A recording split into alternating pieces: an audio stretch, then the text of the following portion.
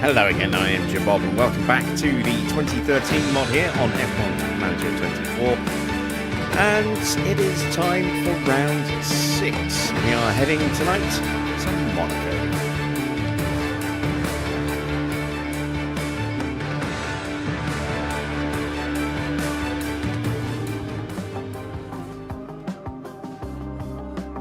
So here we are then at Monaco. Hello, good to see you all again. We are ready for one of the most famous Grand Prix, and kind of a tricky one for overtaking. And it's the first time we're going to be attacking it with a grid that has such a disparity of pace. We are going to see cars lapped multiple times, and a good chunk of cars lapped multiple times as well. If you thought it was the pace difference between front and back is bad on standard F1 Manager 24 vanilla around this circuit, where the back markers will get lapped probably a couple of times by the front runners. I would not be at all surprised to see 6-7 laps on some of these cars tonight. Such is the difference in pace. I think we could see some cars that are many laps behind. I'm kind of curious as to how much of the grid's actually going to be able to stay on the lead lap by the end of the race. Of course, safety cars will potentially change that outcome a little bit, especially if cars get to unlap themselves, albeit they'll only get to unlap themselves once per safety car. But I still think we could see some cars falling behind very quickly.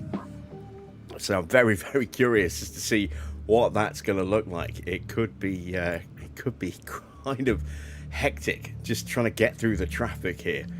Let's take a look at the car. We've got new parts that are being built, but they're not ready yet, unfortunately. We've also got a new front wing that is going to drop tomorrow while we're actually in Monaco, so we won't be able to get that started being built until we come back. But we've got new chassis being built, we've got new underfloors and new side pods. We do have one of each. I think given that the board are really on us, we probably need to actually install those straight away and just see how much of a difference they've made to the car as well, for starters. So we'll put the Mark III chassis and the Mark III side pod and the new underfloor all on Schumacher's car. So we get him up to a Mark II underfloor. There we go. Let's see what kind of difference that's made to our car performance. If we find ourselves, there we are, and switch to Button's car. So a little bit of extra speed, not much, 0.1 kilometers an hour, a little bit of extra acceleration. DRS has gone up by a negligible amount, 0.24%. But we have gained a little bit more in the low speed. We've gone up to a 3.6 G now for medium, and we've gained a little bit of high speed performance as well. Dirty air has gone up by just over 0.5%, and our engine cooling has improved by almost 5%. So it has made some interesting little adjustments to the car there. And we have got that new front wing coming, which, if I'd thought about it, I could have perhaps tried in time to finish today rather than going an extra day, so that we could get these being built while we're in Monaco rather than having to wait. But as you can see, this will give us a little bit of downforce. Not a huge amount, but this is more about giving us a bit of extra dirty air performance, as well as maybe also giving us just a tiny little touch of improved tyre wear. We do have a big job on our hands trying to balance out the car, because it is, at least as far as the suspension goes, the expertise is a little all over the place. So it's going to be very tricky to try and balance out the aero balance on the car. But we'll see what we can do. We're going to wait till we get the new front wing fitted to Schumacher's car, and then we'll have all of those new parts on, and then we can start planning based on what his car is looking like while those other parts are being built for Jensen. Let's see. We've got Dino Army in the chat. Good to see you guys. Hello to everyone else who's lurking. As always, feel free to say hello. And if you've got any questions, ask away. Let's see. There could be cars getting stuck here as well. Yes, there could. It's going to be... it's going to be a strange one, this race, I think. It's going to be so hectic with the traffic. And it is so difficult to pass, even with blue flags around this circuit, that we are likely to see some cars lose huge amounts of lead or gain huge amounts of lead as they start moving through the field. So qualifying will be ever so important around this circuit, as it always is, but I think more so than before, given, as I say, that huge difference between the fastest and the slowest cars around here. So let's take a look at where we are in the standings, shall we? So it's Red Bull who are top, Mercedes second, Ferrari in third. We're down here in fourth, and we're already 132 points off of Red Bull. So any chance we had of achieving the Constructors' Championship this season, long gone. In the driver's standings, we're sitting 7th and 8th at the moment. But again, we are 78 points off of Vettel at the moment. We're kind of in a fight with Kimi Raikkonen at the moment. So, yeah. Got our work cut out for us, haven't we? Let's set some targets for tonight. Schumacher's target is 8th with those new parts, which is interesting. And what is Button's target? 9th. Okay, I think we can easily achieve those. I am now potentially leaning towards a 2-stop rather than a 1-stop for our boys here, given that we're going to probably need as much grip as possible to try and carve our way through the traffic as efficiently as possible. So let's see how we qualify and reassess from there. Off we go then to Monaco.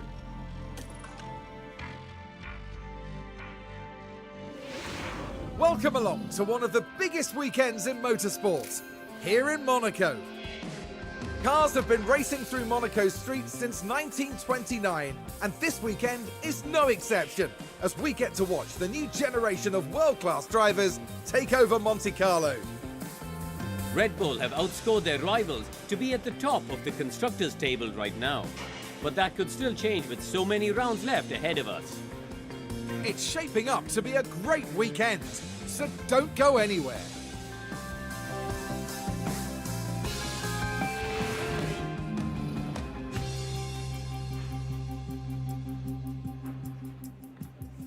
Did Button get stuck behind one of the Lotus or Caterham cars one year? Possibly. I mean, it's that kind of circuit. I do remember Coulthard getting stuck behind a back marker after he came out the pits that basically ruined his race. I think he was stuck down in 17th for 30 or 40 laps, something like that. And he was stuck behind him for an eternity. Right, let's start by taking a gander at our powertrain situation. We are not going to be running this in the Grand Prix, but we will run it for practice. We're going to switch out to the 91. We'll stick with this ERS. Might change that out for the Grand Prix, I don't know. And we'll stick with this gearbox. Again, seeing what it looks like at the end of practice will determine whether or not I keep it in, because gearboxes start going at is it 50%? No, it's 50% for engines. I think it's 40 for ERS and gearbox. Setup wise, we want to go very high downforce, so let's go with a 10, a 16. We are right on the edge there, so let's pull that back to a 9.5. There we go, that looks a little bit safer. We'll go with that, and then let's go with a 9.1, and then I'm going to drop this down, and I think I'm going to leave that there, and we'll try that as a starting setup for Michael.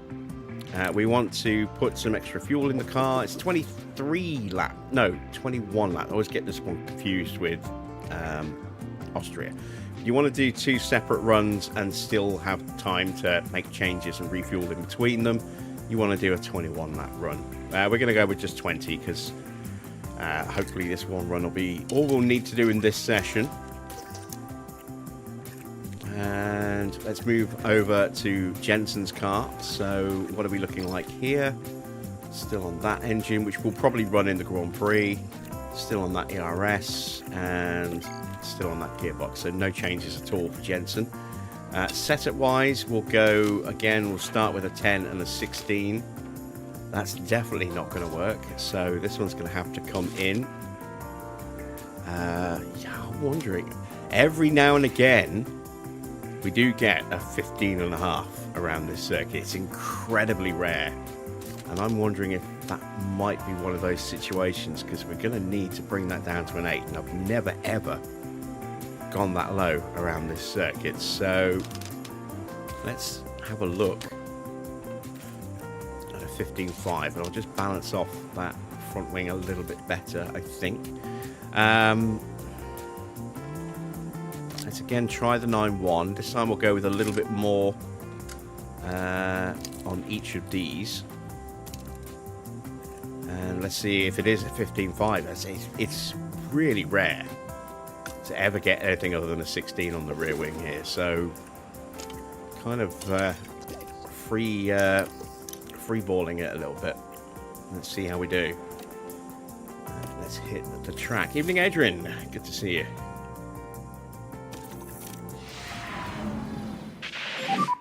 Sessions should be starting now. Right, we'll send Michael out first. He should theoretically be a little bit quicker because of those new parts.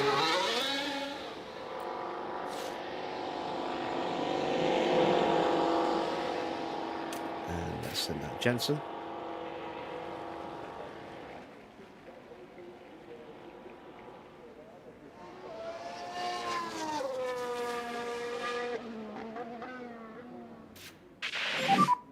Is the radio okay now? Yep, that's loud and clear. So we need to avoid curbs. Wait for Jensen to pop out. There he is. Take care with the hard curb usage. And let's see if either of these two can add to their Hall of Monaco victories. This will speed him up.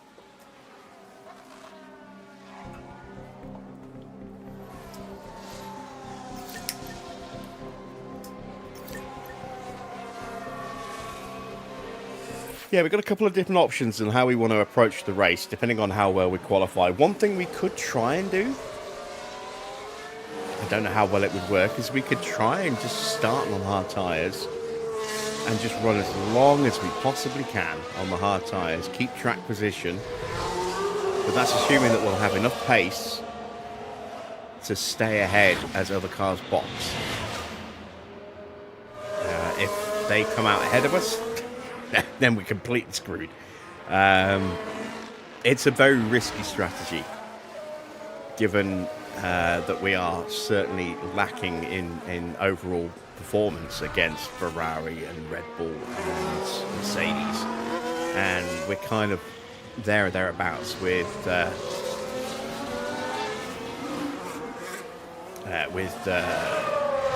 Lotus. So yeah, track temperature at the moment 41.9 degrees. This is quite a low degradation circuit, so tyre wear will be pretty good. One stop will easily be feasible, whether that's soft to hard or medium to hard or some combination of those two.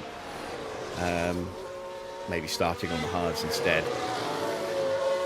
But a two-stop generally is quicker, but that's a two-stop with a lot less traffic to worry about as a consistent thing.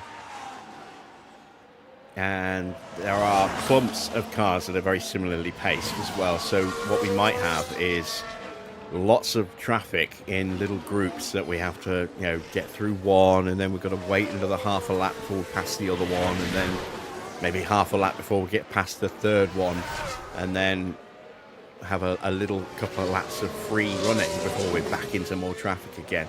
So yeah, pace could be all over the place today. Really not entirely sure what to expect. I have not done Monaco on my own Ferrari file yet. I did Spain this afternoon, but yeah, that was obviously a different version of what we ran last night, so I haven't got the Monaco race done yet. So yeah, it'll be very interesting to see how we go here.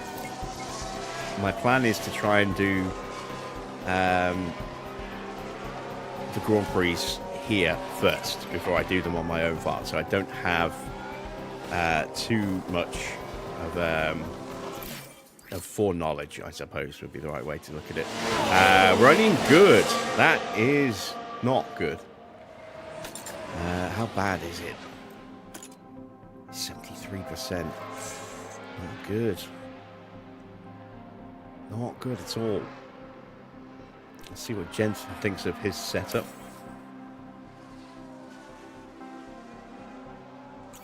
%94%.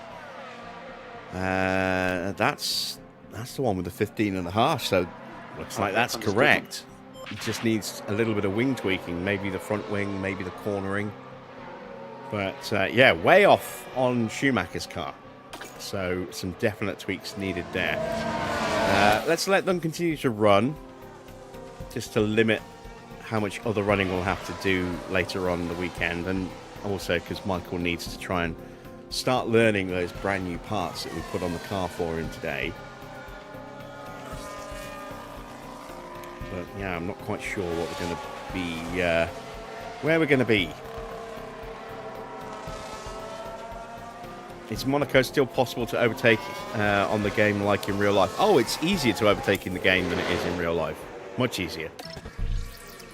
If you approach it right. Here's the caveat that I'll use on that. Let's bring that to an 8.2. We are going to need to change this quite dramatically. It looks like we might need to... I don't want to go that far away, which means we're going to have to do it this way. And then pull this back.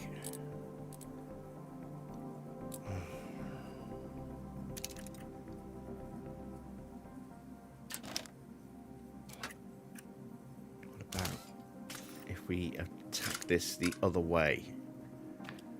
If we go like this. This might be the way to do it, actually.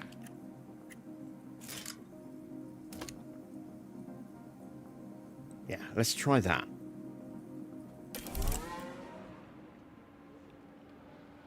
And let's see what we need to tweak on Jensen's. It is just tweaks needed here. Front wing, stability and cornering. We can do that purely here, potentially.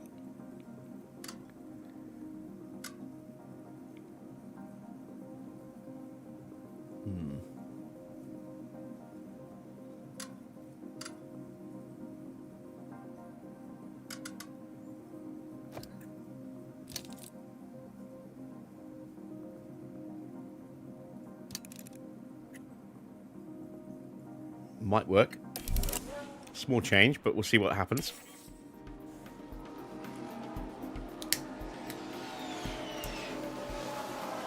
Yeah, there's a few spots where it is relatively straightforward to overtake around here. Once you get to the Nouvelle Chicane, that's it. You're done until the end of the lap, unless you're lapping somebody, in which case they physically pull over for you. But if you're trying to overtake, if you can't get it done here by the chicane, that's it for the rest of the lap. You obviously got a chance into turn one, but more often than not, you won't really get that great an opportunity. Well, it depends if you're running realistic racing or not, which obviously we are. In which case, you probably have a better chance up the hill into Massenet. This long sweeping left-hander here, to get up the inside or try and go around the outside and then complete the move through Casino You used to be able to overtake into Mirabeau. You rarely ever see an overtake there anymore. And you don't in the game unless someone is pulling over to let you through. It's incredibly rare. That, or if you're still side by side coming out of casino, that's about the only way you'll see cars go too wide through Mirabeau. And then there's no real overtaking opportunity through here. And then again, you know, you're looking at trying to get alongside or close to alongside through the tunnel to have a lunge into the chicane. But I would say probably the best opportunity to overtake in the whole game is, with realistic racing at least, getting close up the hill and then jumping onto the inside line here for Massenet. If you can do that, you can usually get through. That's about the most consistent place, I think, for overtaking. It'll be easier for us to get through some cars on the main straight because of, again, the big pace difference. So, again, if we have a bad qualifying, if we come out after a stop and we've got fresh tyres, we should be able to punch through down the main straight. But I still think the best overtaking spot's going to be here into Massenet. So, we shall see. That is the end of first practice. We'll be able to have a crack with getting those setups tweaked in the next one. Alonso looking pretty quick, a 1:13.0, 6/10 quicker than Grosjean. Hamilton, a 1:13.8, Massa, a 1:13.9, almost a second slower than his teammate there. Big pace difference. Army says he's going to guess McLaren 5th and 7th. My targets are, 8th and 9th. So if we can achieve above that, then at least it's some money coming in, as well as some extra points. But ideally, really, we need to start pushing on to the higher echelons of the points. We need to be getting 4th and 5th as a target at some point soon to keep the board from sacking us. So we'll see. We'll see how we do.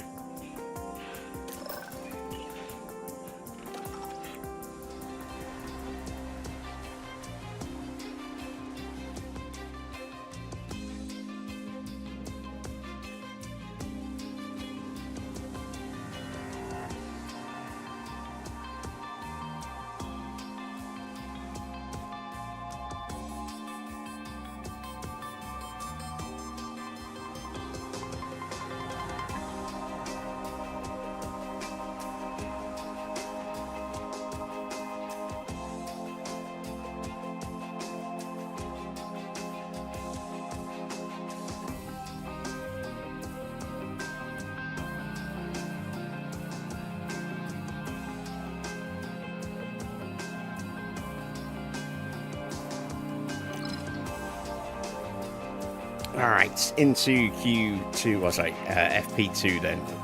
Let's add in a little bit more fuel, go 20 laps again. We'll drop the settings down, see if these changes that we've made to the setups will actually be fruitful. We are very, very close with Jensen's car. We've made a minor adjustment, which should hopefully bring everything up to 100. We've had to make some pretty wholesale changes to Michael's car because that was way off. And let's see if I have overdone it or actually managed to get it pretty close. Okay, that's green light. Again, we'll send Michael out first. Track temperature's still around 40 degrees. That might make tyre temperatures interesting.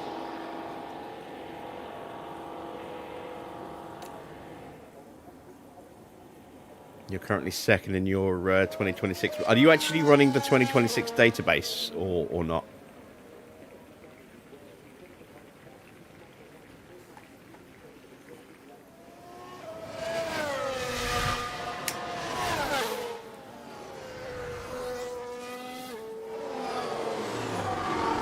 And Lucas, you're currently making the database with the 2026 season update. Is there anything I'd like to see added that was not already in the old version?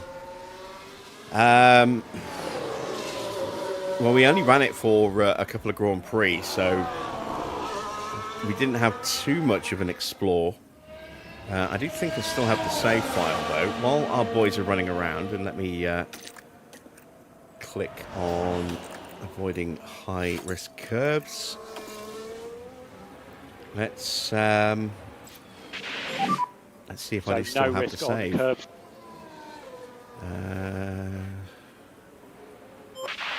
Let's take a look at some staffing and stuff. So...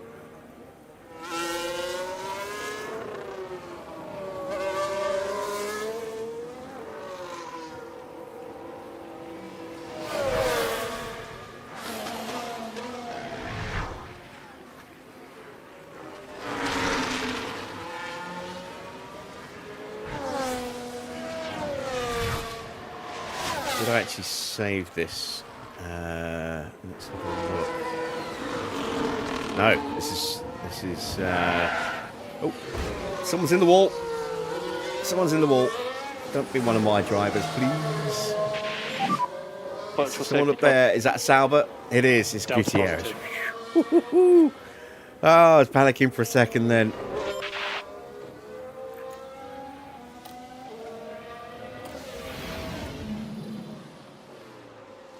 Yeah, lock up at Mirabeau. Hit the barrier and spun around.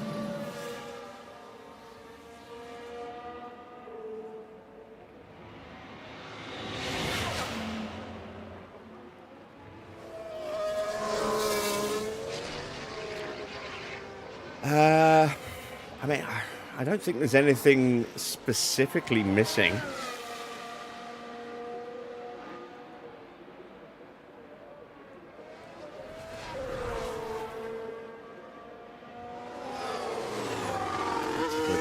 Packages that we've got.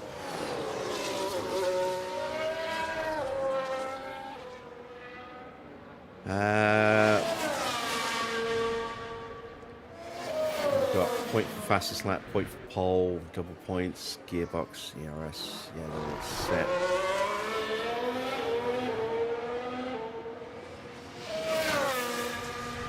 What I would maybe suggest with the performance, Aston need to be slower. Cadillac need to be a little bit quicker. Not by much, but I would say maybe switch those two around based on how the opening of the season's gone. And I do think the engines are perhaps a little bit out of whack.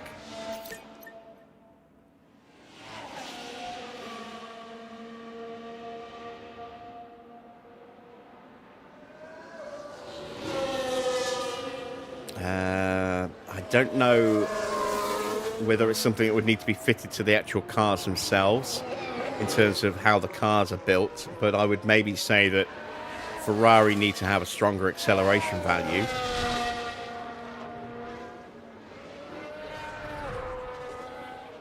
Engines are getting done to game standards, not database editor standards. Okay. Yeah, I would suggest that the Ferrari car needs to have a stronger acceleration value.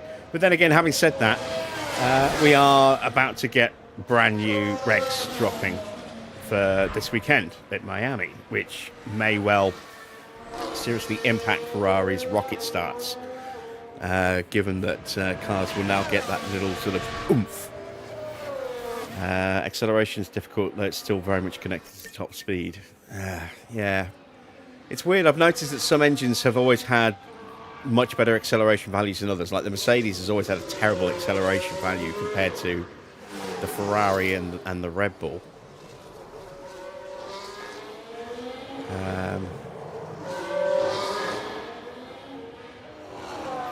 Let's take a look at facilities. So let's take a look at Aston, for example. Aston's wind tunnel should be a 3-star. They've just spent however many hundreds of millions to build a world-class wind tunnel. So their wind tunnel should absolutely be a level 3. Because that's now open. And it's probably the most modern, well, it is the most modern wind tunnel on the grid. So they should have at least a level 3 wind tunnel.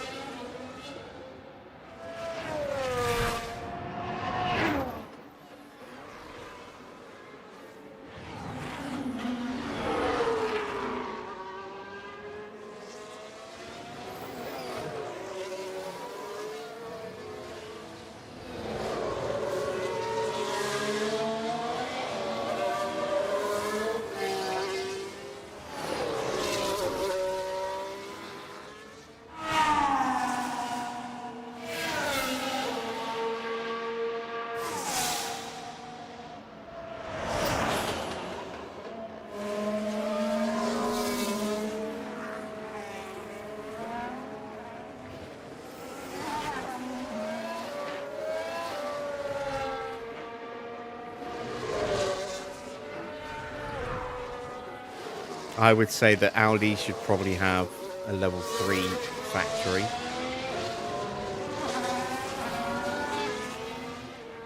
Based on, the fact that they can outsource to, their main facility, as opposed to just having everything on site at Switzerland. But everything else, I would say, is probably correct on that one. And then Cadillac, that's the my team, isn't it? So, I mean, I would recommend that players set those down to level 1 across the board, given that they're a startup.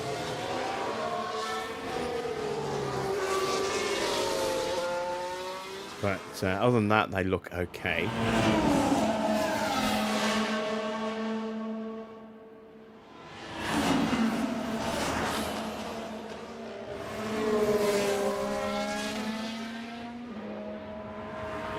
I would probably give teams like Ferrari, McLaren,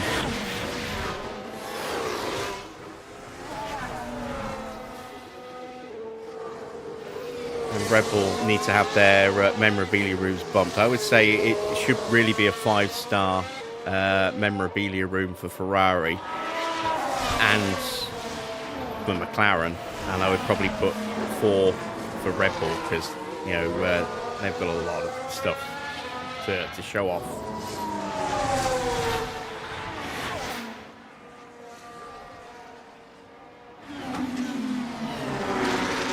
And Mercedes, I would give them a level 3 memorabilia room as well. At least a level 3, maybe even a level 4.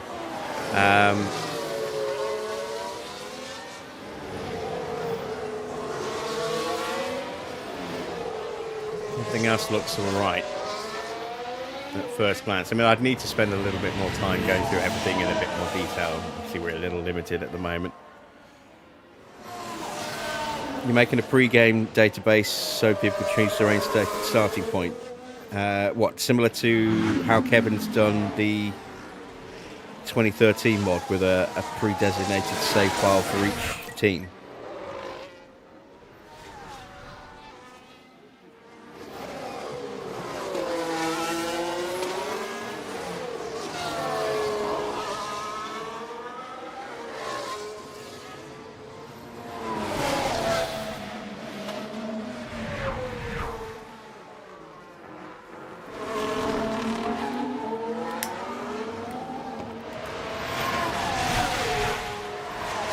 Speed him up.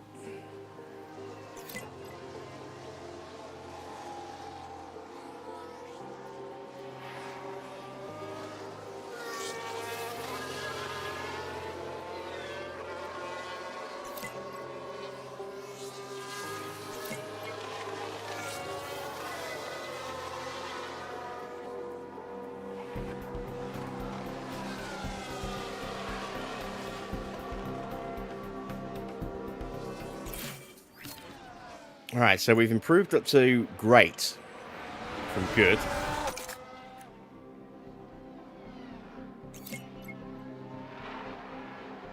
Right, okay. All right, we're only at 86. So we have improved, but not by a massive amount.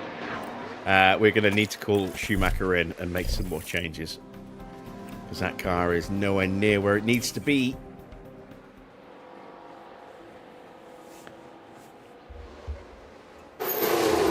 Yeah, I would maybe give Cadillac a slight bump in terms of their overall performance, up to maybe 20%. And I'll probably dip Aston down a little bit as well. Plus, anyone who is taking on that challenge, which is what I intend to do, taking on the challenge of Aston Martin, is going to have much better facilities to be able to recover quicker than Cadillac will be able to build. So that will work itself out over time. Oh, that is very wrong. That should be a 7.3, which means that needs to go up. And that now looks about right, I think. So we'll send him back out again. Yes, they'll also have a lot higher expertise as well.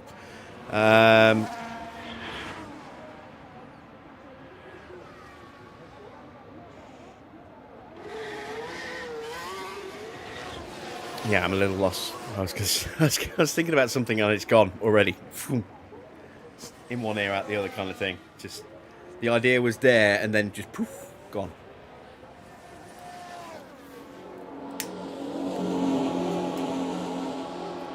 Might come back to me. I don't know. We'll see. We'll see if inspiration strikes back.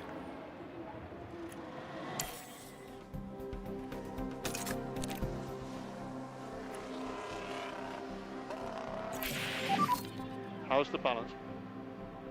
91%. We've actually gone backwards with Jensen there. Honda won't be able to improve, at least not in the base game. Well, they'll still get the turning points, won't they? In the editor.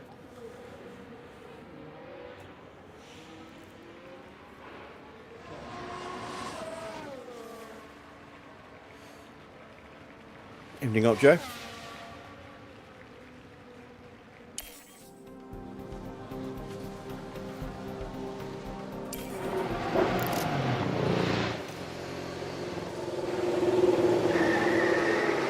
I'm guessing if you're using turning points, that the AI will be also using turning points as well for the teams that aren't running the best engines.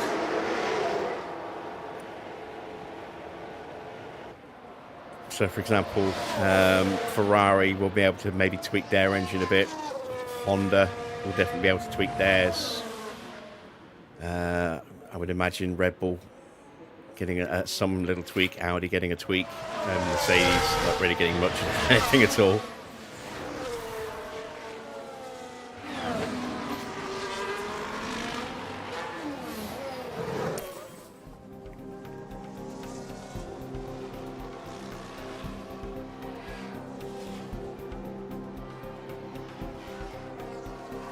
Right, it's a lot faster, and I'm wondering, did I send him out with no pace instruction? Is that why he's so much quicker?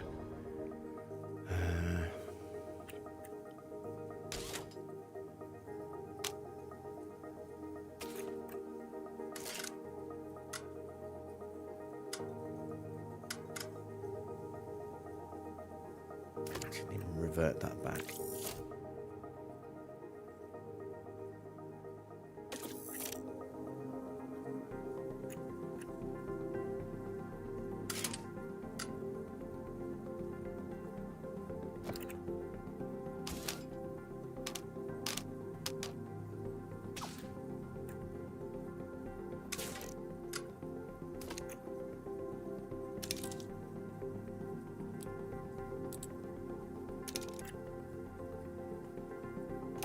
Try that with Jensen.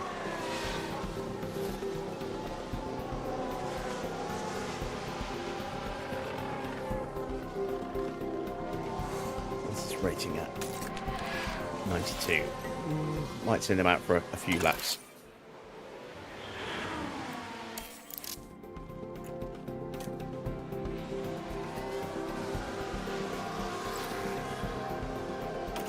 No, he's on lower pace settings. Why was he so much quicker than Schumacher then? Maybe it's just because Schumacher's setup wasn't right.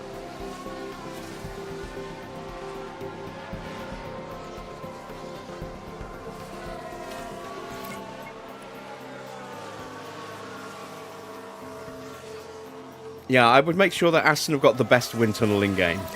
If you're going to put them up to level 4, don't put anyone else, up on level 4. Put them at a maximum level 3. Oh dear, a crash! There's been a crash! Oh God, no, Jensen!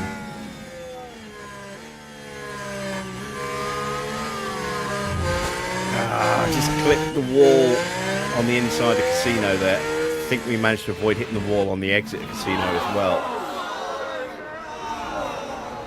Minor damage, but what has been damaged?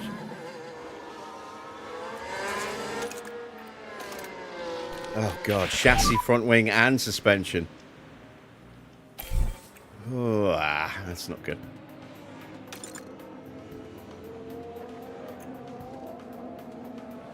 right, well, that's it for you for today, Jensen. Oh, look at that. Optimal for Schumacher. Boom! Nailed it.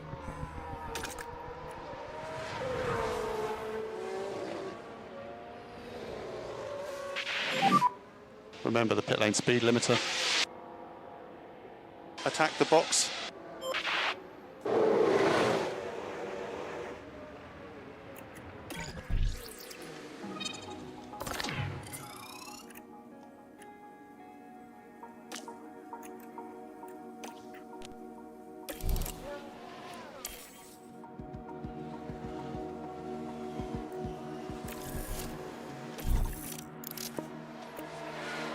There we go. That's us done for this session.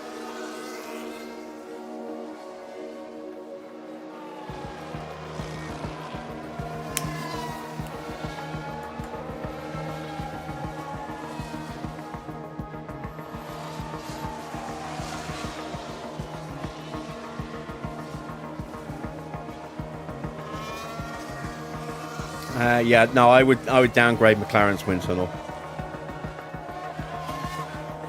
McLaren's wind tunnel's getting on a bit in years now.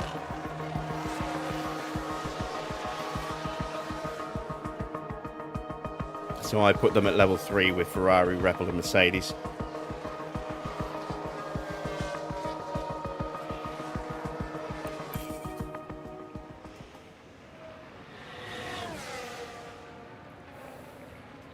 I think they refurbished it. I don't think they built a new one. I think the last team to build a brand new one was... I'm not sure, actually. Let me have a quick look.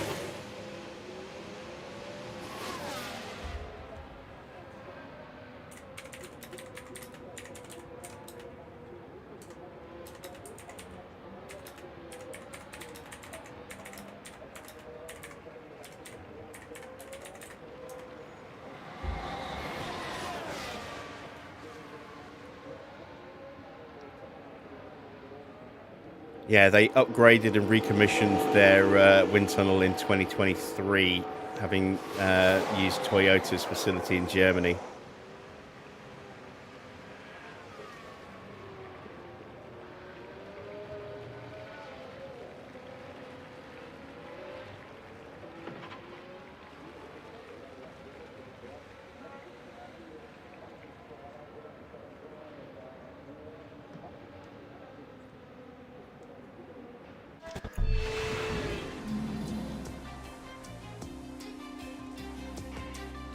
Sauber Audi have one of the best in the industry, apparently. Built in the early 2000s and frequently upgraded.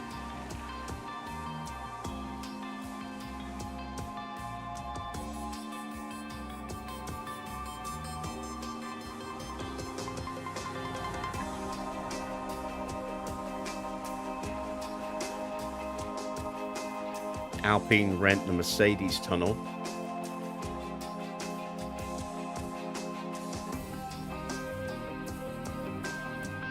Which is a replica of the Williams tunnel, apparently.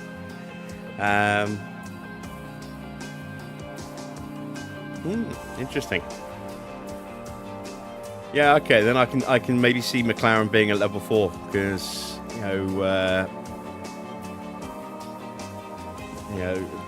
they're the most recent one outside of Aston to have actually constructed a wind tunnel. But I would maybe consider putting Audi up to a level 3 then, based on what I'm seeing here.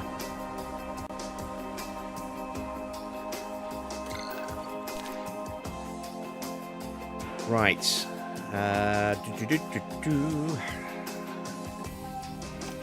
On to... Oh, game's crashed.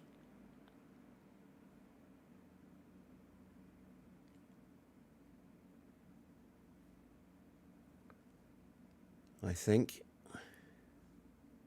Yeah, it looks like it's crashed.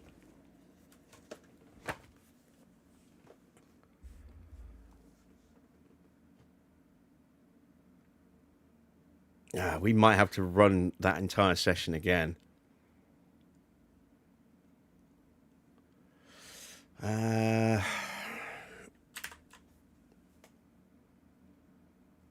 Open up the task manager.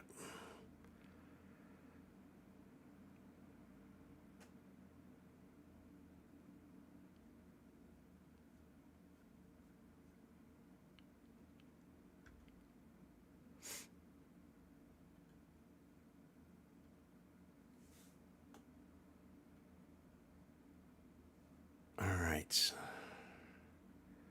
Make sure that one is shut down properly. Looks like. All right, let's try reloading that.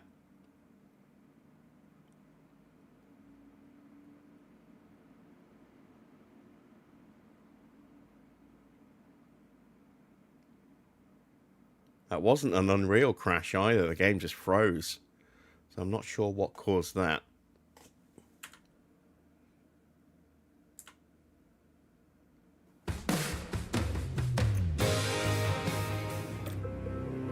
Yeah, continue practice 2, look. Ah, damn it. Alright, well, we can kind of be a little sneaky. We'll send them out and just whiz through the session as quickly as we can. And it's undone the damage that Jensen did, which is quite nice. But we know now that that needs to be a 7-3, and that needs to go all the way up. There we go. So that's done.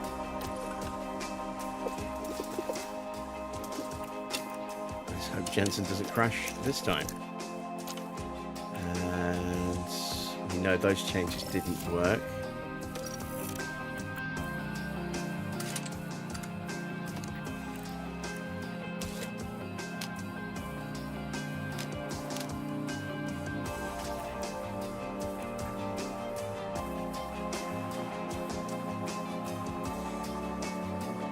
Doing safety clock.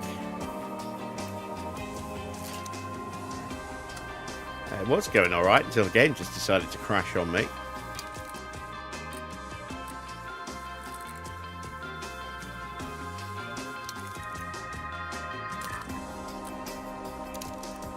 There we go. Let's try that.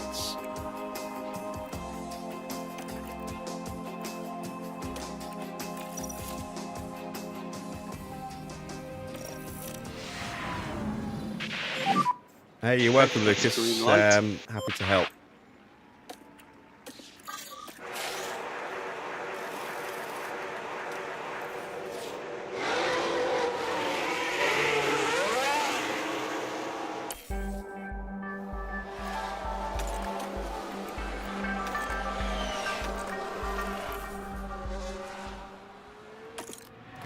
I thought that was one of my cars hitting the other one for a second then. I was, no, don't do that to me. I'm not quite sure what's happened It's there. Gutierrez again. Turn 5 again. And there's contact. It is written with in the barrier. stars. He is Now, I preordained imagine their to confidence crash will have there, it taken would a seem. knock.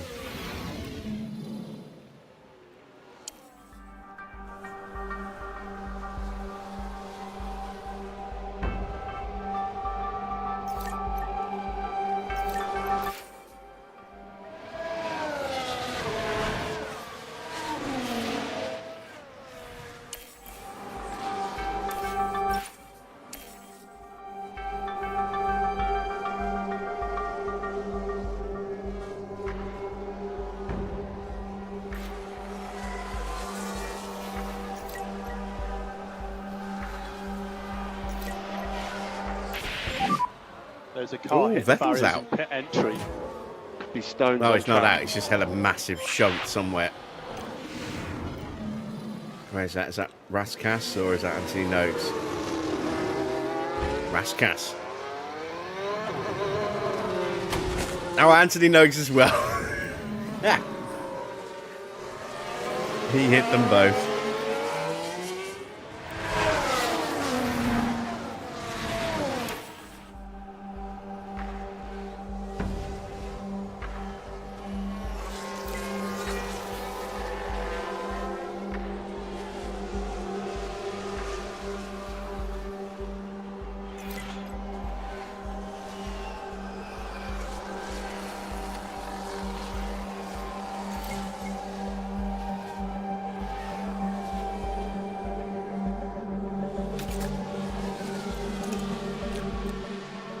should be 100.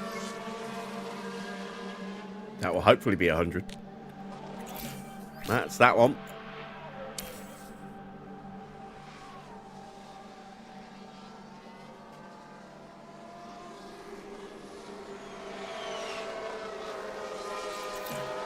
And that's that one. Beautiful stuff.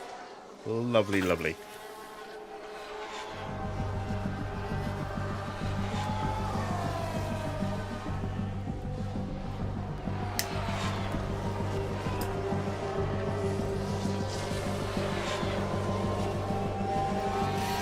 Alright, so prep level is 85%. We're going to need to send Michael out for more time on track. Jensen is not leaving the garage again this session, so he doesn't crash again.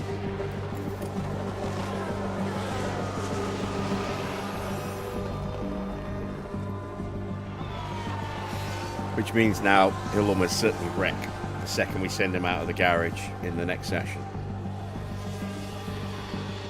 Hopefully that won't happen.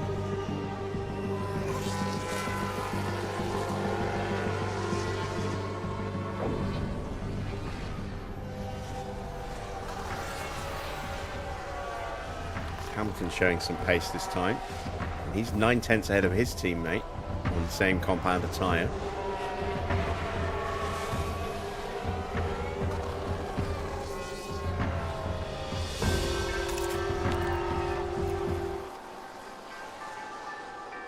And this is why Schumacher's so much further down despite spending more time on track. It's because his car part knowledge is almost half, or no, almost less than half of Jensen's.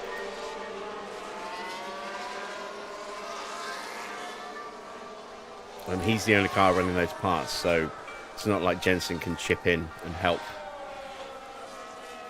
Not this Grand Prix anyway. Next one, yes.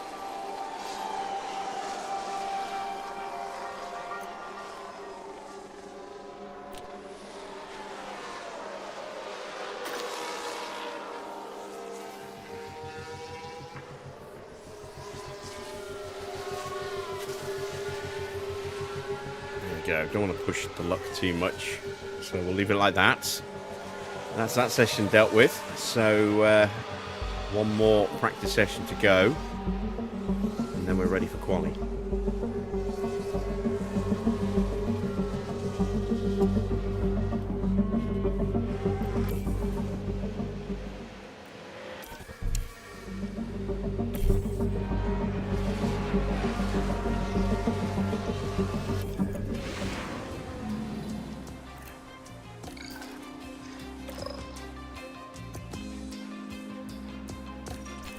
Go medium tyres again, and we'll go with 20 laps of fuel again.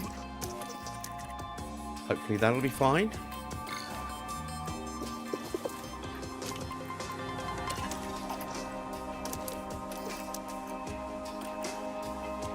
And let's see if Jensen crashes in this session. Fingers crossed the answer to that will be no. Sessions should be starting now.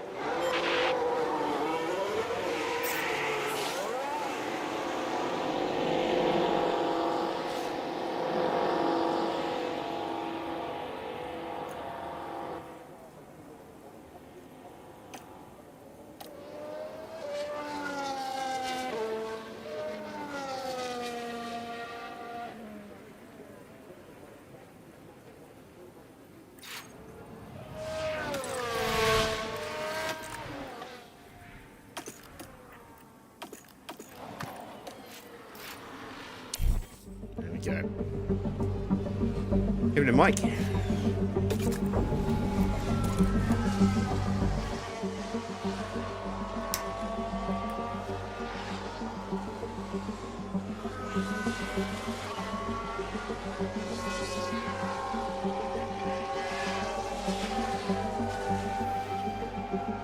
So we're going to call them in as soon as they get to 100% prep. Van der Gaard running wide. That is now the we're watching the action closely here. Swimming pool. Oh, we've seen a There we few go, go off the bouncing over track the there, curbs. and they'll find themselves at a disadvantage.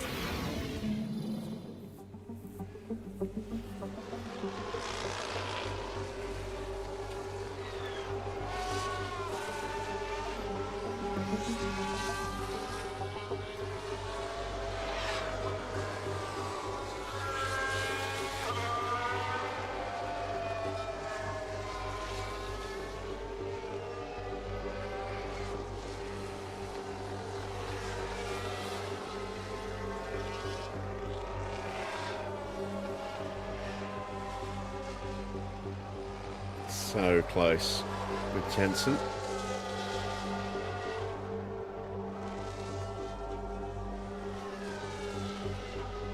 There we go. Let's get him in. Still a little way to go yet with Schumacher.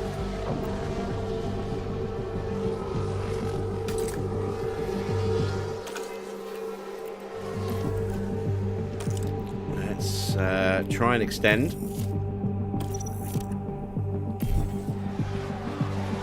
For as many laps as we can. He's on a higher track acclimatization rate at the moment.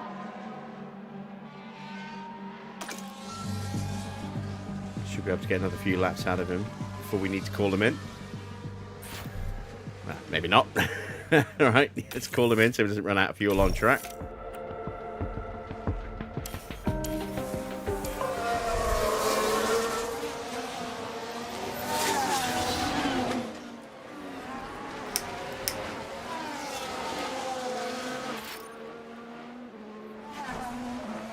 We will send him back out almost immediately just to get that last little bit. How much do we need? 3%, so that's probably about 5 to 10 minutes of running.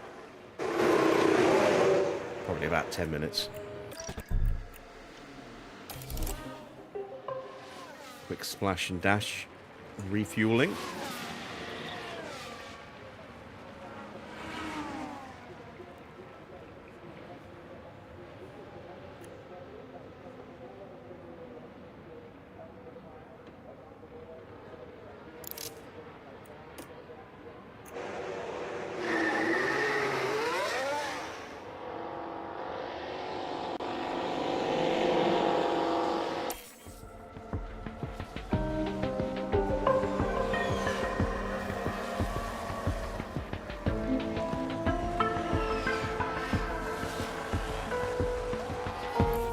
Oh, it's a VSC. It's not Schumacher.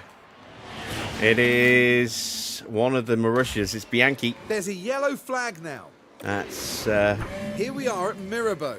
that's a Gutierrez move. And unable to do anything about that crash. Yep, carbon they copy. do need to be careful in these practice sessions.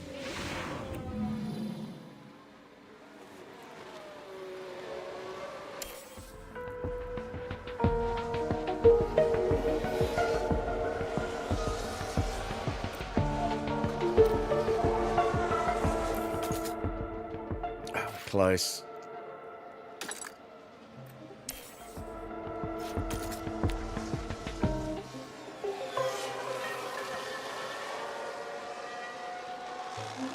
Come on, Michael, just keep it together.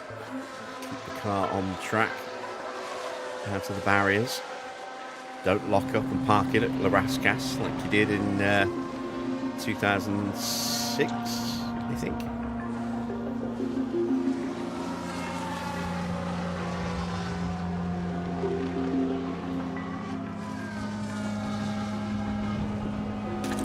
There we go, it's done.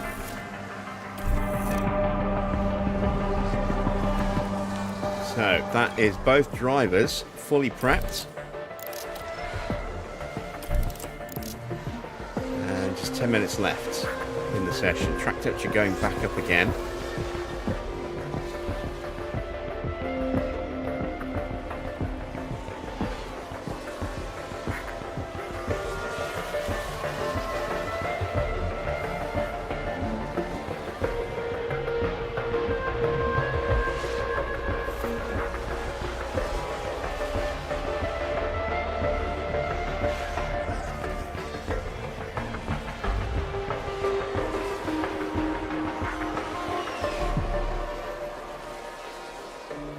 Change over Michael's powertrain. Not sure about the battery or the gearbox, though. We'll take a look at those in just a second. But that is it for practice. So, qualifying is next.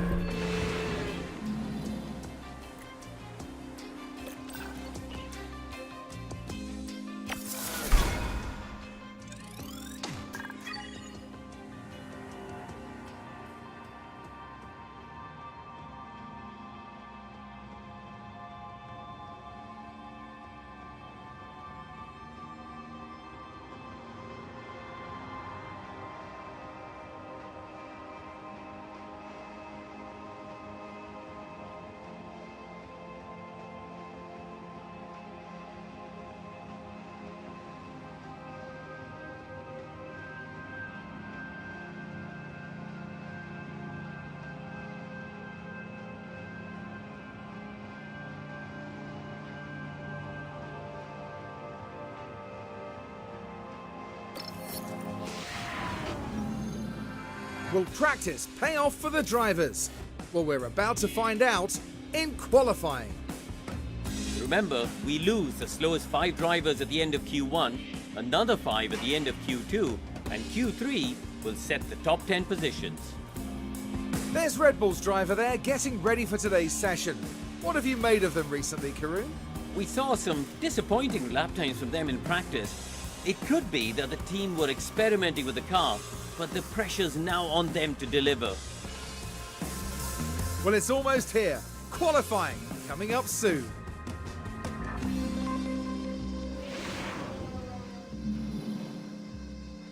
Unless the game knows something I don't, he's very much not a Red Bull driver. Right, so powertrain. Change the engine over. I'm going to leave the gearbox and the battery though. Those are still good. So we should have plenty of soft tyres. Got 4 sets plus 1 to save for Q3 / Grand Prix itself. We'll have a set of softs, a set of hards, a set of mediums, and then however many softs are left after quali. We're going to try and get through the first couple of sessions just using a single set if we can, just to give us more flexibility for the Grand Prix itself. And yeah, now let's see if we can actually get a clear lap, which could be tricky. I'm going to go out nice and early and hope.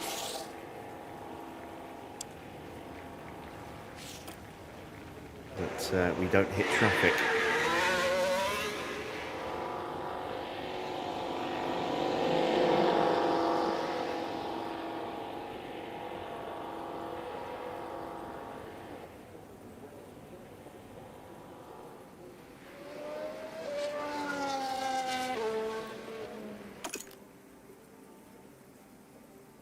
This is going to be an absolute nightmare around here, traffic. An absolute nightmare.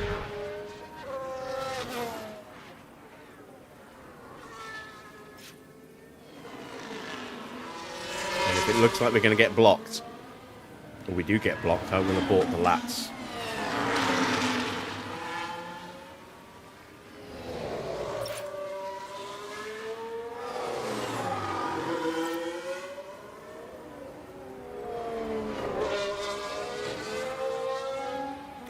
Jean-Eric Verne.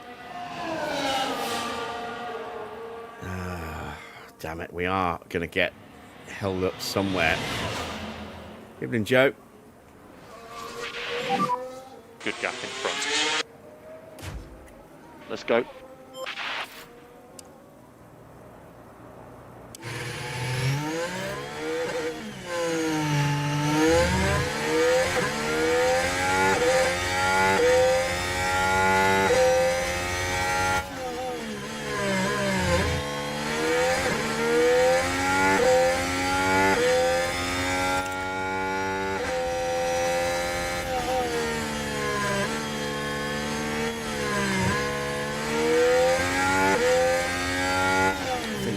Just get away with this.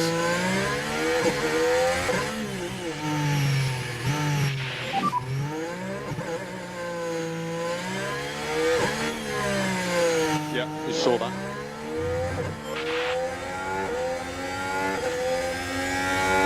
Right, so Jensen's okay.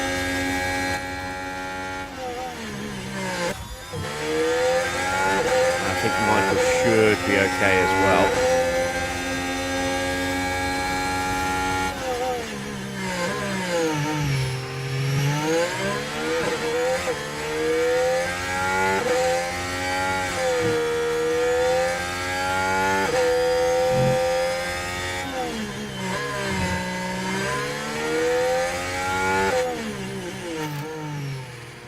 Schumacher bouncing over the curves. I thought the line looked a bit off.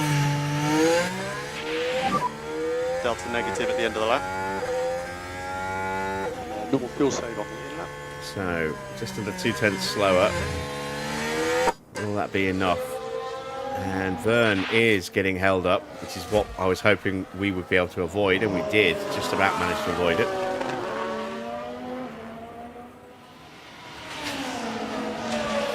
Webber will have lost a little bit of performance because he was closer than we were.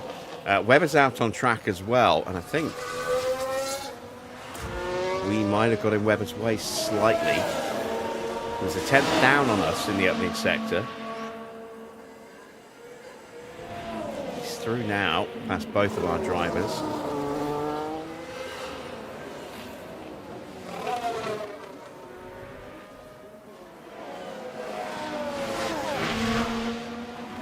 See what Vern does. Second off the pace. Hulkenberg now starting his lap, and he is definitely going to get held up. As Webber crosses the line to go into P3. Okay, so remember pit lane speed limiter. Okay, stop on the marks. Actually, it looks like he might just get away with this as well, actually. He is just going to get away with it. Lucky boy. I thought he was going to be on the back of Vern a lot sooner than that.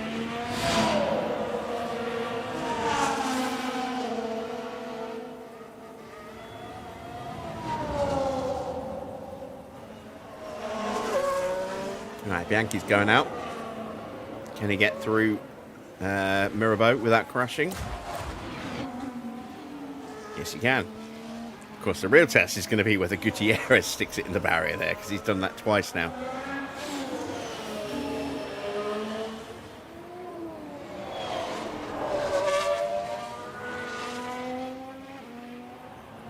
It's entirely possible we could see some big casualties in qualifying in Q1 here as well, given that, especially towards the end, the track is going to get very, very busy, and getting a clean lap in is going to be next to impossible.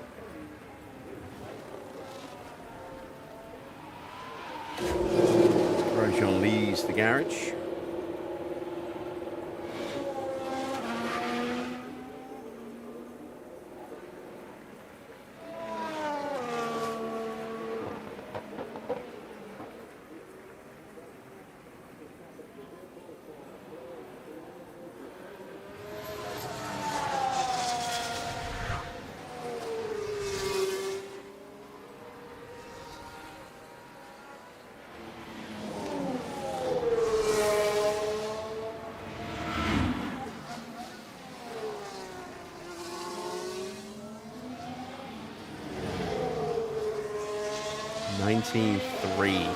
That's a second slower than our drivers, almost 9/10 slower in the opening sector, and this is a short lap as well.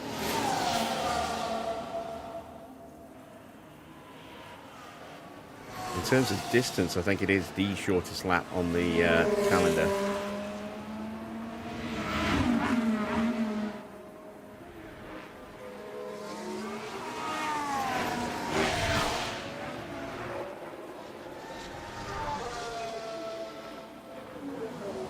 Not the quickest lap though. That's definitely Austria. Right, final turn. Anthony Nogue's done. Across the line to start the lap.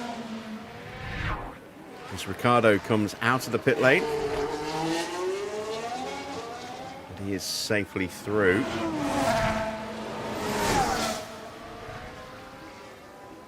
Who's that in front? Is that a Williams? It's one of the two Williams drivers. No, it's not. It's Vern. Vern's going for another lap. And so, yeah. Vern now is doing exactly what is the worst thing to do in this sector. And that's sit in front of the car. So not a good sector there. Even in Nexus.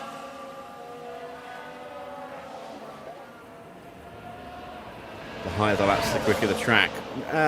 Not necessarily the quicker the track, certainly the shorter the race distance, or certainly the length of the lap.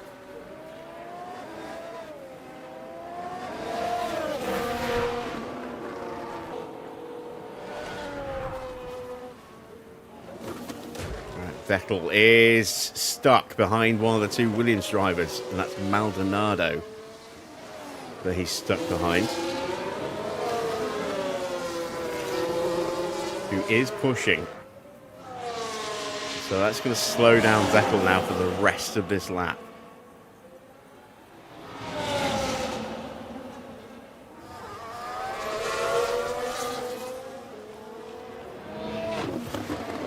How am I doing, Nexus? I feel like my heartstrings are being tugged on a daily basis. We can do it, we can't do it. We can do it, we can't do it.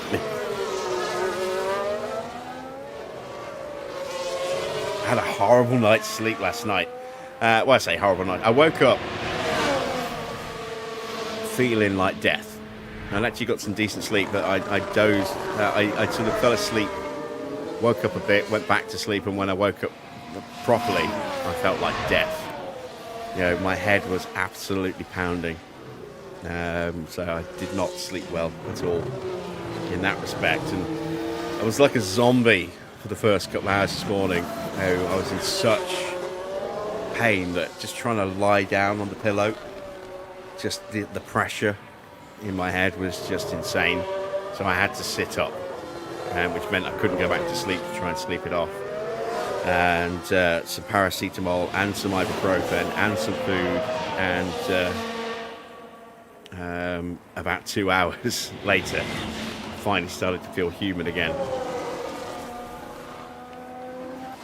I feel fine now, but it's not good. But I mean, I perked up when I read your message. It's like, hey, good news. And then I got the response back and I'm like, oh fuck.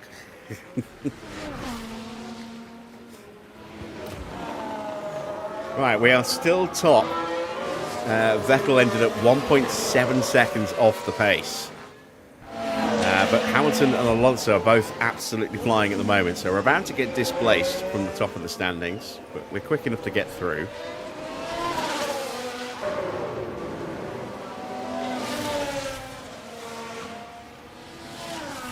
And Alonso goes a second quicker than us. Woo-hoo-hoo. Oh boy. We might get lapped here today.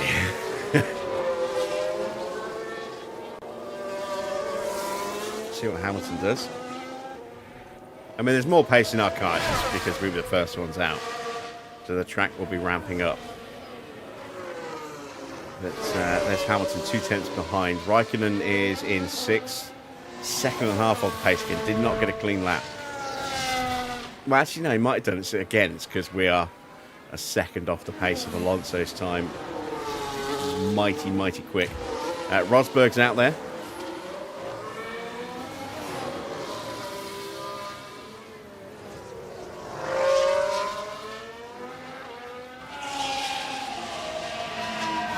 Do you see the link I sent you? I think, you know, if worse comes to worse, we just have one template car and just apply different liveries to the one template car.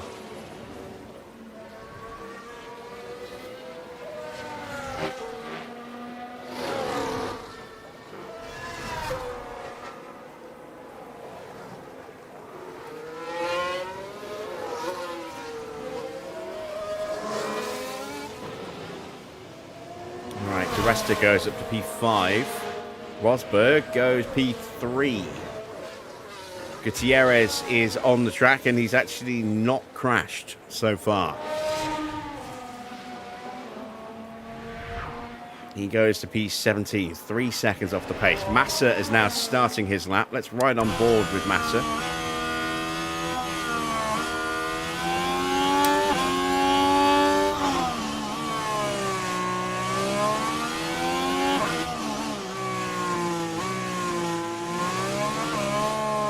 Couple of cars in front of him.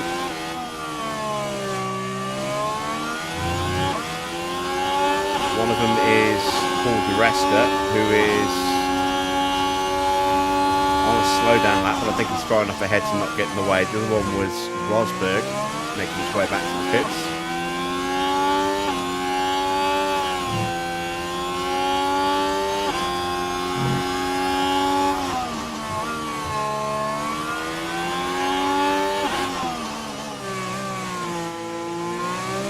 Decent lap from Massa. A little bit quicker than us by the look of it. It'll pop up somewhere, I think, between us and Rosberg. Yeah, 6/10 away. Not too bad. Vettel's having another go.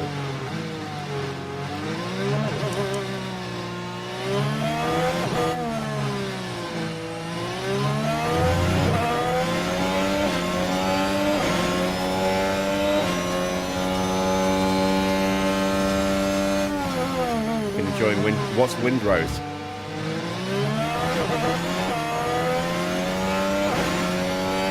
Guessing a TV show.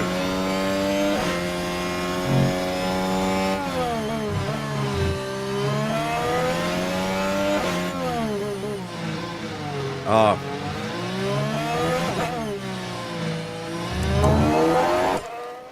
My all-time favourite pirate game was Booty. Back on the PlayStation 3. I absolutely loved that. It was Xbox as well, Xbox 360, but I had the PS3 version because I had PS3. I loved that game.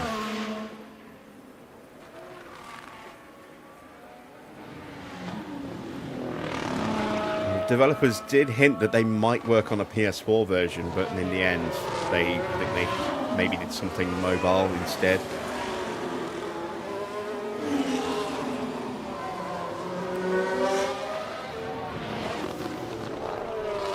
Right, well, we are sitting in the garage for the last 3 minutes. We're not going to go back out. It's not going to massively improve our times. That's going to make any real impact on whether we get through or not. So we're just risking an incident on track and taking a bit more life out of those tyres. But we'll almost certainly have to do 2 runs in the next session. Let's see. Valtteri is in P10. Grosjean's looking to improve. A little at risk in some respects, but mainly from Maldonado and Gutierrez. Again, I think the Marushes and the Caterhams are just not going to be quick enough to get out of this session. Yeah, Sharpeek improves to P19. He's still a long way off. Chilton improves to P20. He's still 3 seconds away. And over a second away from getting safe. See where Grosjean ends up, though. He's going to bump us down.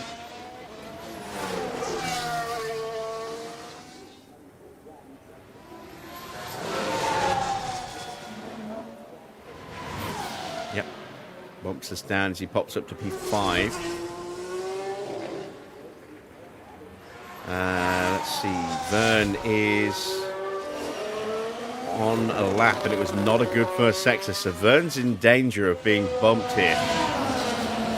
19.3 in the opening sector. Maldonado can get a clean lap, then he can escape at Vern's expense here. And Gutierrez might be able to do something. He's starting his lap now.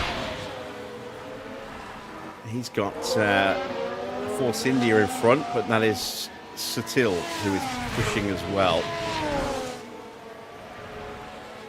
So at least he's not going to get blocked by that car. 18.8, it's not good.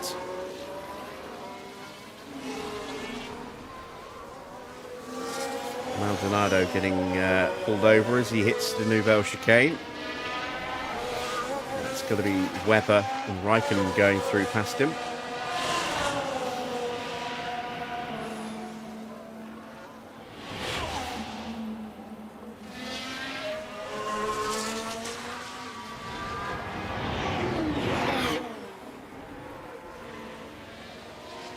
Yeah, Gutierrez is not going to make it through. So we'll turn our attention then to Pastor Maldonado.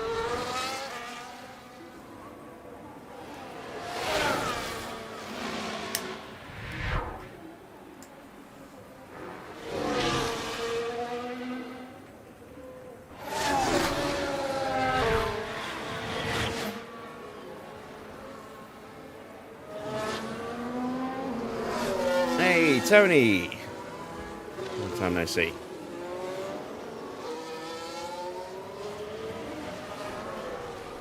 Again, not a good first sector for Maldonado, so he might not make it through here.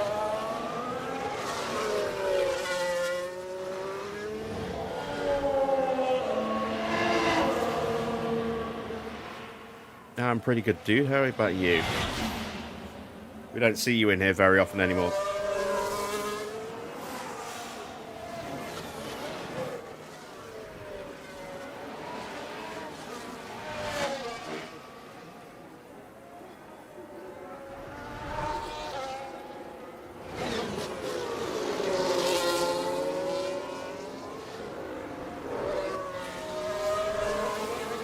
Yeah, Maldonado's not going to get through this session.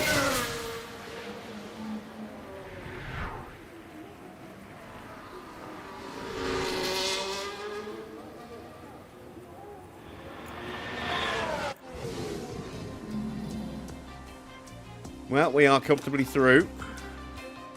So, let's see how we do in Q2.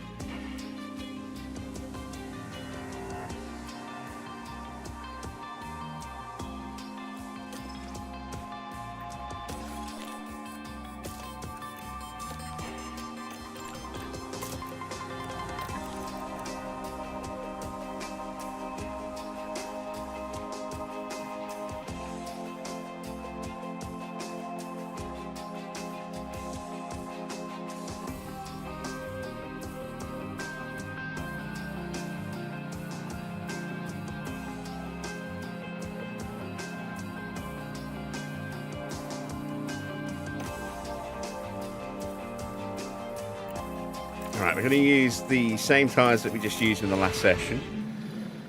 They're still pretty healthy. Let's send Michael out.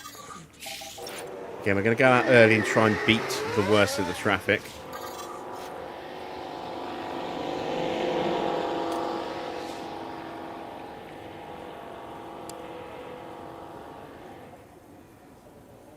And we will probably have to do a second run later in the session just to make sure that we definitely get through. What I might do is, with about 8-9 minutes to go out on these tyres again, see if we can maybe get enough of an improvement with them. And if we don't, then we can stick a brand new set on at the very end of the session. And we want to generate some temperature with this outlap.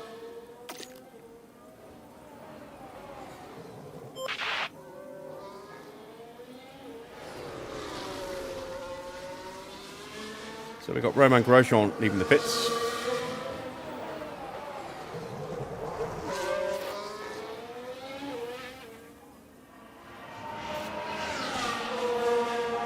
Don't want anyone else popping out. No.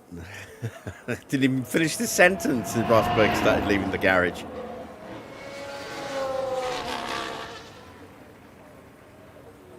He's far enough ahead that he won't be an issue.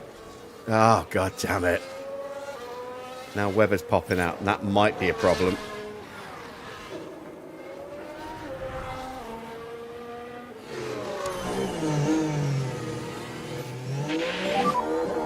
And drive straight out, So track will be clear. You're good to open the lap.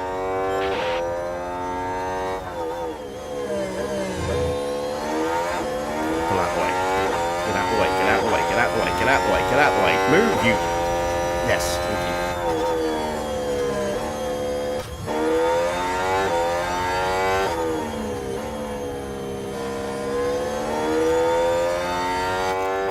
you. Right, Jensen's lap's ruined.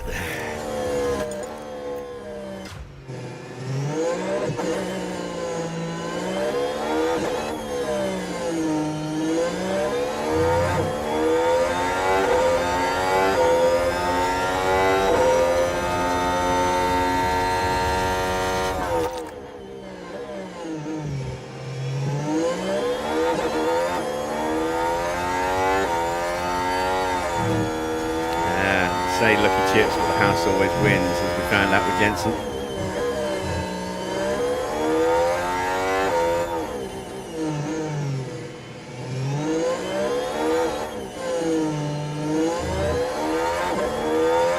So a cleaner first attempt for Michael this time, because if you remember on his one and only run last time, he hit the curbs through the the swimming pool.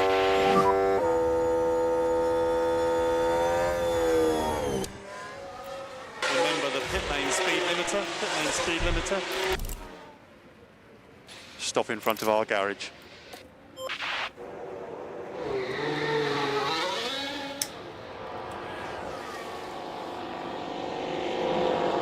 Stop in front of our garage as opposed to somebody else's garage, and I do kind of laugh at that, but we saw it with with Hamilton in one of his early races, I think with Mercedes, where he stopped at McLaren's garage and they waved him through to go off to the Mercedes pit box.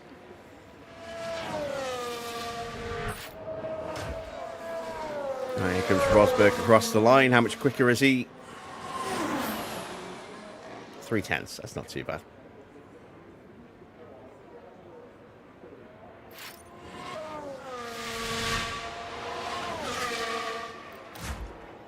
As in comes Michael. We'll turn him around and send him straight back out again. Actually, no, we'll wait till Jensen goes through.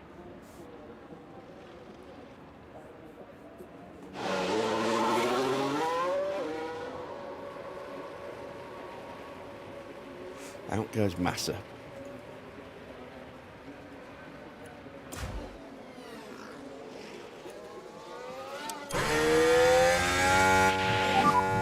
This could be difficult with traffic at the end of the lap. Let's go. Sauber leaving the pits now as well. Hopefully we'll be able to clear him.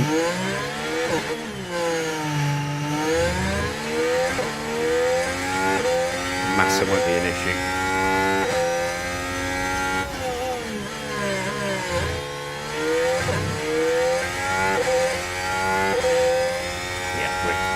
Nice and clean. There we go. Good stuff. Right, now we'll send out Schumacher.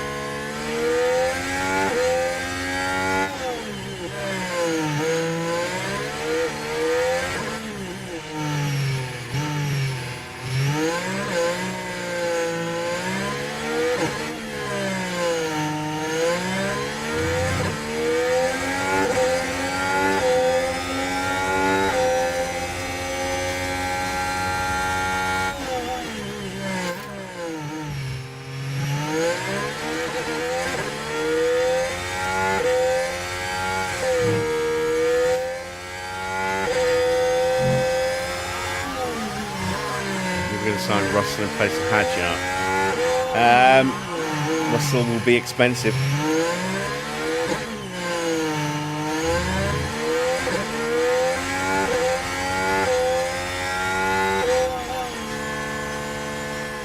There we go, buttoned up with Michael's time. Currently P4. Okay, that's a good lap. If you could keep your pace up on the in lap. And the rest. That might be what he's on at the moment, but to me that's what he's going to accept for his next contract, especially if your team is not that attractive compared to Mercedes. I would say you're probably looking at around 20 to 25 mil.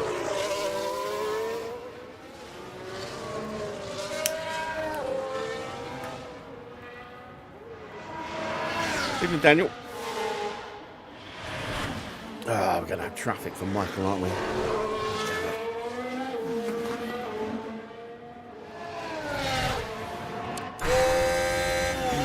Red Bull gets out of the way. Tight there on the inside of Massenate. Not an improvement in the first sector, though. And who is that in front? Is it Valtteri? Pit limiter. No, it's not Valtteri. It's Vern on a push lap.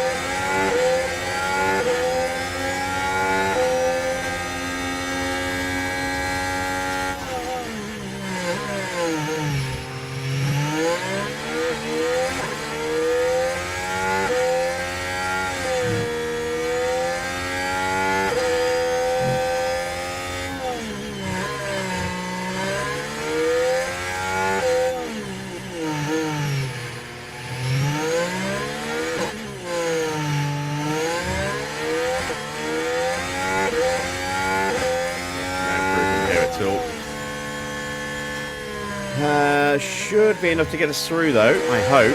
Let's see what Alonso's up to.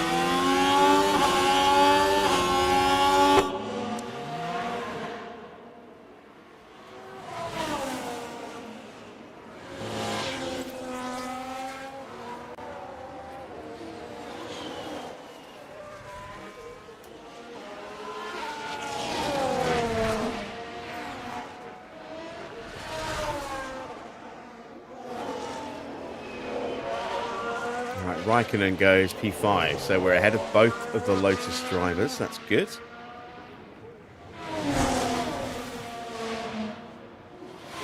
Alonso goes top by a tiny margin. That's the 700ths. Webber's looking to try and improve.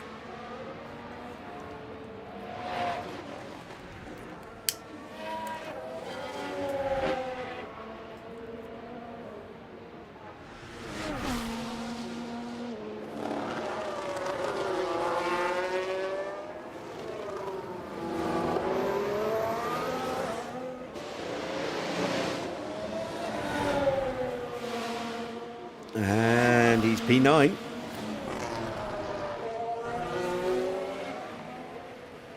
Not the best of laps for him. Let's see what Di Resta can do.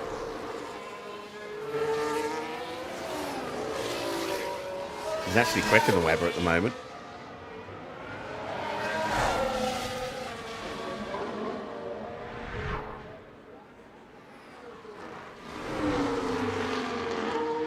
Well, at least on that last lap, not on his overall. So, yeah, P12 then for Di Resta. What about Valtteri? Pretty similar pace to Paul Di Resta. Not going to be good enough to break into the top 10 without a mighty final sector. And it wasn't. He stays bottom. Hamilton is way out of position.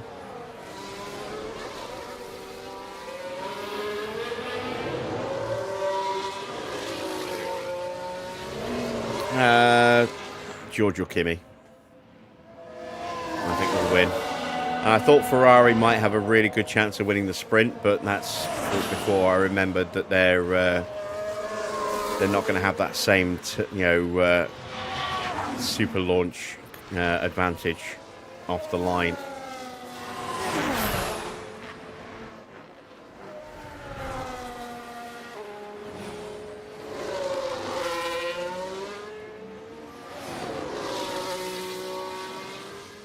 This is a quick lap from Lewis. That puts him up to P2. Oh, look how close it is between those three. So close. Just 8,000 separating the two Mercedes drivers. We are good enough to sit in the garage. So we'll have been able to get through the first two sessions on just one set of tyres. That sets us up nicely for Q3, and then still have plenty of softs for the Grand Prix too.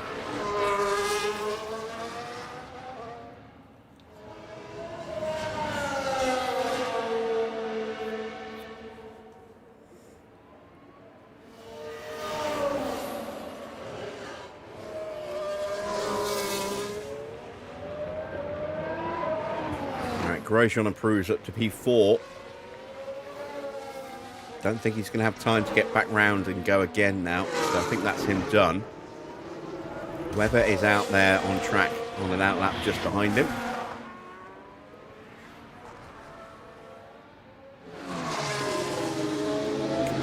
He's actually in the drop zone, or in danger of hitting the drop zone at the moment. But as long as he gets a clean run, he will easily get through, which will put Massa at risk.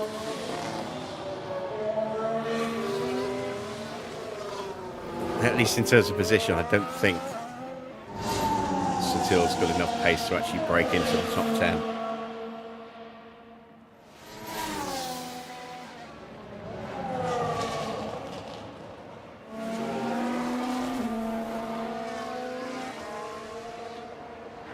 There very much is a top 3 and then a middle 2 for the top half of the grid. And then everyone behind is very much definitively behind.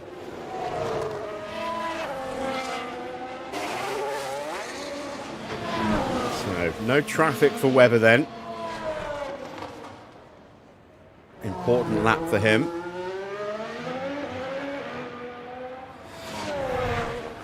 Needs a good lap.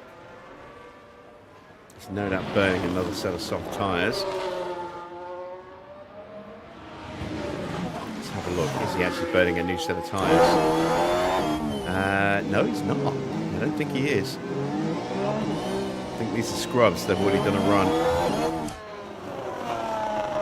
That or his tyre wear is appallingly bad.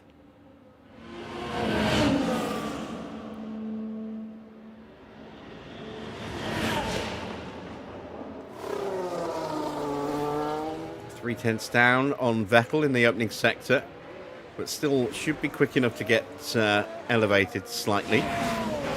Not a good middle sector though, 32.8, not an improvement. It's all down into this final sector. Is he actually at risk as De Rest has pumped in a good first sector?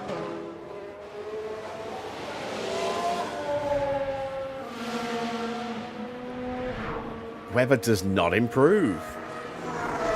Don't think Sutil's going to get him. No, Sutil, as you can see, is slower. De Rest is on a much improved lap. Could he actually displace Webber here and knock him out? That would be something. Checker flag is about to fall. Anyone who hasn't started the lap is now kind of screwed. De Rest does bump Mark Webber out. Webber is done. Sutil is done. Hulkenberg is done. Bottom three are trying to improve. Here comes Ricciardo. Massa and Valtteri are the next two. Ricciardo stays in P14. Massa improves. Valtteri stays P16. Doesn't improve his time at all. What about Verne? Can he maybe jump a place or two?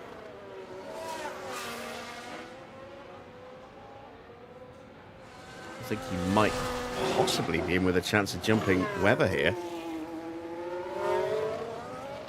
That would be a shock if Webber's out in P12. Beaten by one of the junior team drivers. And in the end, a bad final sector stopped Verne's chances. So, eliminated from Q2, it's Mark Webber in 11th with Sutil, Hulkenberg, Ricciardo, Verne and Valtteri Bottas also joining him. De Rest just about squeaking into the top 10 there.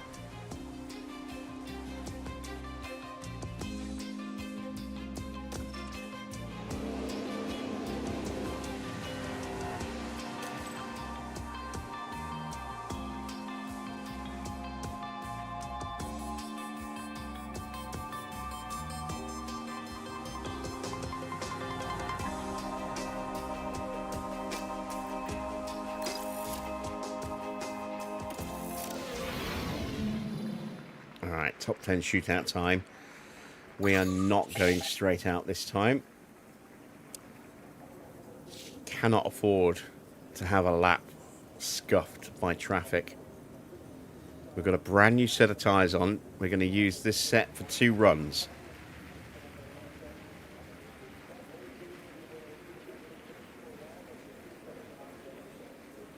Now we need to wait.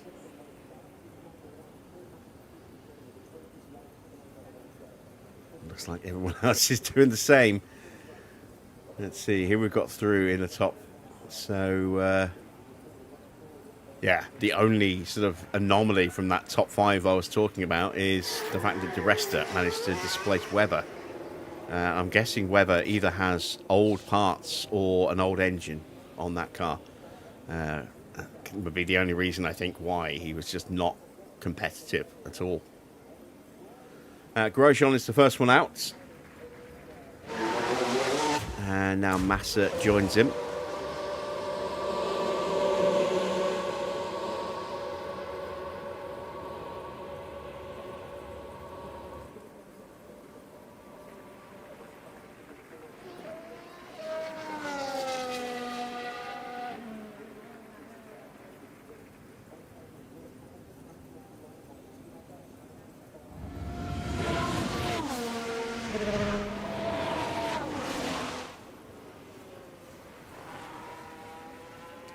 goes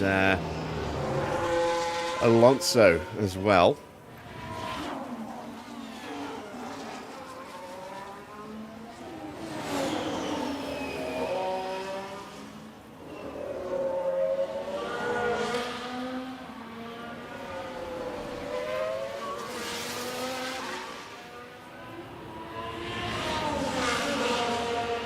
Grosjean now starts his push.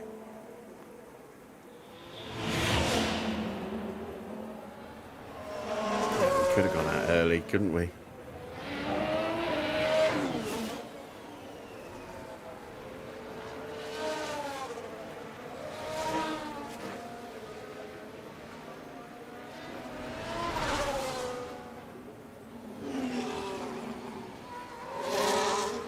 Right. To Anthony Noakes to start the lap then for Felipe Massa. Alonso just hitting the middle split now. There we go. So he'll now start to push.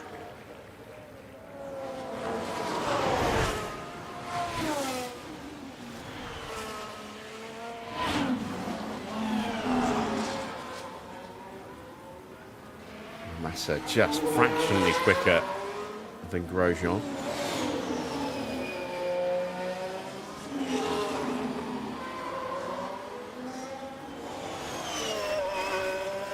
There goes Paul di Resta. Time for us to make our way onto the track now.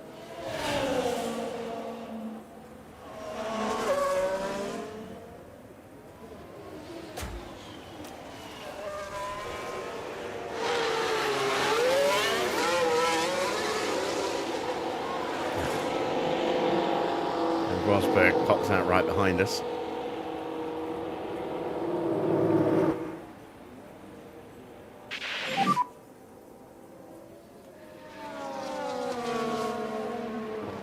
Warm the tyres where you can.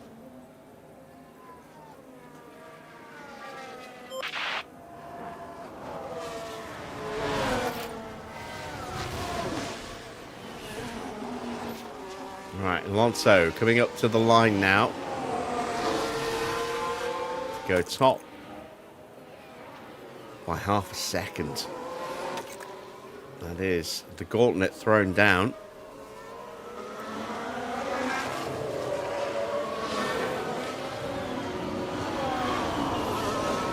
Hamilton leaving the pit lane now.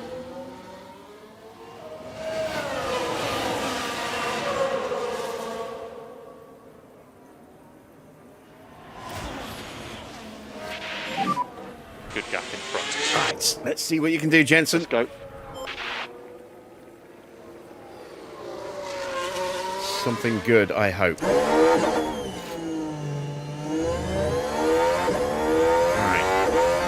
across the line. Starting the lap before we hit Sandvot. Up the hill. Into Massenet. Switch back into Casino. 18.4 as we hit Mirabeau into the John Lowe hairpin.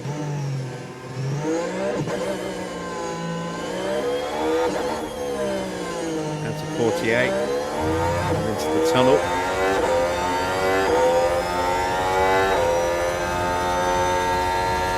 18.2 for Schumacher as we hit the Nouvelle chicane.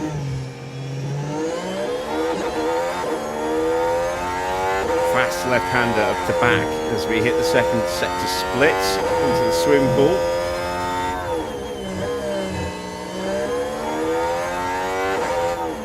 Now Larascas, and finally back to Anthony Noakes again to end the lap. As we drive for the line, how are we looking? 4, 6 tenths, nearly 7 tenths away. Schumacher is quicker. About 3 tenths up. This is good enough for P2. It is, for now. And Rosberg immediately takes it away from us. Jensen very close, though, to Massa's time. And Raikkonen there as well. Very, very tight look between that. 0.04 of a second separating 3 cars. As Rosberg is slightly quicker than Vettel. Vettel 10th quicker than Schumacher. Alonso still sitting pretty in pole position right now. Provisional pole position. But let's see if Hamilton has anything to say about it.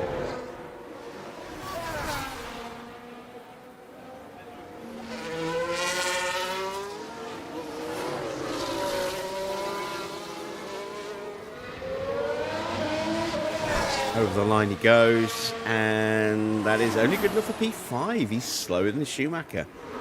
10th slower. Interesting. Right, Alonso and Grosjean already back out on track for another run. I think that's the two of them just up ahead, actually. Stop in front of the garage. Oh no, there is Alonso. So that must be Grosjean in front, and it is. Right, let's get prepped for another run.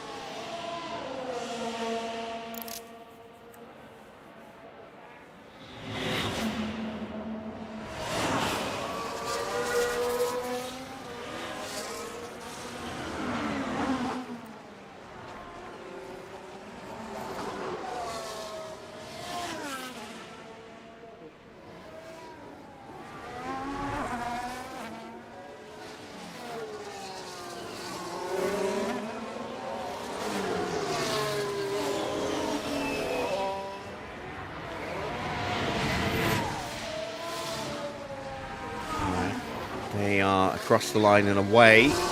Out goes Kimi Räikkönen. As Hamilton's back in the garage.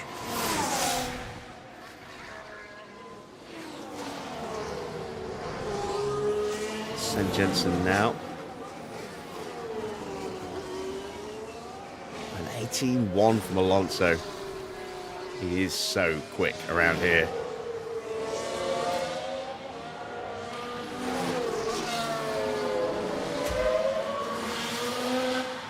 But is he now too close to the back of Grosjean to be able to improve? Let's see what the middle sector split times say.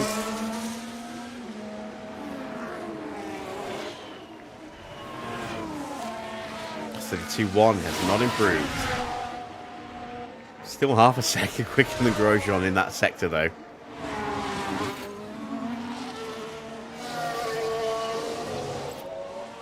Massa leaving the pits now. So, does Alonso improve at all? No. No improvement. So the gap stays the same.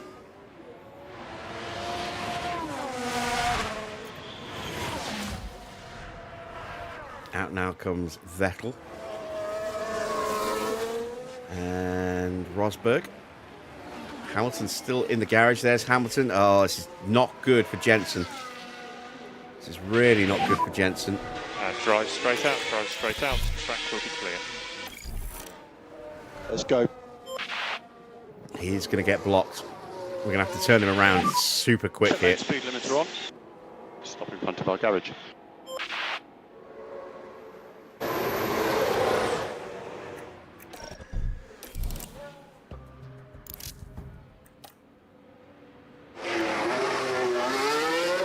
He would have been blocked in the first sector if we hadn't done that. Schumacher's got free track all the way through on this lap. The risk we've got with Jensen is that he will not make it through in time to start the lap. We're going to have to probably take manual control.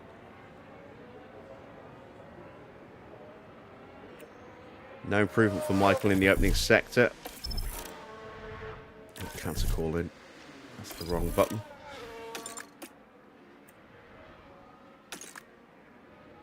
There we go. That's more like it.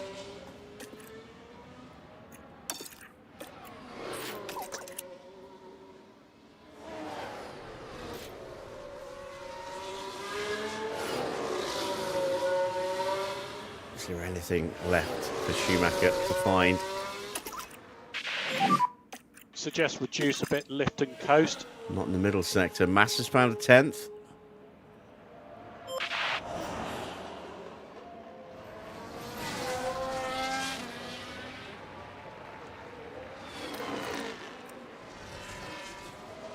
This is going to be tight with Jensen. Is he going to make it? Don't know if he's going to make it. I think he's going to fall short. Damn. Yeah, he's going to miss out. Shit. So, P4 at the moment for Schumacher, P9 for Jensen. Massa driving to the line, looking like he might bump us. And he does. He goes up to P3. Vettel absolutely flying. Is he going to steal pole position away from Alonso here? Just a couple of corners to go into La Rascasse. Hamilton's not had the best first sector, but it's a pretty strong middle sector. Out of Anthony Noakes and up to the line now for Sebastian Vettel. Is it pole? It is. By over a 10th. Has Hamilton got anything in response? It's good enough for P3.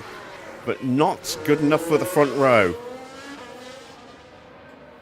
So, the top 10 shootout is done. It's Vettel on pole from Fernando Alonso. Then Hamilton in third with Rosberg alongside him in fourth. And all Mercedes second row. Massa will line up alongside Schumacher on row 3. Row 4 is an all Lotus affair. Grosjean ahead of Raikkonen. And Jensen will start down in P9 along with Di Resta, not able to get that second timed lap in.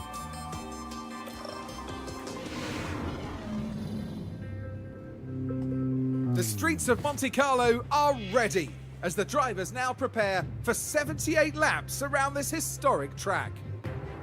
Monaco can hand out unpredictable results, just like in 1982, when 4 race leaders hit trouble. Riccardo Patrese eventually claimed the win after managing to restart his stalled car by himself with a downhill bump start. Monaco is famous for its many narrow twists and corners. From the brake-heavy La Rascasse to the treacherous Sand of Ott, there are no proper straights to speak of, and it's extremely hard to overtake here. It sounds like simple advice, but getting up as high on that starting grid as possible is the best plan of attack. Race day has arrived, and the time has almost come for these drivers to fight it out, wheel to wheel.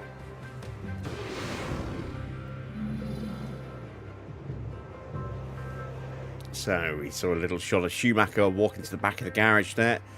Let's see, are there any changes to the grids? Not to the top 10. No penalties, no one starting from the pit lane. So, strategy time. Do I go with the 1-stop or do I go for a 2-stop? I think we have to go for the 2-stop, don't we?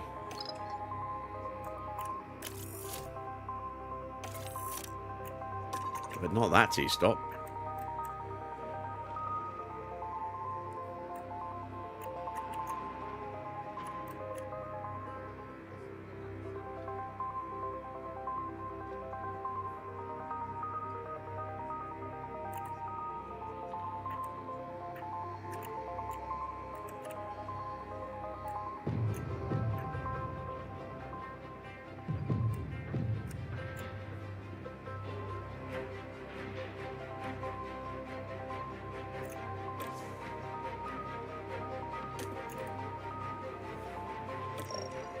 Okay, so what would a 2-stop look like for Michael?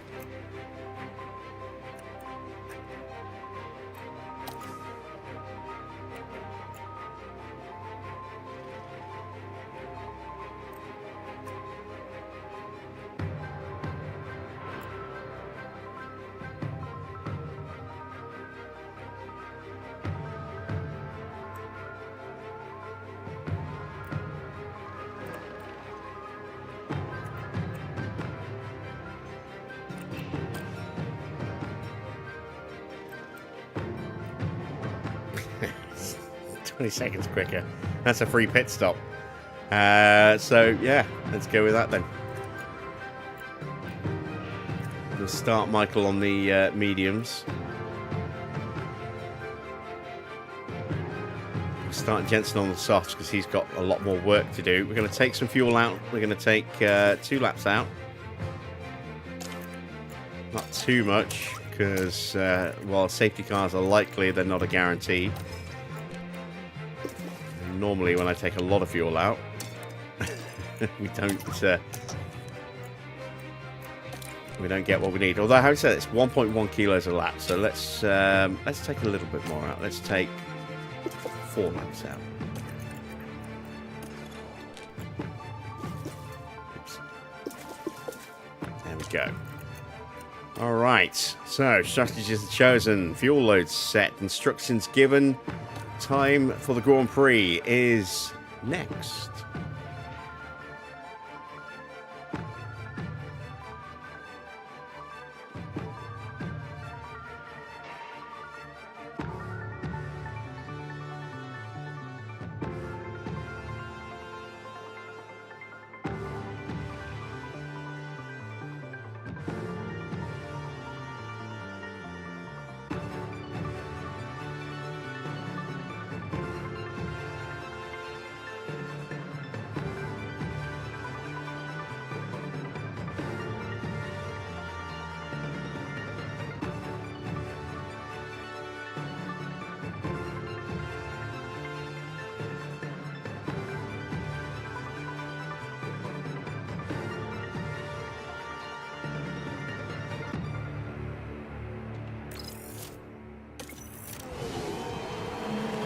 Welcome back, everyone. The final preparations are now being made as we head into the race. Everyone in the paddock seems to be talking about the Mercedes driver today. They're 4th on the grid, so I'd expect to see them mount a challenge for the top 3 in this race. And the time has come. Let's go racing. We're here and the streets are abuzz at the Monaco Grand Prix. And it's lights out and away we go. Right, we need a good start.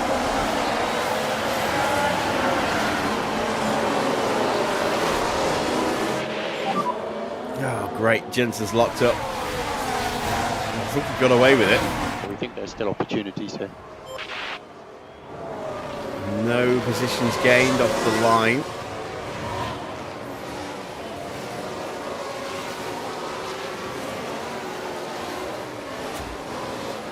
And we've not seen a replay pop up for Jensen's lockup either, so it wasn't significant. Plus, he didn't lose a place. Took a little bit of life out the tyres.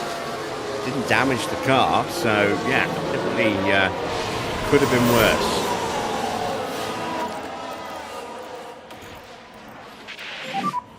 Be nice to get past.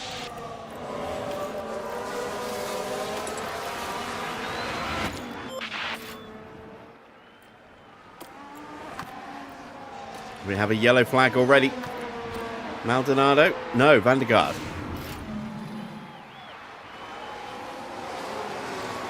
So, let's see Here what we he are did. going into turn 9. Locking up out the chicane. The brakes couldn't cope. Now they did leave it very late. Just went straight on.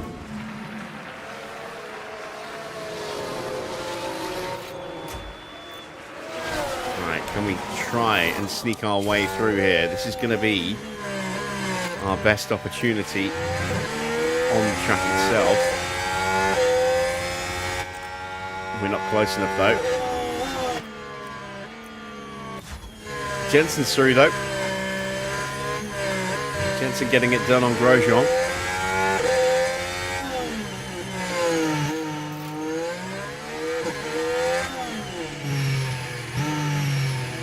Right then, we can take a look now. Now we're just proceeding through turn 4. So yeah, It's got that certainly ideal inviting. inside line. And was comfortably through. And the McLaren there with a beautiful manoeuvre. It's a bit of a strange one. It's probably the best place to overtake. It's also probably one of the riskiest. If you don't get the move done quickly and you're side by side on the exit of Massenet going into Casino, there's a very good chance that you might end up in the barrier, or the other car might punch you into the barrier.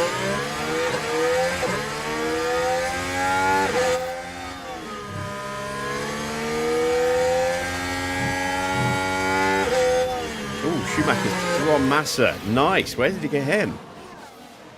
At the Nouvelle Chicane. Lovely stuff.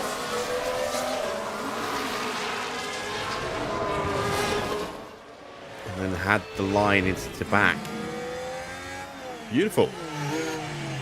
All right, let's see if we can get Jensen through here on Raikkonen.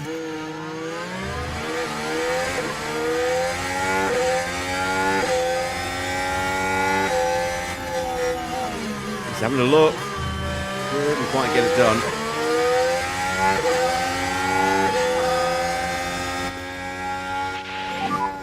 Pick clear air if you can. No way through. And we need to calm those tyres down now. Especially after that lockup. You see we've lost quite a bit already. Let's stop pushing the fuel as well. We'll keep pushing the battery though. More lift and coast.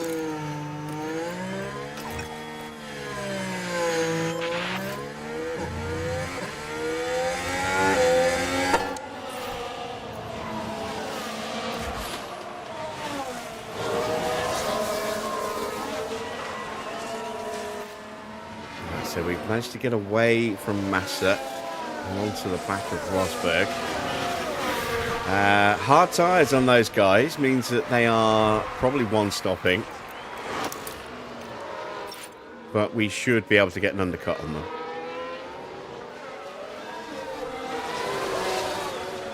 Potentially quite a significant undercut. Pack is low.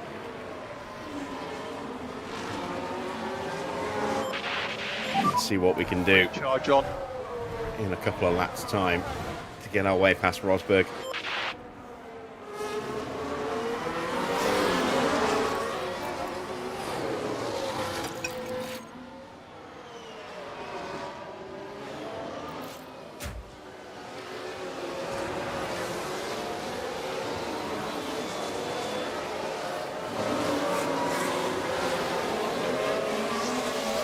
So let's see how far ahead is Vettel from Van der Garde after just 3.5 laps. 27 seconds. Yeah, we're going to see the Mauritius and the Caterhams lap multiple times tonight. Evening, Thomas.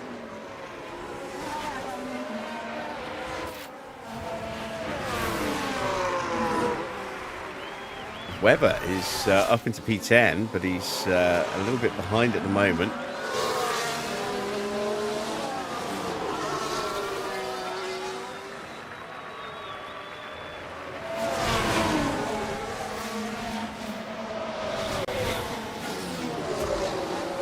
Let's see if Massa tries to dive bomb us the same way we've been trying to dive bomb others.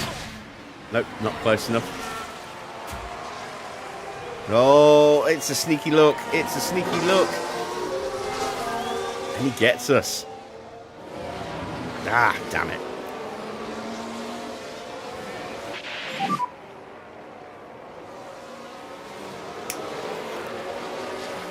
Okay, we don't want to lose too much time.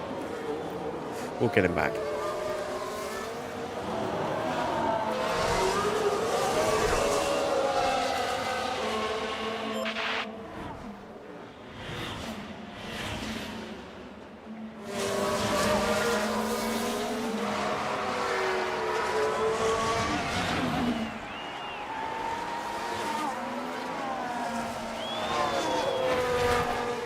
Tyre temps are down. That's good. And we do need to save a little bit of wear.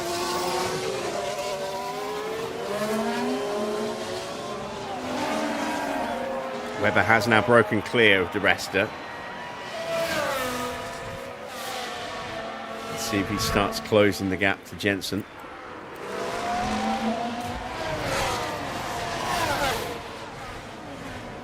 Schumacher just slipping away from the Mercedes at the moment. Keep those tyres under control for a few more laps.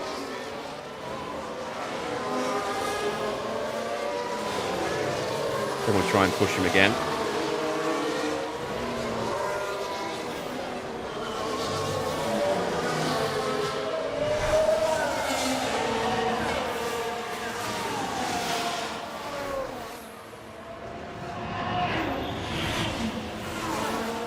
This is starting to move up on us.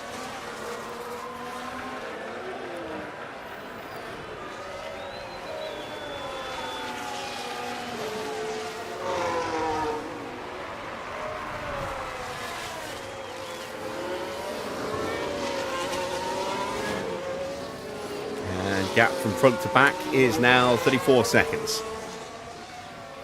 as we start lap 7. That's half a lap.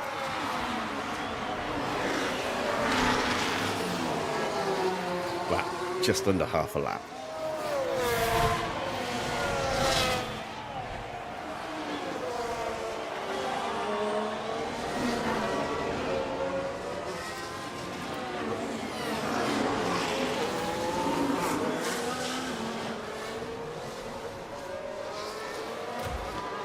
Temperature 42.4 degrees. I never actually looked at what the weather was going to do in terms of the sun. It's going to be warmest when we're on the soft tyres there for Michael, and that might be problematic for Jensen as well.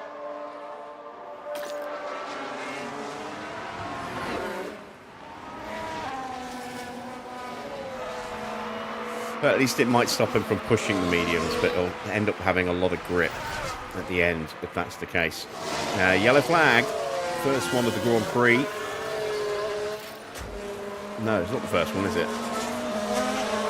Second one, I think. Let's watch these cars as they head into Big turn lock-up. 10. Just a bit too wide at that point, and you really can't do that too So often Van der with Garde these will get a cars. place back.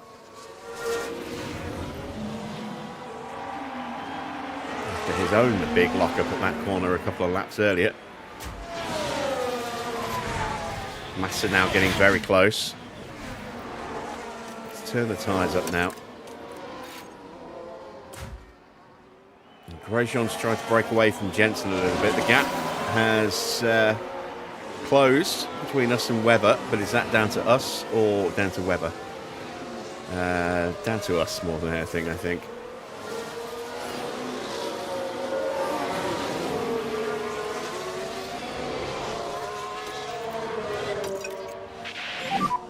Let's see what pace you can do.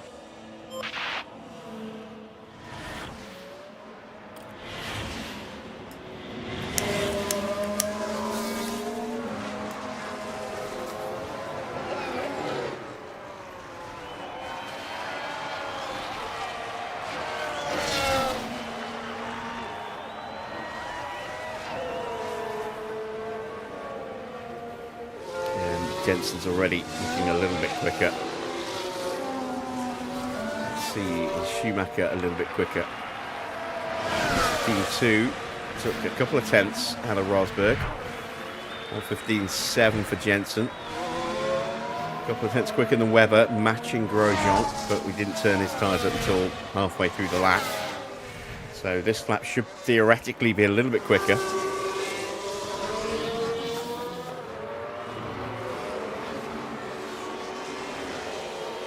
See, we have already closed that gap slightly. 1.6 seconds now. Grosjean's still not in range of Kimi.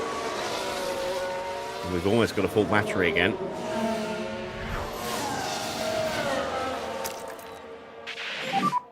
Use overtake.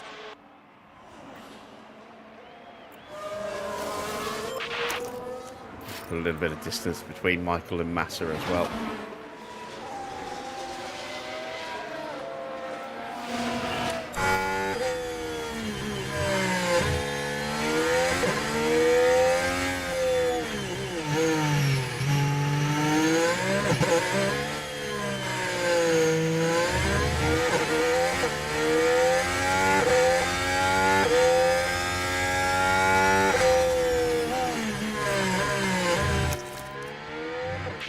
still have to have a look at this Recharge lap. on.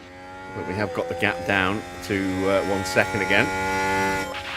And more importantly, we've opened up the gap to Webber to 3.5 seconds. It's about 18 seconds needed to get in and out of the pit lane and just about keep position. Ideally, you want that to be about 19 or 20 seconds. Otherwise, you know, at 18 seconds, you risk getting passed as you exit the pit lane here, going up the hill towards Massenet. So we want, ideally, around 20 seconds. Of course, that's assuming that it's a clean stop. And that way you should be pretty much okay to get into Massenet ahead of the car that is coming through.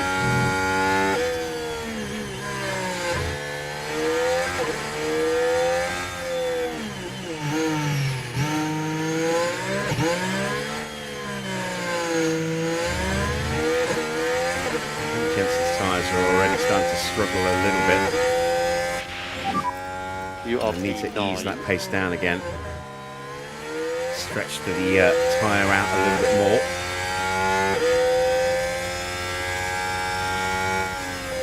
Schumacher now 3 seconds clear of Massa, and then getting into that same sort of dirty air issue. Key thing is to keep the tyre in good shape. Keep the tyre in good shape. Around 1.5 seconds or so.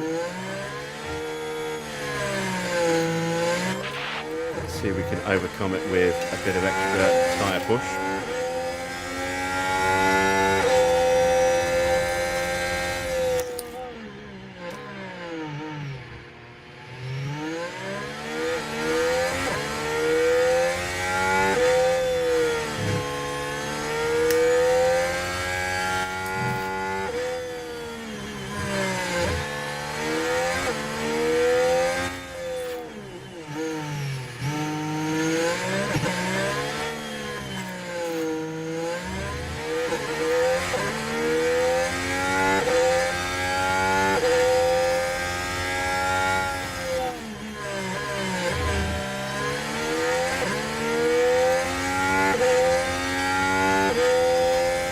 Jensen might now be stuck in P9 now until the first round of pit stops. Let's start doing a little bit of fuel saving. Suggest increased LICO.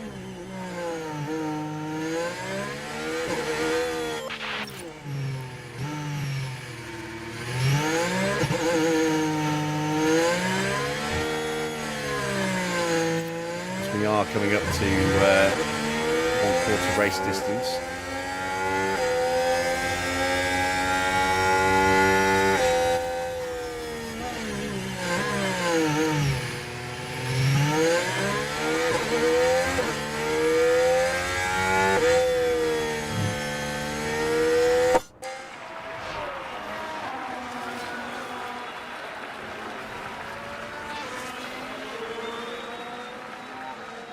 Right, gap to the lead after 12 laps. Leader to rear is now 55 seconds.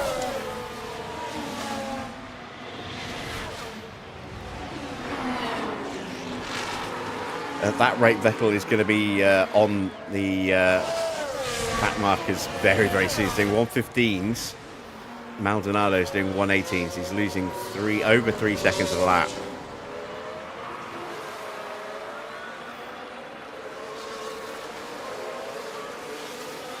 So he's probably about 15 laps away from getting lapped. Not 15 laps, so about 5-ish laps away from getting lapped. 5-6 laps. Jensen's battery is full again. Tyres are cooling off again. Let's turn them back up.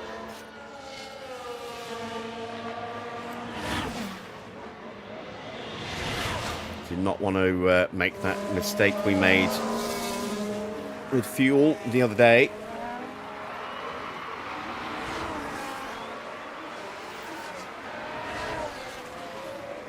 Engines not quite as efficient as I was hoping they would be fuel-wise.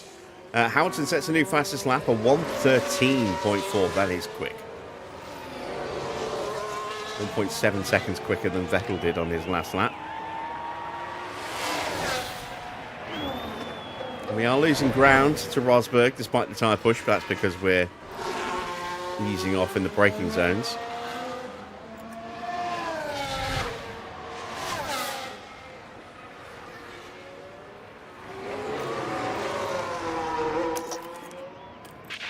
Splurge buttons battery again.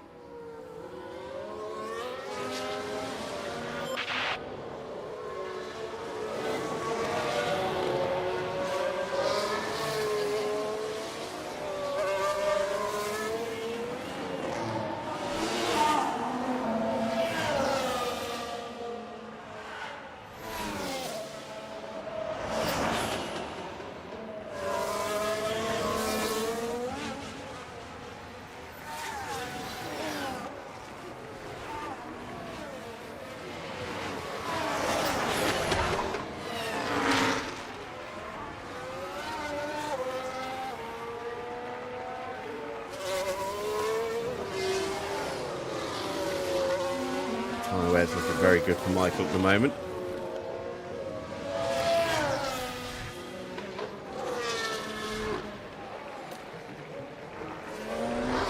And we're almost back on schedule with Jensen's tyres as well.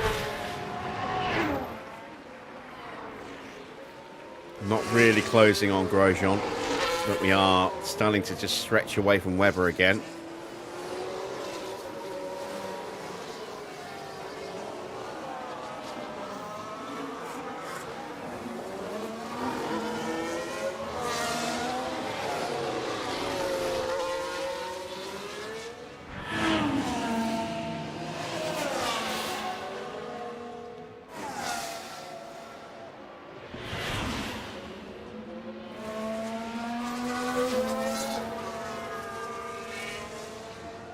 I was slightly off on my calculation of the number of laps till Vettel hits Maldonado because I was basing it on a minute 10. It's, you know, a minute 13, 14, 15 per lap. So probably add 2 more laps on. How's this tyre? In with Michael.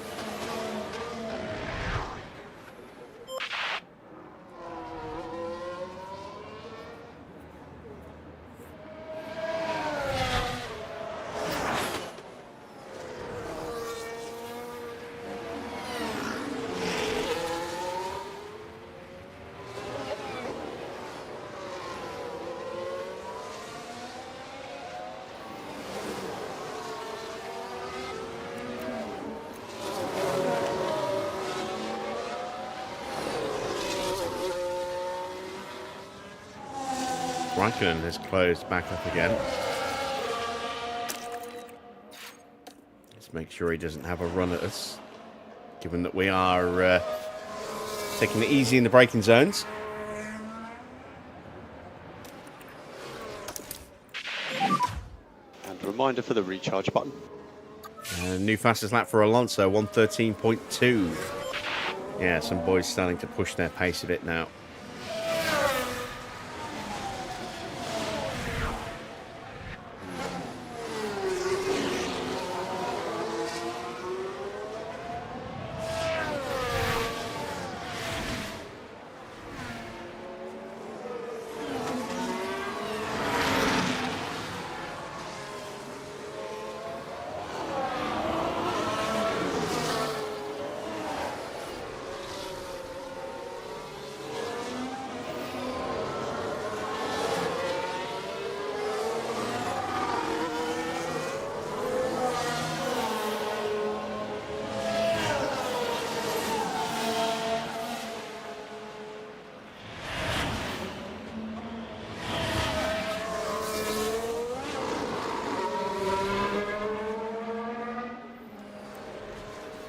Take a quick gander at the front.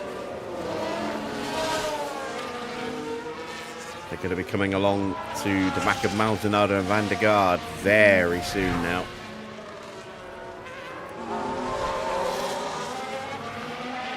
And we're about 1/4 of the way through this Grand Prix.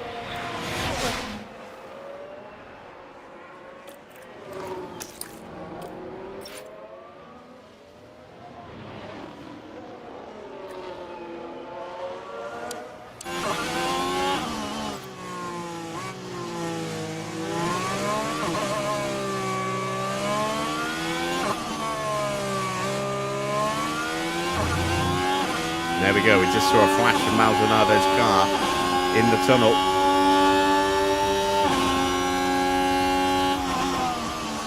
There we go.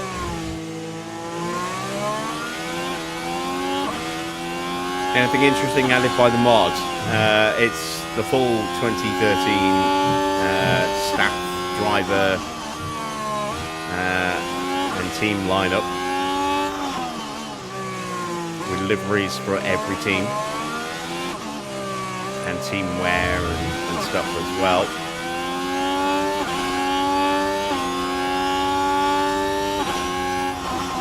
There we go. First car is lapped. It's past Maldonado after just 18 laps.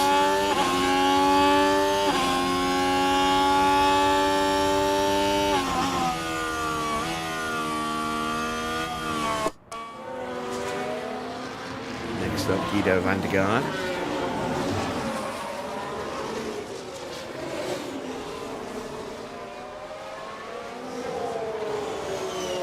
And there's Hamilton getting past as well. So it's 3 cars now past Maldonado.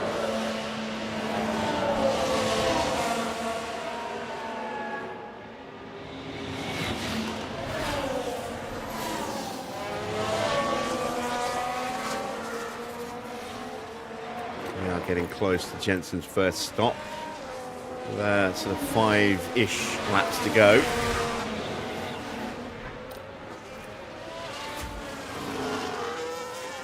Raikkonen closing back in on Schumacher again.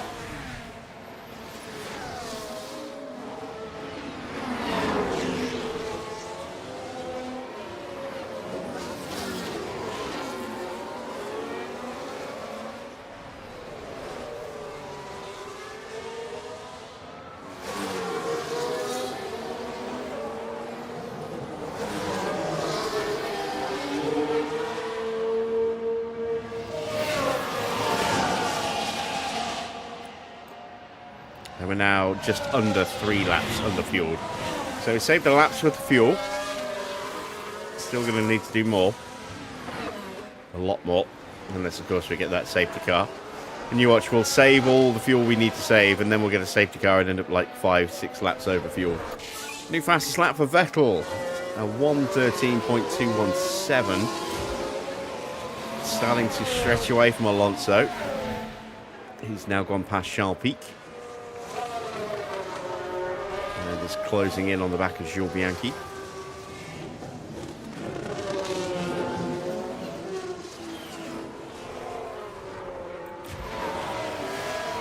Raikkonen still lurking inside that 1 second window.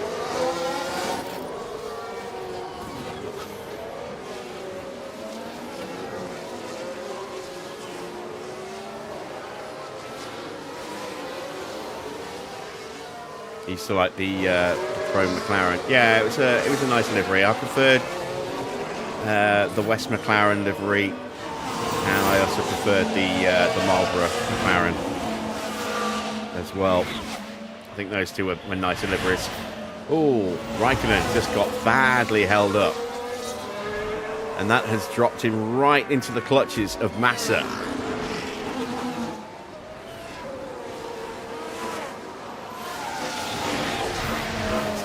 Crazy.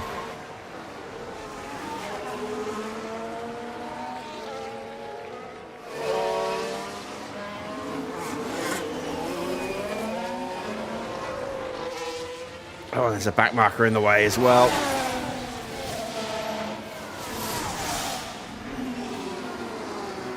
Is Massa going to be close enough to have a look into Massenet?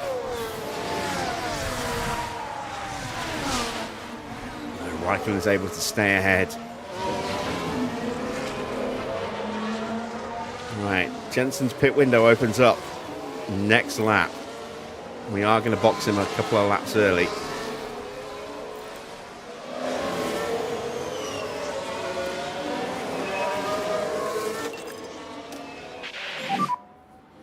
Okay, buddy, let's see what we've got.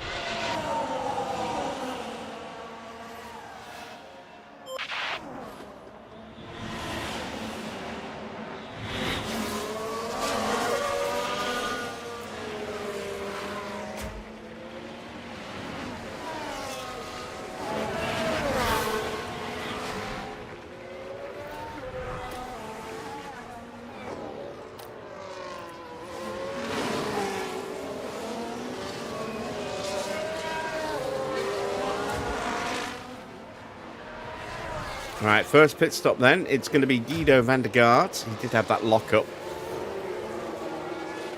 which will have taken some life out of the tyres. We might see Maldonado box in a lap or two as well. Set of hard tyres going on. I think that's still going to be a two-stop for van der Garde.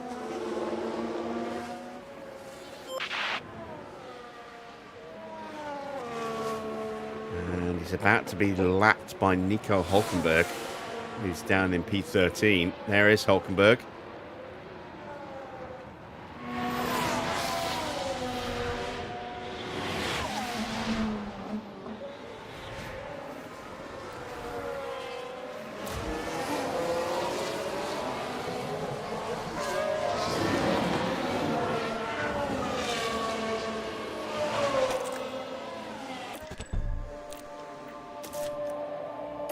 Let's bring Jensen in.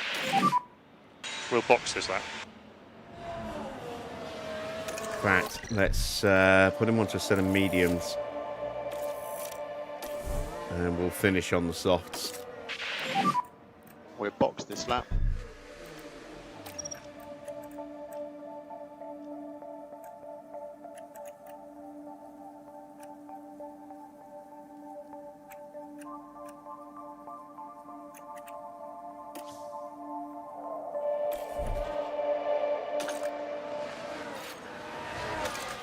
Oh, we've got an issue for somebody. It's Adrian Sutil. No point clicking, we'll get nothing but waffle from Crofty.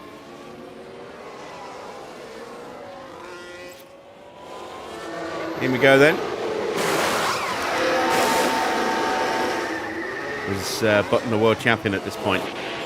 He was a former world champion. He won it in 2009 for Brawn.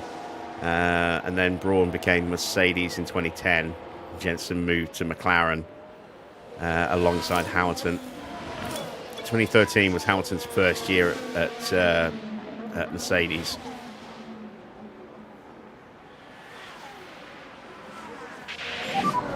You'll be 15.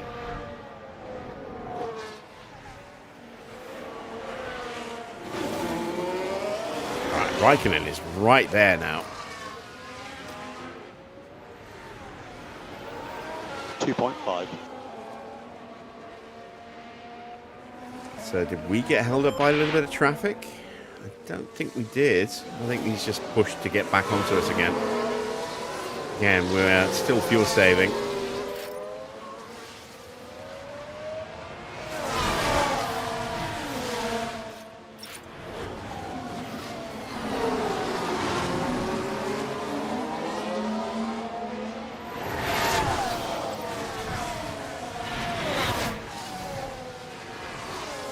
Maldonado into the pits now.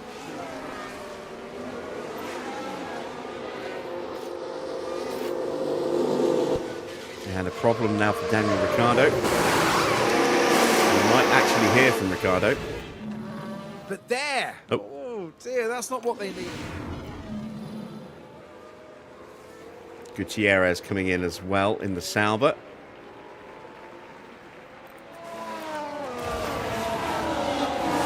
Get past the Caterham.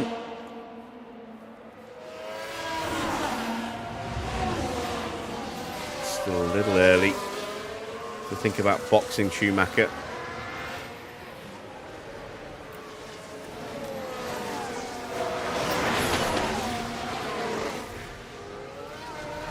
There's 2 laps worth of fuel to find now. I'm going to stop the fuel save while we're under this bit of pressure.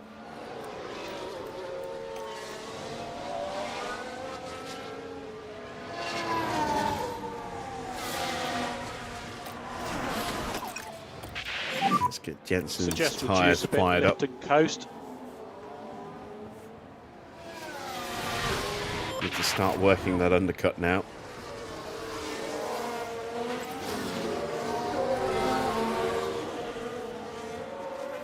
Not going to be too much longer till Massa and Raikkonen hit the pits.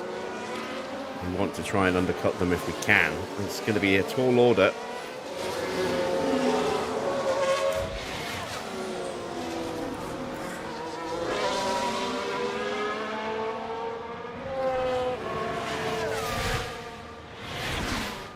Doing 1:14.6s, which is a couple of seconds a lap quicker. Thanks to Michael keeping the others at bay. It's not the reason why I haven't boxed Michael yet. Helping just control the pace of the Lotus and Ferrari. There we go, tyres are into temperature window now. Let's start to push the battery and see if we can maybe get a good run. Maximum PU cooling. Your Bianchi hits the pits.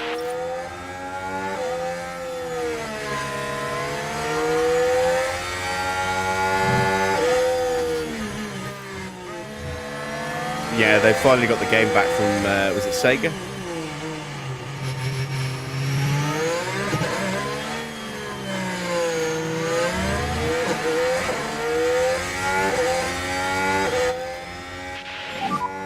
Cool with half.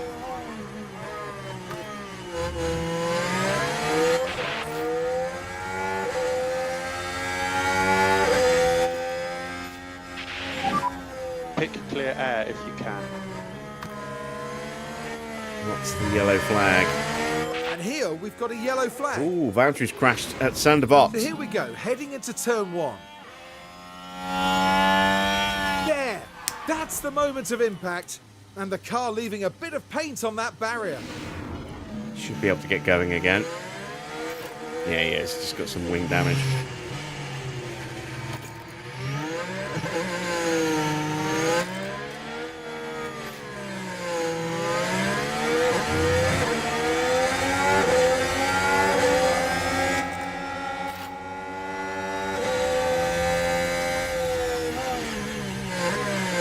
There we go. Finally get past Ricciardo.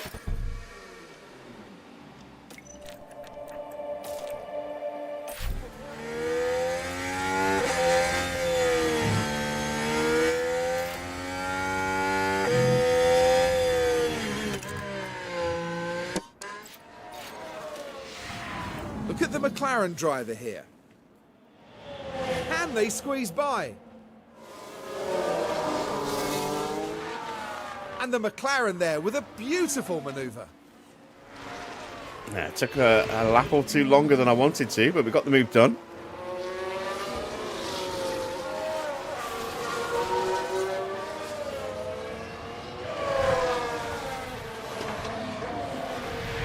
Cost us a little bit of time as well. And we're straight onto Jean-Eric Verne and Nico Hulkenberg. Need to clear these guys quickly as well. And recharge on.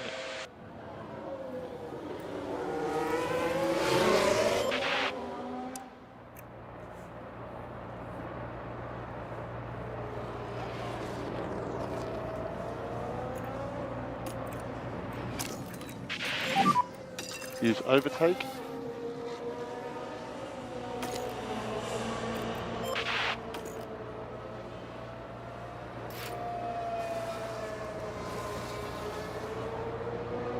There we go. That's one of them done. Schumacher leaving the pits. Where's he going to fade out? Behind Satil, by the look of it. There goes Webber. There goes Di Resta. There's Satil. We'll pop out just behind him. Okay, it's not too bad. Jensen now trying to get past Hulkenberg.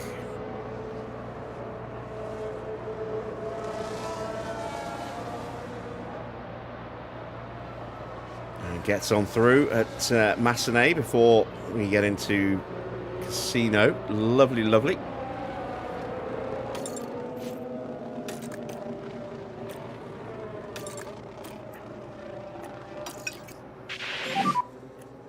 Okay, keep looking after the tyre.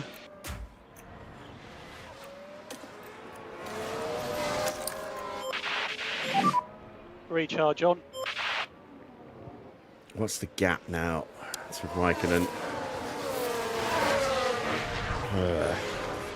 Too big. 27 seconds. 23 to Grosjean.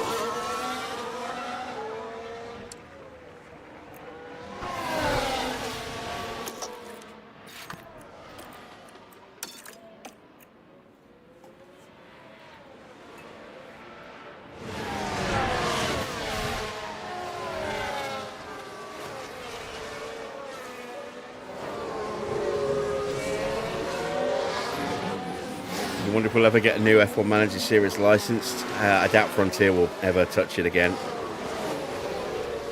So if we do, it probably won't look anything like this.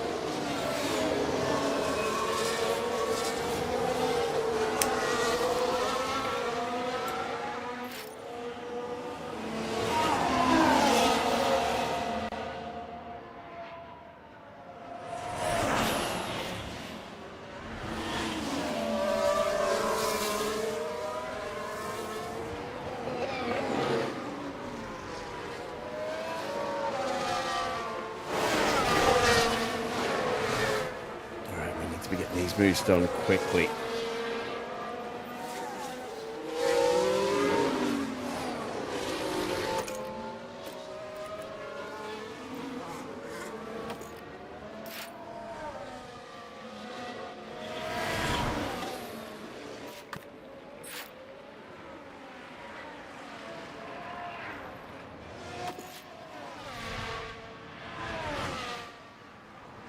Ah, come on.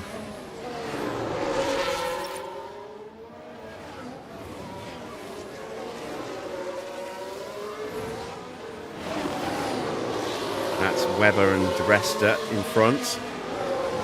There's Jensen.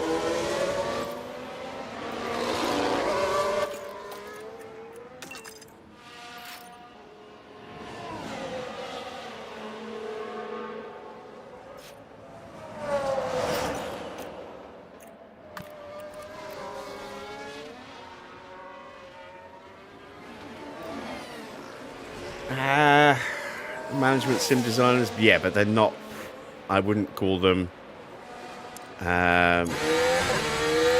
designers of management games with any major depth.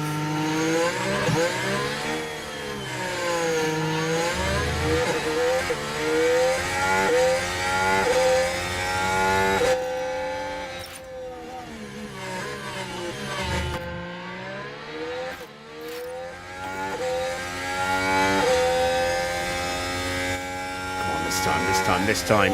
Yes! There you go. Oh, that took too long.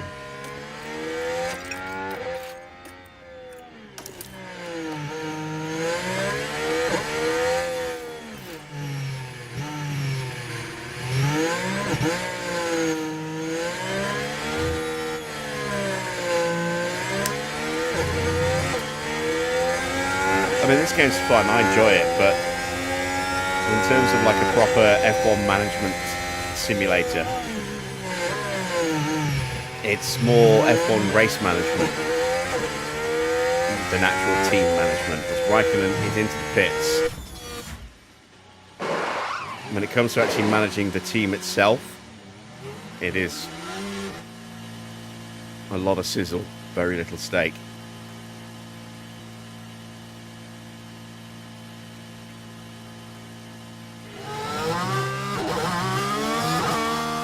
There goes Webber. There's De Resta. There's Schumacher. Whew, just got through. That was critical that we got that move done.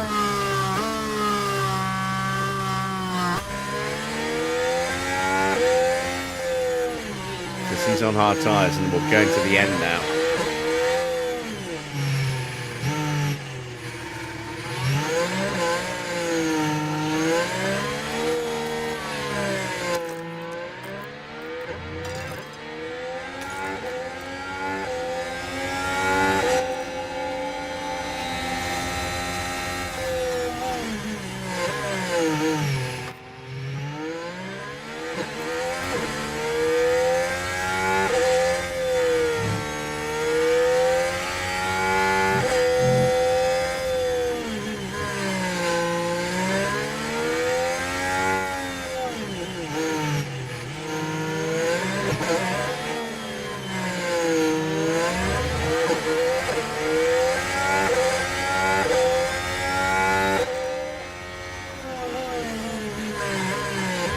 Oh, some heroics into Sandevot. And we're through. Lovely. Right, let's turn our attention back to Jensen. So he's now onto the back of Adrian Sutil. And recharge on, recharge on.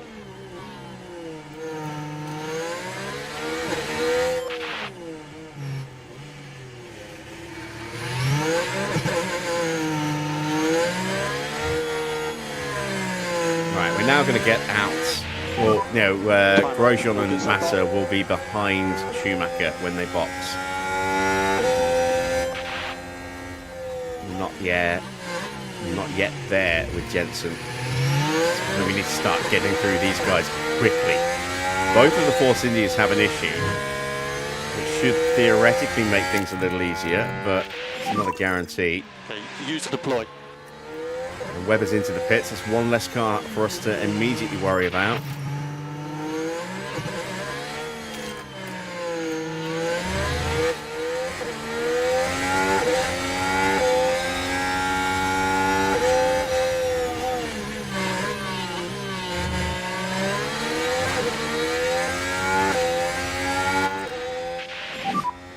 Maximum PU cooling.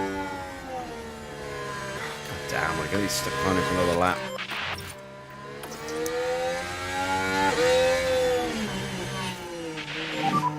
Make sure we get the pack back.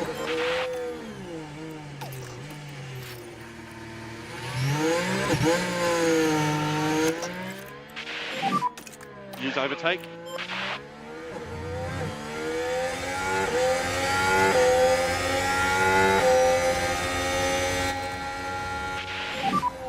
Cool the car. Massa's into the pits. I think he's going to get out in front of Jensen because we're getting held up by these annoying Force Indians. I think Sutil's about to box. He seems to have picked his pace up a little bit.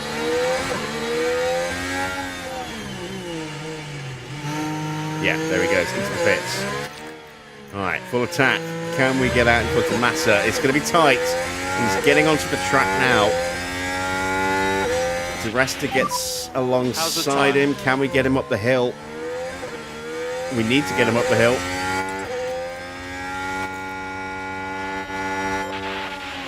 Ah, damn it. Yeah, if you can. Right, his tyres aren't up to temperature yet. He might still have an opportunity. Recharge on now.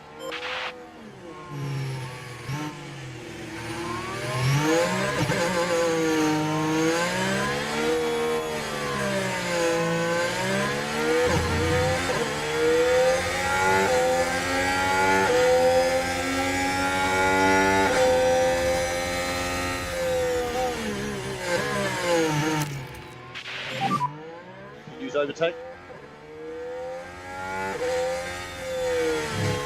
We do get alongside, and it's going to be a very risky overtake now with Massa trying to get past Di Resta as well.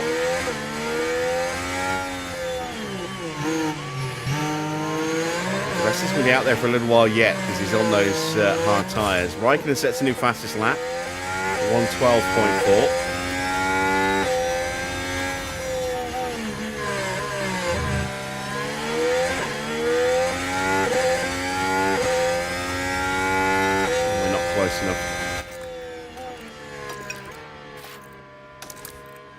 we're stuck for a bit, so we may as well try and do a bit of fuel saving.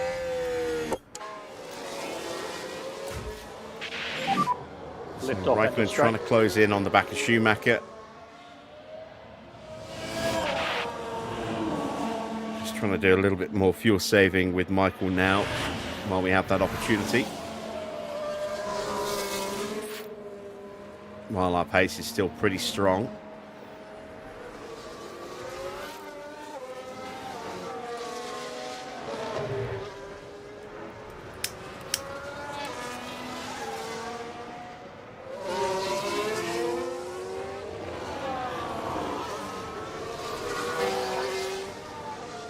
Yeah, problem with this game is that it didn't sell anywhere near enough for them to think it worth putting any major time and effort into improving the actual systems of the game. You compare the amount of change in how the game worked with Jurassic World through to the current Jurassic World 3 and see how much the game has evolved over those 3 iterations compared to how little the game has actually evolved in terms of like the core mechanics of the game over the 3 F1 Manager games. You know, it wasn't making them any money, so they didn't put a huge amount of effort in, and they put the barest minimum level of support in of around 3 to 4 months once the game was released.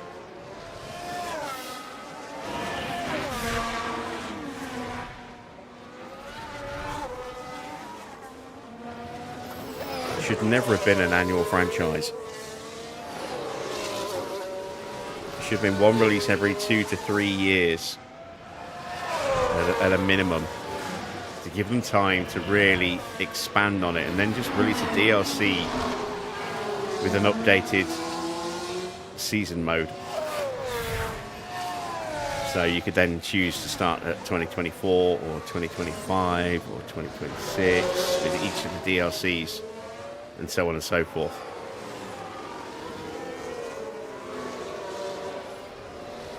That's what it should have been.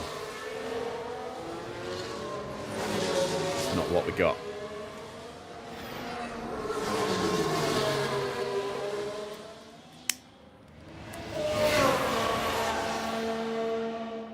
They changed the way mechanics, the financial mechanics worked a bit. Especially with the introduction of sponsors, as opposed to, you know, like being able to pick individual sponsors for this year's game, or you know, this iteration of the game. But yeah, I mean, there's still a lot of work to do. We never get close to the cost cap ever in this game.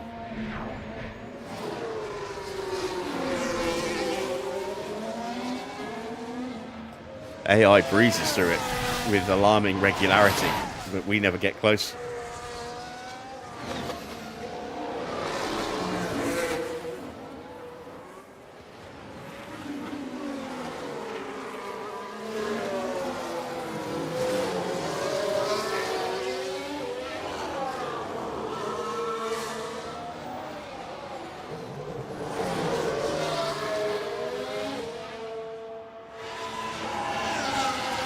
Right, so we're only 7 seconds behind Grosjean. Rosberg will be ahead of us when he comes out, as things currently stand. We're now 1 lap short on fuel, so we're going to turn that off. Battery's almost full, so we're going to start to push the battery again, and we're going to see if we can get to the point where we can maybe get on terms with Rosberg when he comes out the pits, which will probably be soon. Another sort of 10 laps, maybe.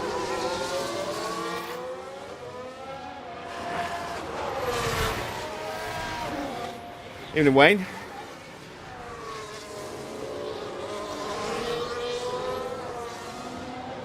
Oh, and there we go. Race leaders are in.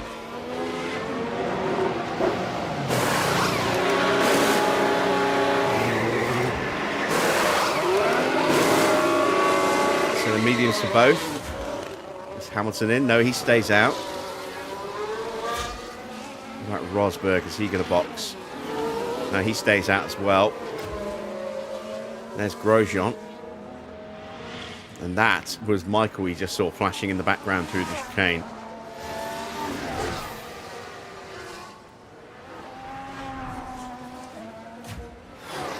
So the timings are now all screwed up because the leaders have boxed. Grosjean is not 35 seconds or 37 seconds behind Rosberg.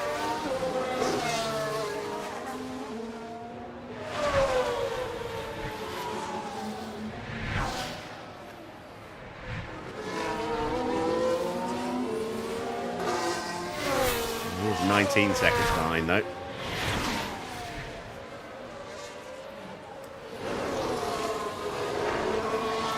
Button and Resta are on terms.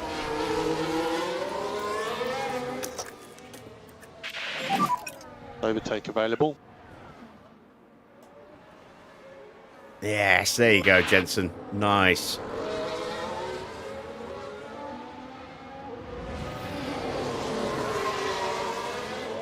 Finally through. Keep pushing. I think he's got to find about 1 lap of fuel as well now. That's manageable. Back to Schumacher. We've got a freshly shod Williams behind us. Is that Maldonado? No, it's Valtteri. And we've got the gap to Grosjean down to under 3 seconds now.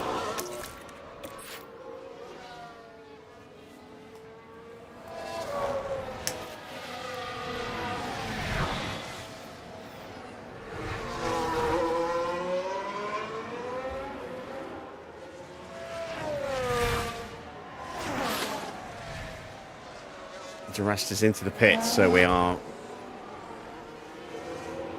got through it just the right time. Jensen's close to peak confidence, but not there yet. Thanks to that little overtake we got in just before he boxed.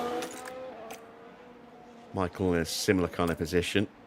He's been in clear air for a while now. Right, let's see how many people have been lapped. Everyone up to Di Resta, who's about to get lapped. Hamilton's not too far behind him. We're 30 seconds off of Hamilton, who's yet to stop. So we're about 10-ish, 10 to 12 seconds behind him on track. Grosjean's in. Which means Rosberg and Hamilton should be stopping soon.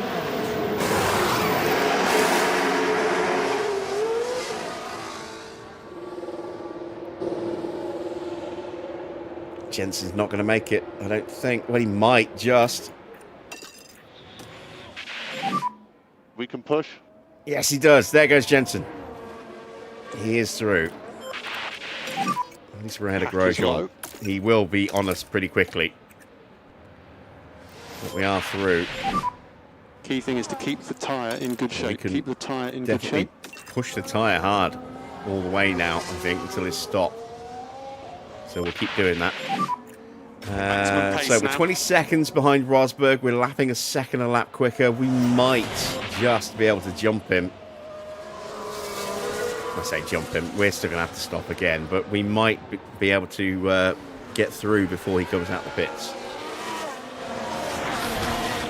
If we can keep the pace up for another few laps before he boxes. And then he'll probably come out on a set of soft tyres and just breeze past us.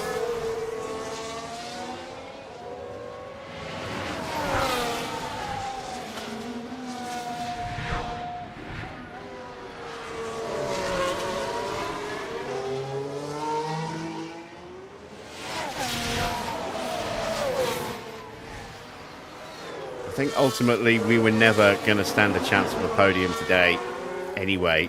Just because A, of the pace of the cars in front, and B, that no matter what strategy we went with, because of that lack of pace, we were never going to be able to try and get some kind of undercut or overcut on them.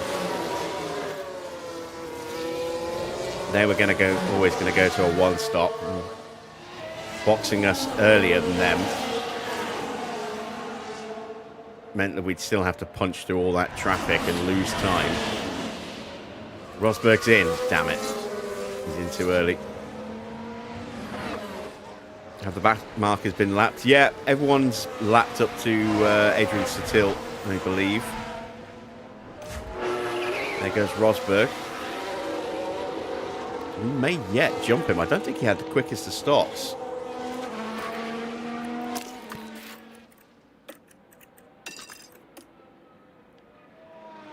There's Schumacher. He does just get through. And let's see. Oh, it's Verne, sorry.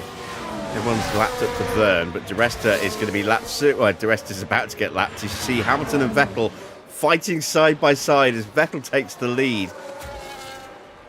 So Vettel, having already stopped, has caught and passed Hamilton, who still hasn't stopped yet. Rosberg went mediums. Grosjean has overtaken Jensen. So here we are following the Alpine. The opportunity begging to be taken. Yeah, that's fresh tyres against our aging tyres. And as a result... And there's Hamilton going into the pits.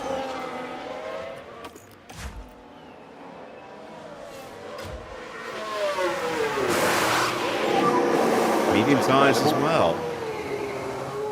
Yeah, we're not getting out in front of him. Jean-Luc Verne boxes from P13. Well, P14 at the time. Now he's P13. Now P14 again. Hamilton out in a comfortable third place.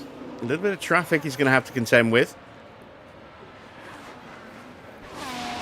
He's 20 seconds behind Alonso, but has fresher tyres. But yeah, it's a big gap to Vettel.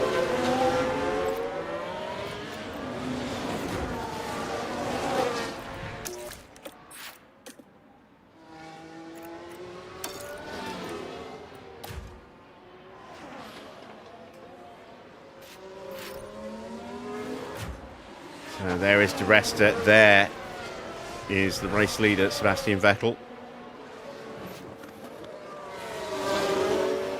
And Fernando Alonso in second place, right behind. I am very surprised that we haven't seen cars that are 3 laps down yet. Oh, actually, we might be about to with Chilton.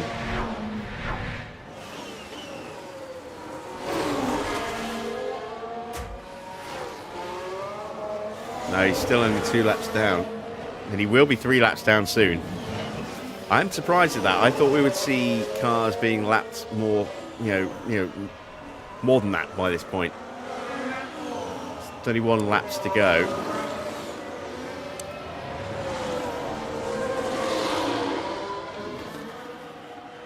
And we've got a couple of cars that are really sick now. Ricciardo and Sutil. As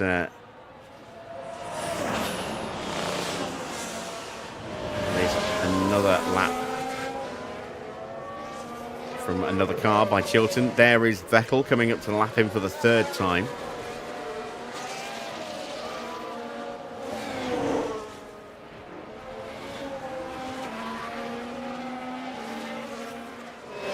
Yeah, I thought we'd be seeing cars lapped at least 4 times here, maybe more. And then we saw someone, 4 or 5 laps down the other day, but that was a major issue on the car. And this is at raw pace. And that's only 3 laps. I mean, there's still time for another one. Now that the leaders are boxed.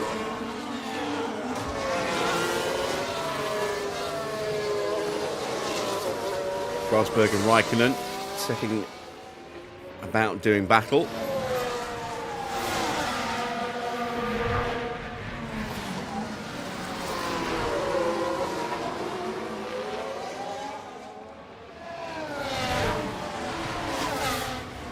We're going to be involved in that ourselves pretty soon.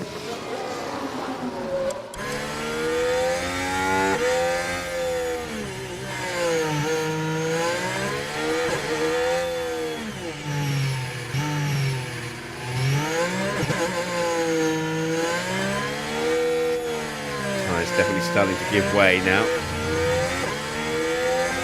And there's been a slow pit stop. Now what happened there, Karun? So there comes the Williams. And Yeah, that's front where left they didn't want to come struggle off taking properly. the tyre off.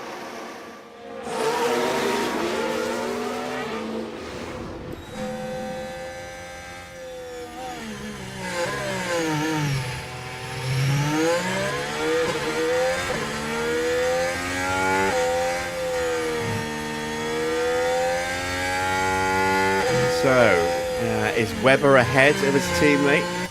He is, but not by a lot. Top 10, the only ones on the lead lap, and Webber, I think, is going to get lapped soon by Vettel. Just looking to see where he is. We almost saw him. We'll see him in a minute.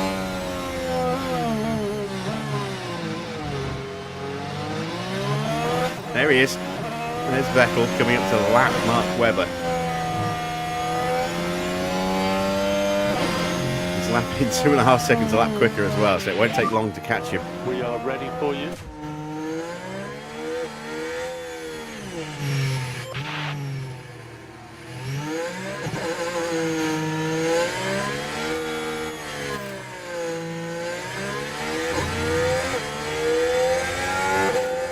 Which means Jensen's going to be lapped when he gets out the pits. If we're not careful. Overtake available. We need to stretch that gap quickly before we stop Jensen. Otherwise, we won't be able to use the pace of those soft tyres that he's going to put on the car.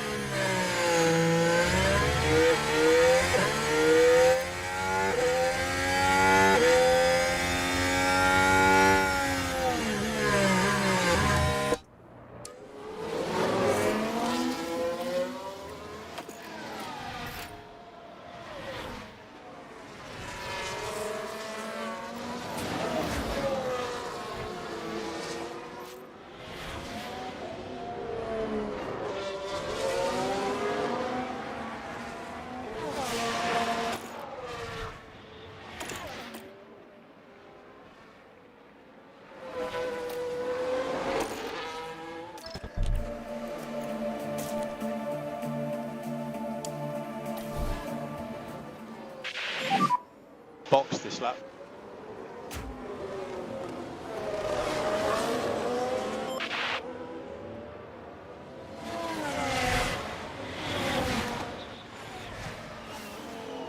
I don't think we can avoid getting lapped, unfortunately.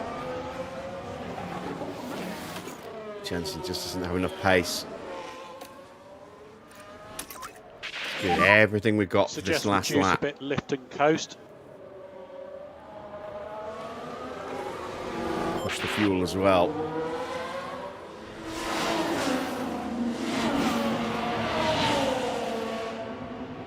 There's Webber.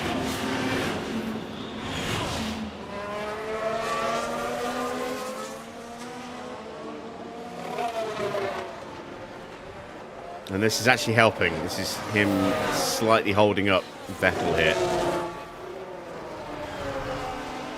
Now Vettel gets through.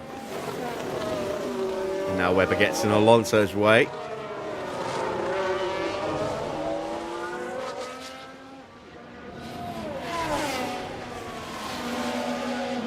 Yeah, that cost him at least half a second. We need Jensen in at the end of this lap. It's about 20 seconds, I think, to Vettel.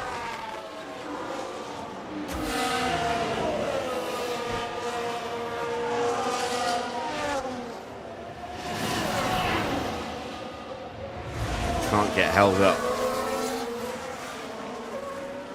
Get your butt out of the way, Valtteri. Here we have blue flags. Okay, recharge on.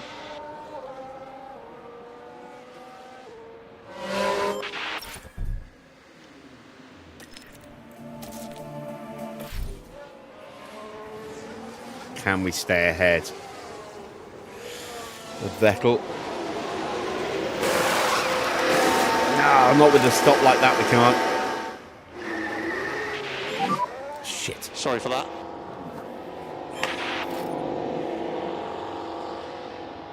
Now there's been an issue in the pits. Damn it.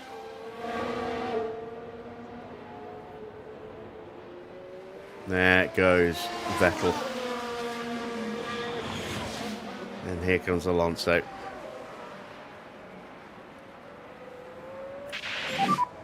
So we are now P9. Ah, well, on the upside, we're now fuel neutral with Jensen.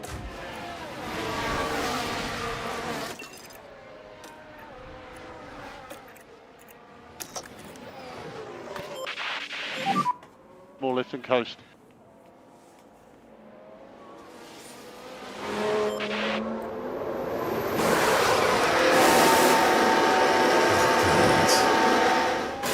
Oh, come on!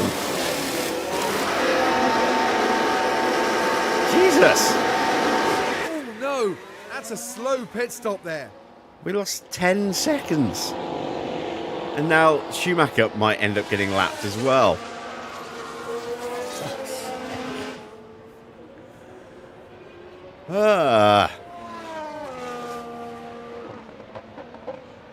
Now we're just about to stay ahead.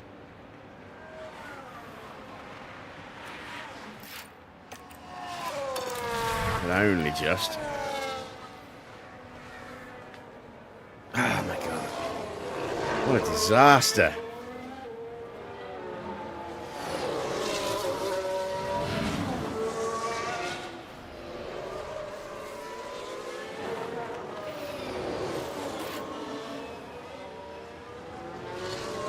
It's not just the risk of getting lapped, which would be a disaster, but it's the fact that Grosjean's now 23.5 seconds clear, when he should be about 10 seconds ahead of us.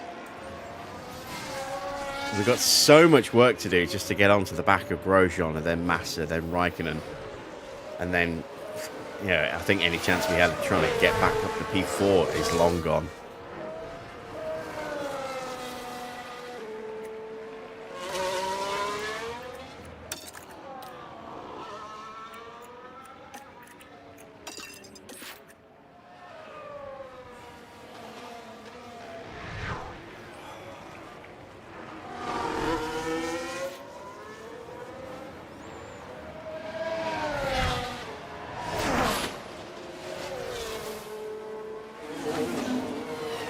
So frustrating.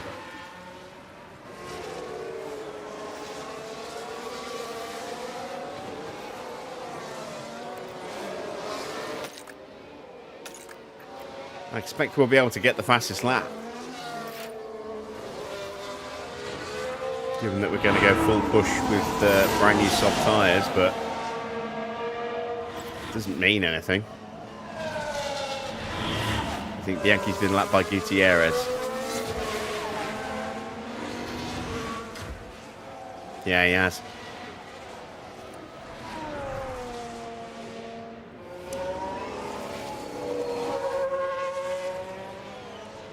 Eight cars left on the lead lap, and we still have 19 laps to go.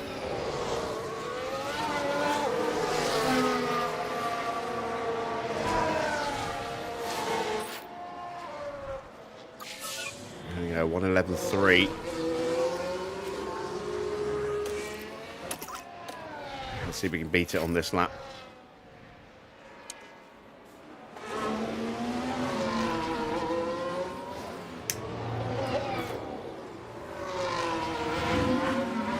Purple first sector, that's a good start, but we've got traffic. And we're only 4/10 quicker than Vettel.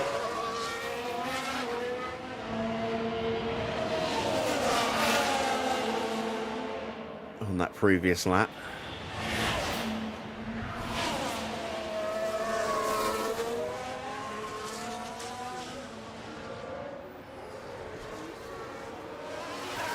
Purple middle sector. This lap is definitely going to be quicker. The question is by how much. Oh, wow. We are 1.6 seconds quicker than Vettel on this lap.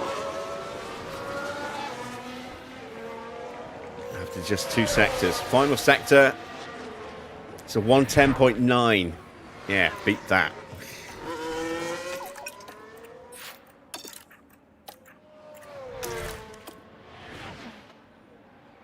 And we were nearly 3 seconds quicker than Grosjean. So the gap is now down to 18 seconds.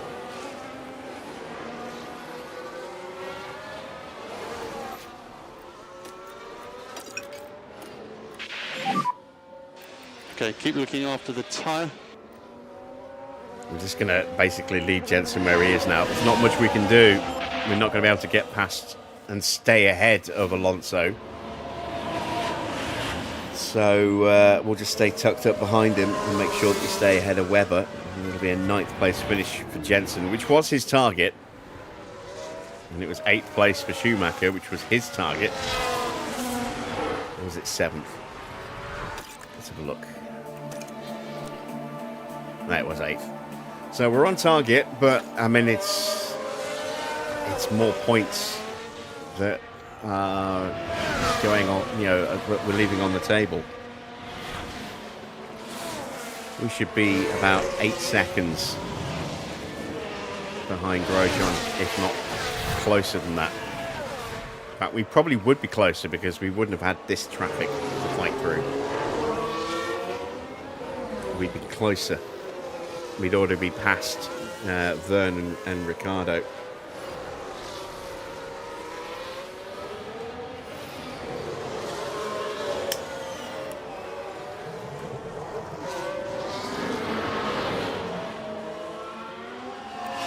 Good news is that Raikkonen is in close company to those two. So if we can catch Grosjean, we're right there with those two. It's now just a question of whether we can do it before we run out of time.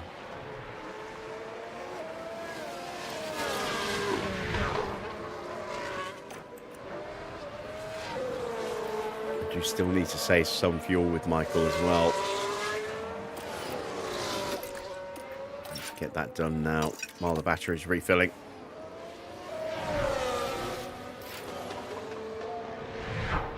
I don't think we're lapping fast enough to be able to close that gap down.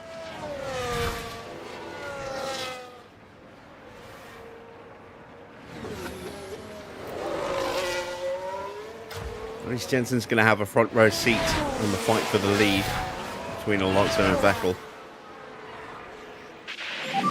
You doing, Johnny? Okay.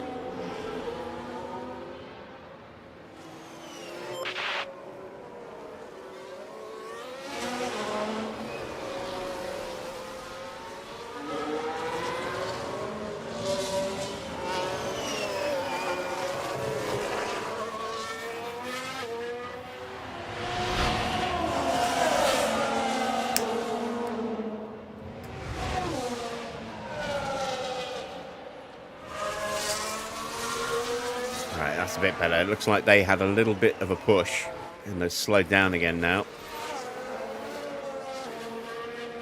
In fact, Raikkonen has broken away from Massa.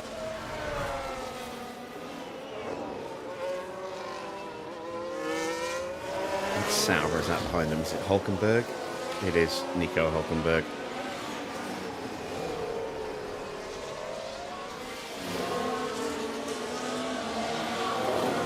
There's Ricciardo.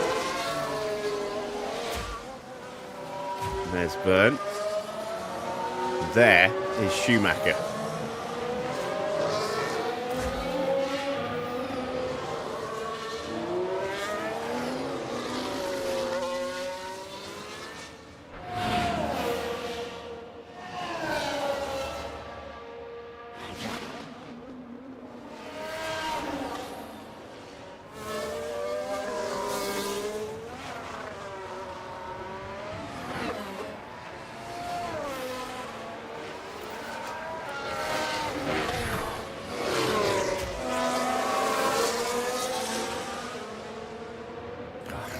Traffic.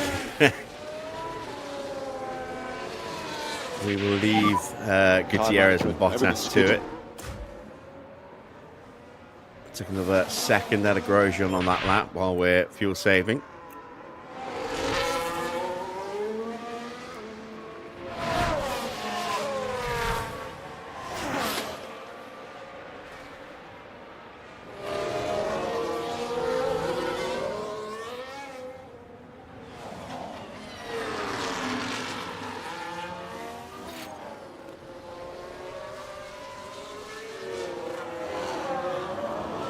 And the biggest disappointment is how little pace we've gained with these upgrades.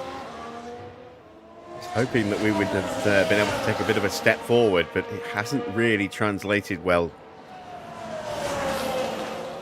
Maybe it's just the nature of this circuit.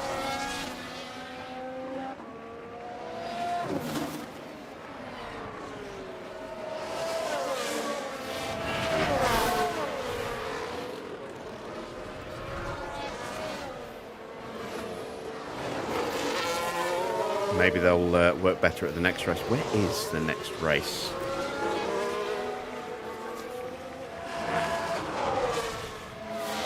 Just close the the display on my screen for a second then. Right, database editor. Have a look at say 2013.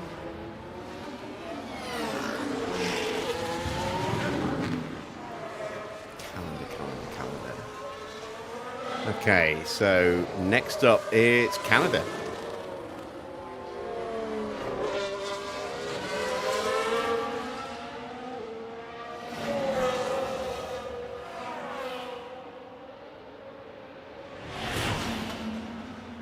And we'll have a new front wing for there as well.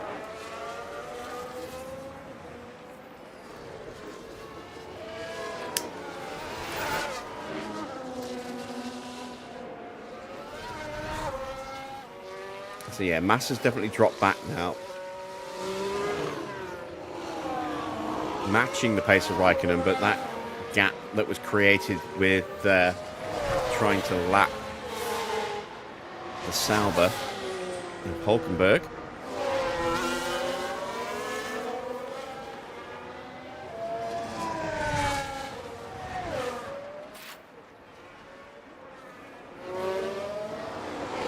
Canada races this week, I guess. No, we're not. This is Tuesday, so this is the last day of this week for the 2013 mod. We'll be catching up with the race we missed off on Friday, tomorrow, which is our sort of free day, and then Thursday, Friday we're back to the Cadillac file proper. So we'll start tomorrow by getting qualifying and the race done on Friday's event, and then depending on how long that takes, probably do maybe a little bit of Formula Legends afterwards, and then we'll be on to the next round proper on Thursday.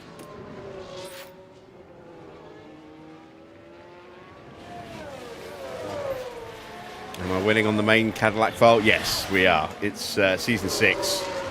Max is a 5-time champion, having won the Drivers' Championship last year, and we are absolutely cruising to the Constructors' title. In fact, no, we actually won the Constructors' title at the end of the sprint on Friday, so that's our first Constructors' title for Cadillac. And Max is on course to win back-to-back Drivers' titles.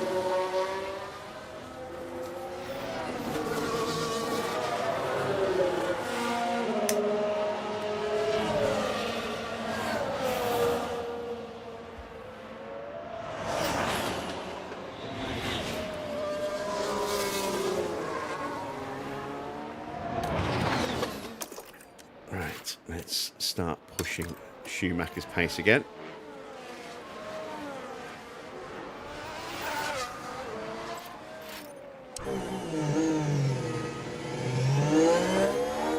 Alright, so the gap is 11 seconds as we start lap 65, which gives me a 14 laps to catch and pass Grosjean, then Massa, and then try and go after Raikkonen.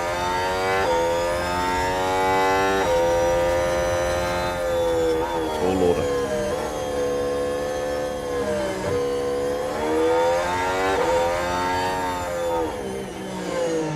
I'm going to get past Marussia first. There we go. Get down to under 10 seconds.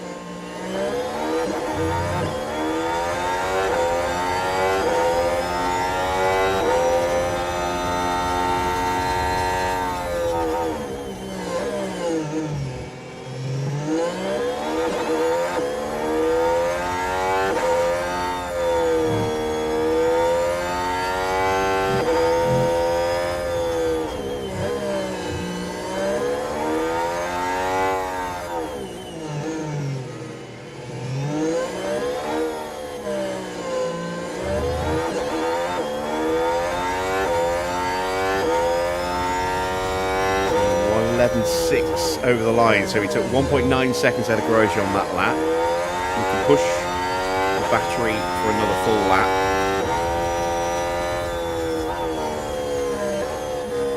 Hopefully get the gap down to about 6 seconds, then we'll have to let the battery recharge, but we can keep the tyre push going.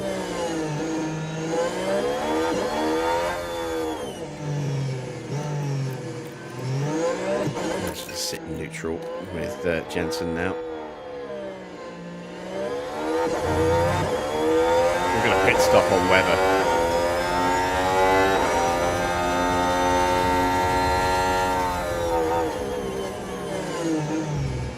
Right, that's Hulkenberg. Next car in front of us at the moment now is Grosjean, 7.5 seconds ahead. Less than that now. They're coming up on some traffic as well. They're coming up on the back of Maldonado, Peak and Van der Garde.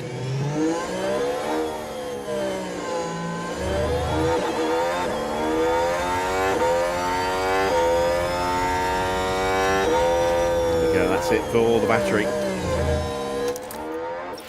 Took another 2.3 seconds out of Grosjean on that lap. The gap is 6.5 seconds. 11 laps to go.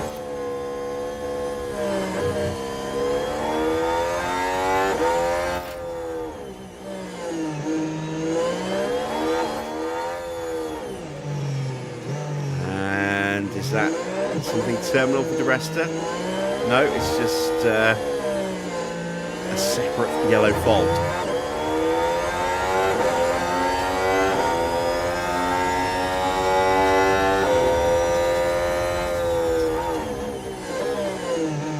This is what I was worried about. Once the battery push stops, the gap starts to stabilize a little bit.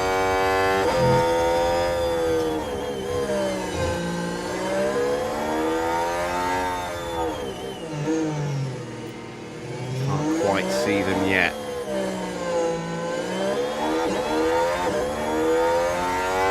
We've almost got visual range.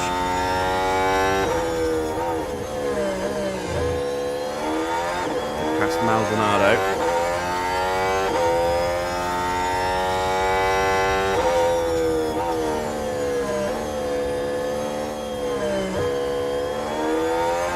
Peak is still ahead. Now he's been let through. And that's definitely hurt Grosjean though. Gap now under 5 seconds. That's Maldonado and Peak. And Van der Garde, who's also now part of that. So we've got 3 in a row to get through, and we should get through all 3 of them on the main straight.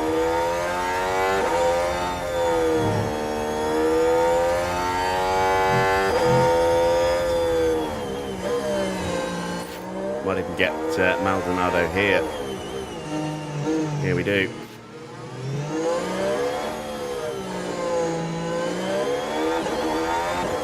And we get some DRS as well for good measure.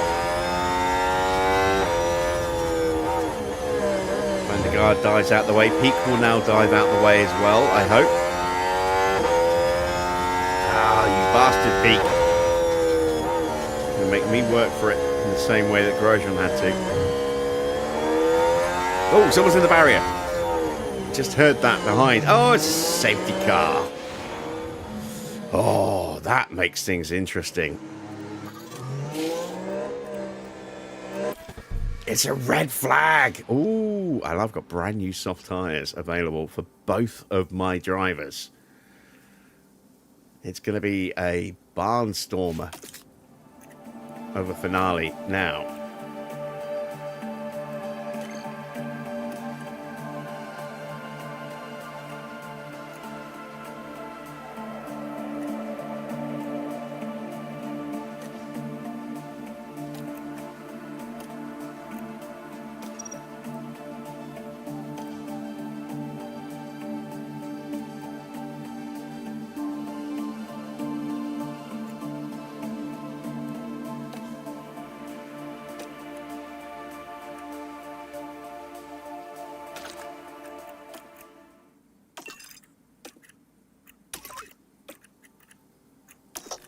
Full attack on the restart.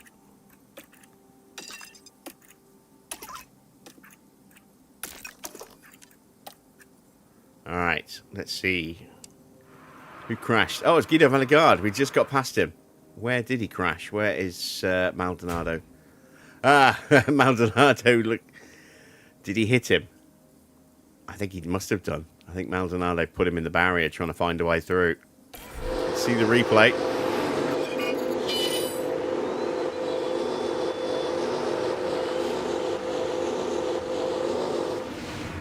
Into the left-hander at Massenet.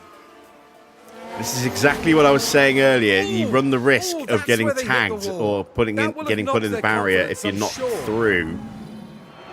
At least alongside going into Massenet. If you're still sort of only a third of the way alongside, yeah, that's a recipe for disaster. And Maldonado proved that point for me spectacularly well there. We're going to take a quick ad break to take advantage of this red flag.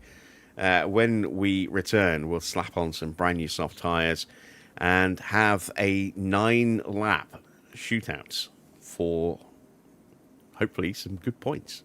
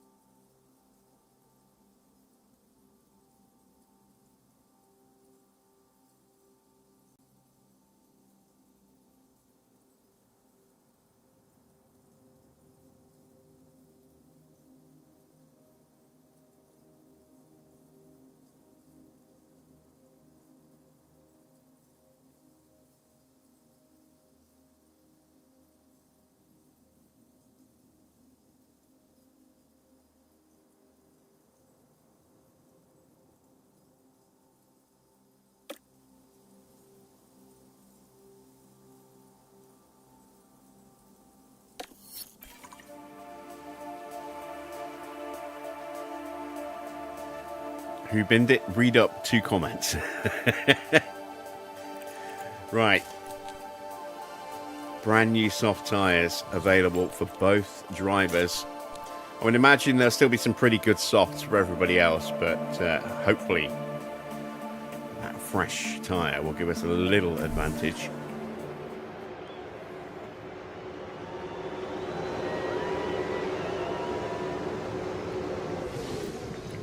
Not for the first time today, the drivers are lined up, awaiting the lights. And it's lights out, and away we go. Oh, Jensen gets off to a rocket start. We need to fix that. There we go. Schumacher gets through.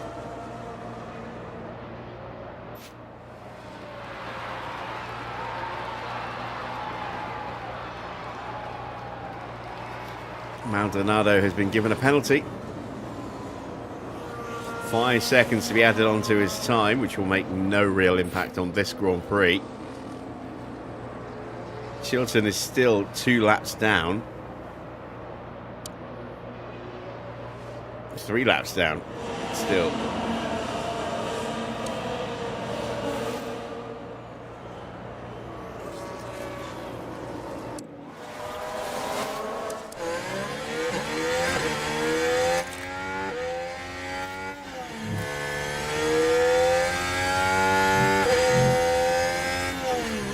Trouble is, with everyone having put tyres on, it does mean that our chances of actually getting clean, concise overtakes has dramatically fallen.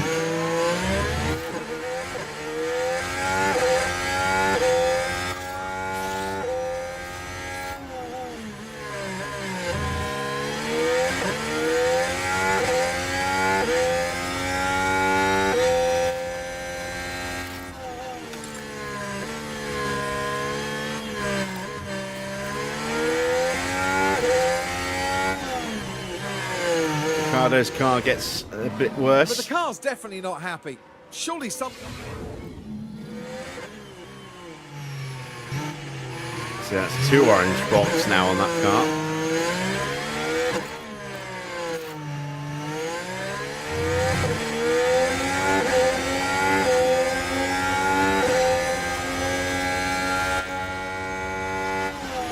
Yeah, it would have been an absolute Hail Mary to try and get up the inside there. I'm glad that Schumacher didn't just lunge it. It's too far away.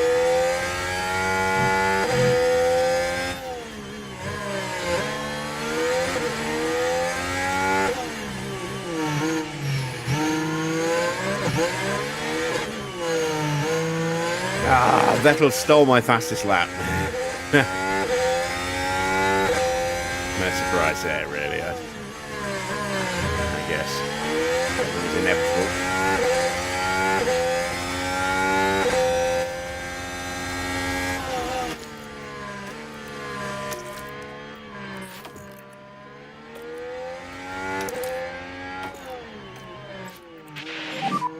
Recharge on. Has that allowed Webber to unlap himself? Yes, it has. Yeah, it's taken away a lap, so Button's unlapped. So yeah, Chilton would have been 4 laps down had it not been for the red flag.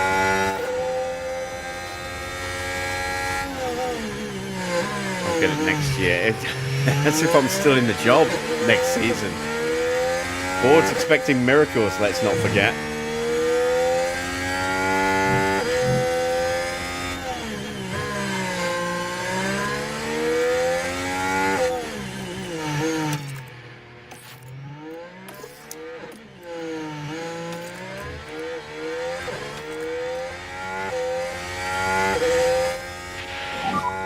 Remember, recharge. Ford's going to be pissed with this result. 8th and 9th, both cars in the top 10. Shocking.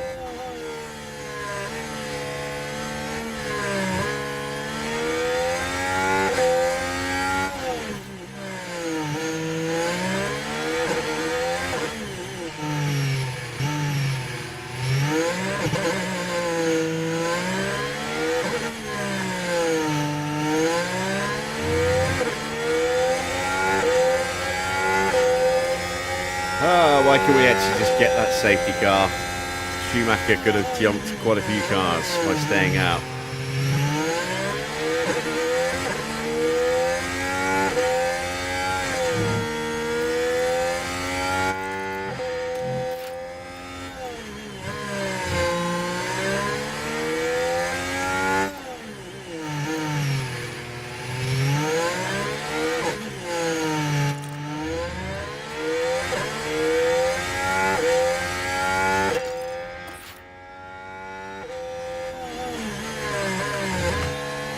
We're stuck here in 8th. We're not going to get any better unless someone makes a mistake.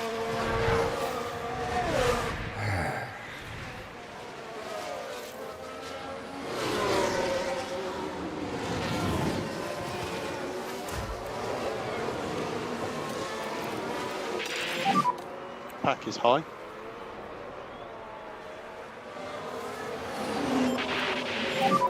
It's okay to close the gap. recharge on.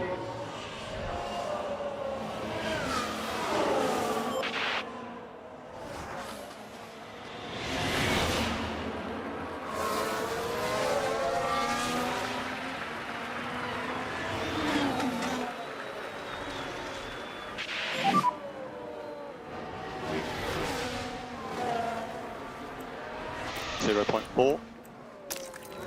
Still plenty of opportunities. Use overtake.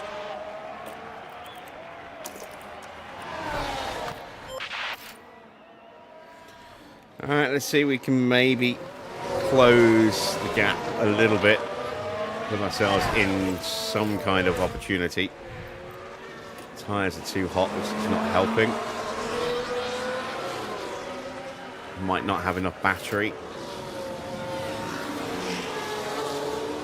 Yeah, a little bit of a frustrating end. I thought we were actually on for a bit of a fight. And I got all excited when I saw a safety car, and then it immediately went red, and I'm like, yeah, that's going to kill our chances of any significant improvement. And as it turns out, we're not going to get any improvement at all. This is a little disappointing, to say the least.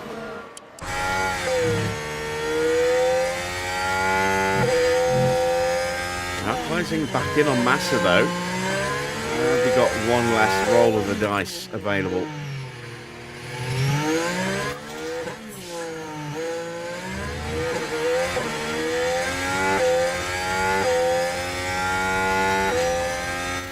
I think we're too far behind. Unless we can somehow pull off a Hail Mary into the Nouvelle chicane.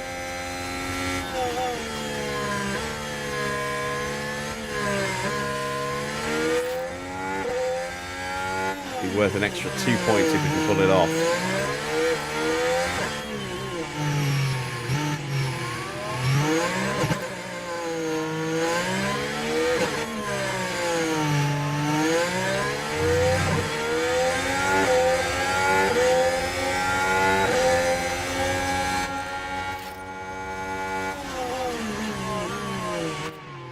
I got nothing left to give, army. We're giving everything we've got.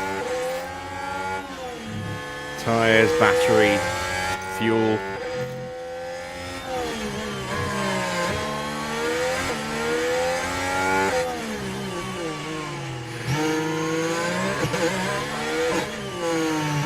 There we go. Vettel wins his 5th Grand Prix of the season.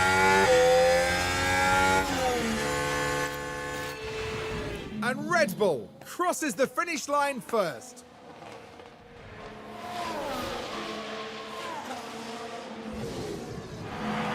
All credit to the team for the car they've put together. But without that incredible and consistent driving, it'd all be for nothing. It is already starting to look ominously like it's going to be title number 4 for Vettel this year.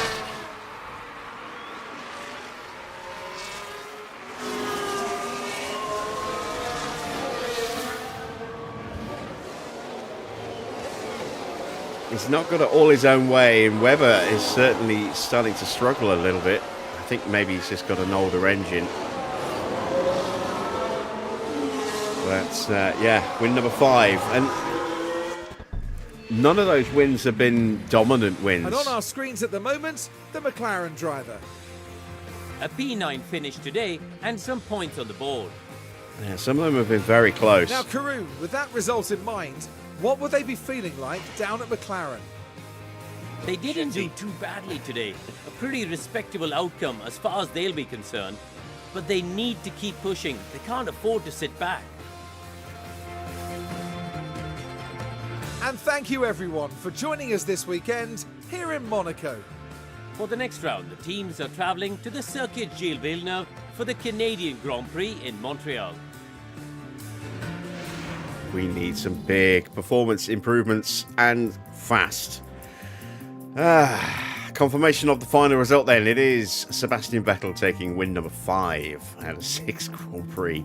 Alonso in 2nd, Hamilton 3rd, Rosberg in 4th, Then it's Raikkonen and Grosjean. Disappointed that both Lotus cars finished ahead of us today. Then Massa in 7th, Schumacher in 8th, 9th for Jensen.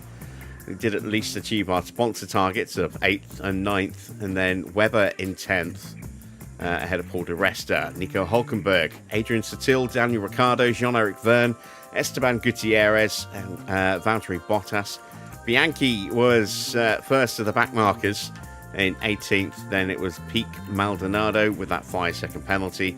And Max Chilton, an extra lap down. 2 retirements. No, just 1 retirement. Guido van der Garde unable to continue after being punted by Pasta. So, in the Drivers' Championship, it's only his 4th win. My mistake. I thought I'm confusing this with my own Ferrari file. So, 4th win of the season for Vettel. But still, that's 4 wins. Hamilton moves up into 2nd place and Alonso into 3rd as they both overtake Mark Webber. 88 points for Hamilton and 82 for Alonso. So he's 51 points behind. Hamilton is 45 points behind.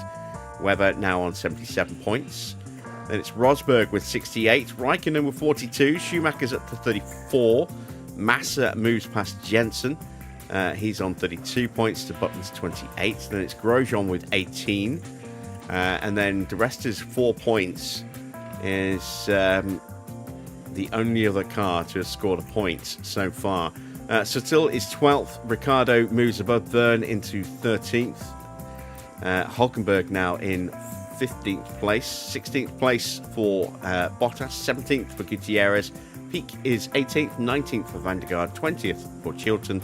21st for Maldonado.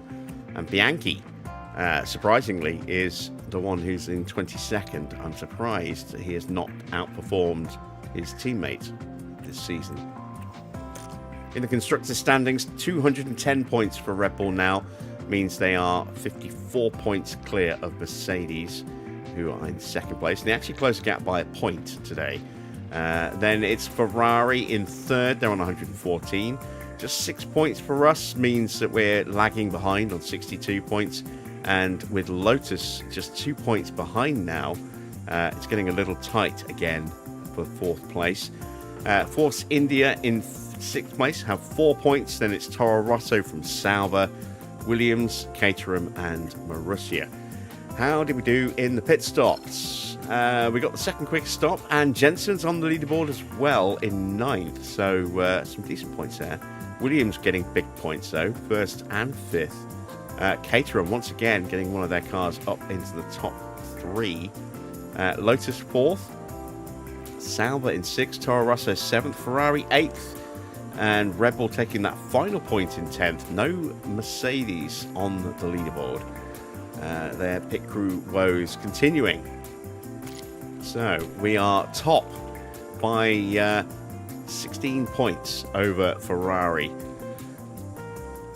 And that's how much we outscored them by today, which is quite nice. Red Bull in 3rd. They're on 80 points. Caterham 4th with 77. They're now just 3 points behind Red Bull after another strong day in the pit lane. Williams getting a massive 35 points means they're up to 70 points now and ahead of Toro Rosso, up into 5th place. Toro Rosso dropping into 6th. They're on 54 points. Then it's Lotus moving ahead of Force India with 35 points to 34. No points for Force India today. Mercedes have 18 points in 9th. Then it's Sauber 10th with 12. And still no points for Marussia, who sits in 11th. Now you see a summary of our stops. 2.4 and 2.6. Both of our second stops were bad. A stuck wheel nut, disastrous for Schumacher. Cost him 10 seconds. And any chance we had of getting better than 8th place. And a stuck wheel nut for Jensen as well, but significantly easier to release than it was on Schumacher's car. Our drivers get their sponsor targets. We've got some more money in the bank. And we have a new front wing to start building as well. Let's head back to HQ and get prepped for Canada.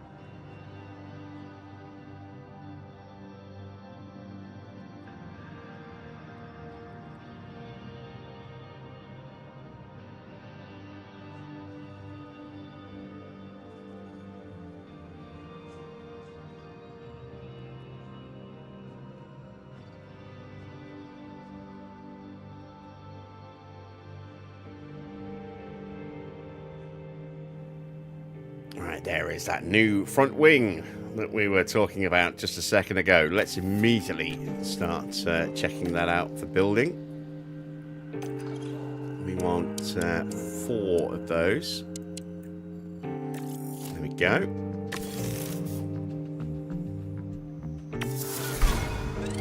We get our money from the sponsors as well, which was just over 4.1 mil, nearly 4.2 mil. Did we have a mandatory as well? No. Mick has improved to a 41 overall. Our DRS, well, these values are wrong because this is with damaged parts on other cars as well. So let's dive into the inbox. We've got scouting on Adrian Newey. Yeah, I mean, I'd love to sign Newey. We've got Ron Meadows to take a look at as well. How's our post-race data? I'm declining going to the board for a while. A suspension has worn out on Schumacher's car. We'll have to fix that, replace that. There is that new front wing. Let's immediately compare Adrian Newey, who is still too soon into his contract to go into negotiations, against Paddy Lowe, and it's a staggering difference, isn't it? Look, he's up 9 points in chassis, up 9 points in front wings, 6 points in rear wings, 18 points in side pods, 13 points in underfloor, and 5 points in the suspension. Yeah, I desperately want to sign Newey.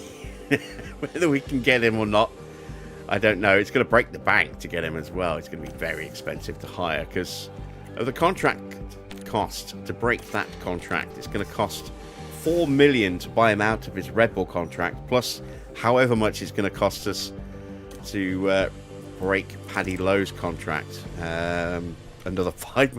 Nah, $9.5 million nearly to buy out Paddy Lowe and Newey's contracts and install Newey in our team. Ooh, it'll be worth it though. It will be worth it if we can get him. Right, let's take a look at Ron Meadows, as I should say. Compare him to our current sporting director, Sam Michael. The gap is 12 points in training, only an extra 5 points in aptitude, which is a little bit of a shame. Leadership, 88. That's a big 14-point swing, and another 14 points in processes as well. I want someone who's got a high aptitude. So let's continue looking at the options here. Aptitude of 88.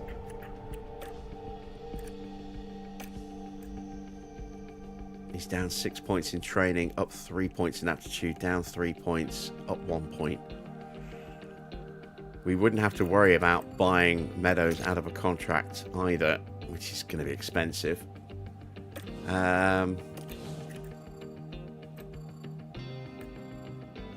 Stevenson's going to be way too expensive to try and pinch.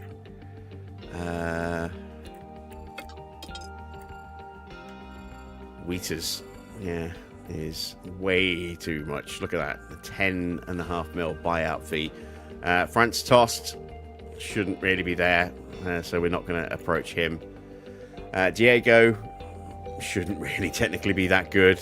I did leave feedback on that. Whether we'll see that in a future update, I don't know.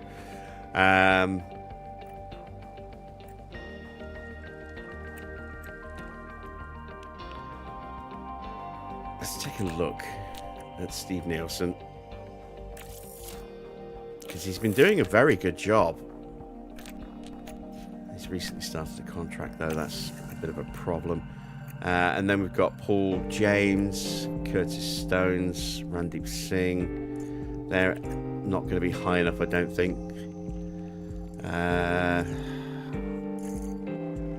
Yeah, okay.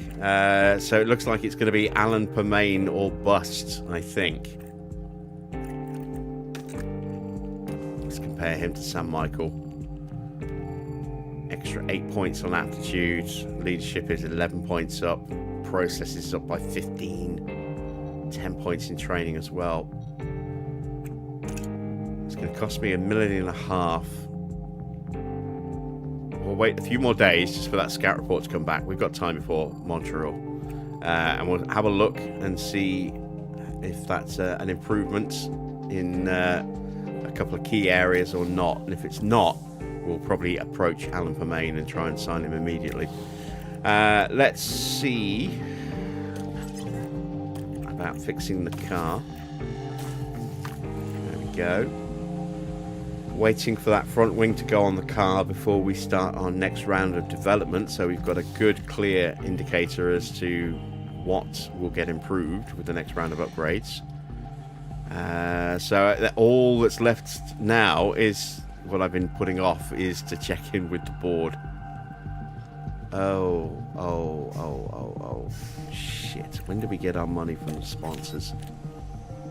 On a Sunday. Alright, this is going to fuck up our sponsors again. It's that annoying thing of if it drops on a race weekend, you're screwed. We're not going to get the opportunity to do any fulfillment this month, or this 6-week period, so we may end up having to mod in some money again in 6 weeks' time, which is so annoying. I hate having to do it, but when it does not give us the opportunity to even attempt to do anything with the sponsors, it ruins us. Luckily, it's only just over 4 mil. It's not like it was with our Cadillac team, where we were earning over 9 mil every 6 weeks, because the fulfillment requirements were so much higher than they are at the moment for this McLaren team.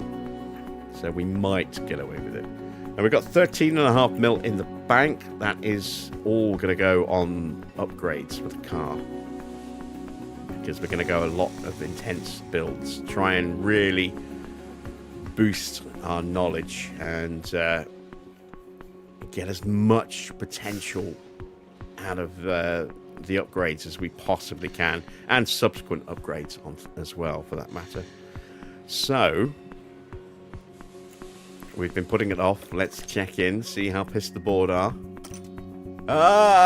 They've dropped to low confidence. Shit. Fuck. Yeah, this is not going well. I mean, it's such a ridiculous target. I would say McLaren is quite possibly the hardest save file out of this series, simply because of that objective and the lack of performance in relation to it being able to achieve that target. Yeah, we're in trouble. We are in real trouble. Should have told the board to piss off when they asked if they could come to the previous Grand Prix in Spain. Should have said, no, not a chance. Cannot take the risk of you getting upset. And like an idiot, I said, yeah, sure, come along, it'll be fine, Well, yeah, that did not quite work out, did it? Right. There we go. That's the burst wing. So let's stick that onto Schumacher's car. And that is now a complete set of upgrades, completely fitted to the car with 2 Mark IIIs. So if we were to do a little bit of car analysis and see the complete difference between the two cars, that's the complete package. So every area is an improvement, some by bigger margins than others. But now we have a baseline here to know what will change with the next round of upgrades. So we need a new rear wing.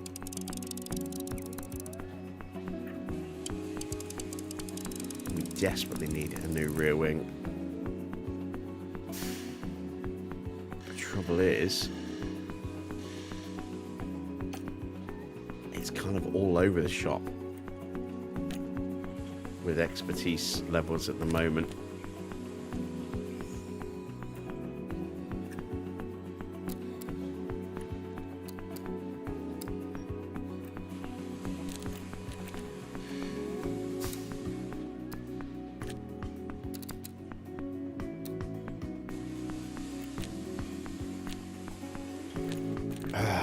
dear.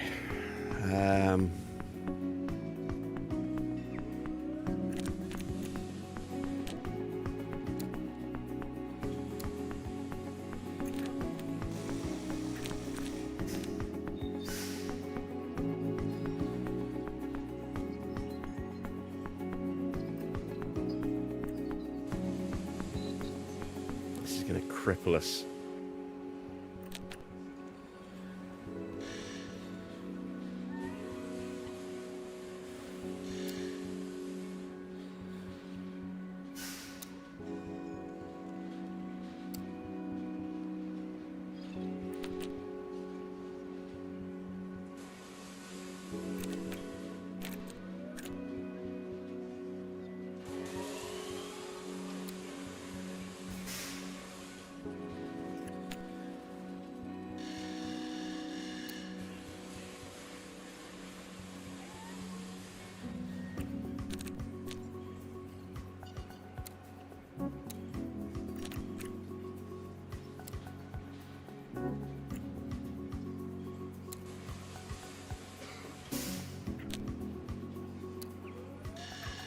Ah, god damn.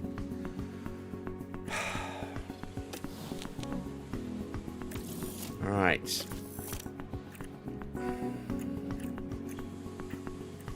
The suspension's a mess as well.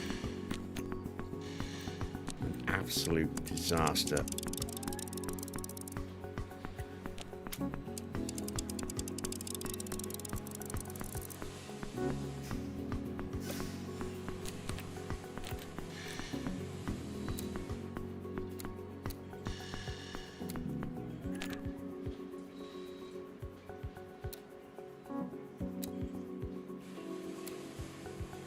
Look at the loss of expertise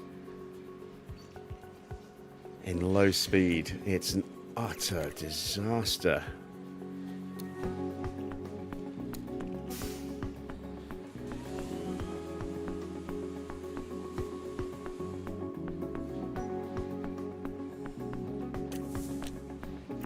I think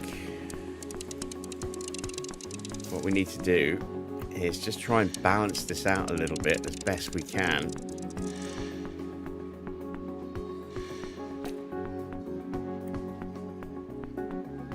I don't even think I can balance this out.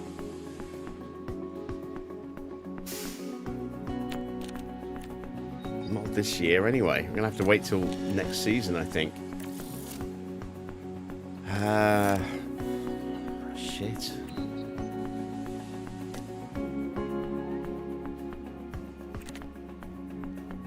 Can at least make some gains here.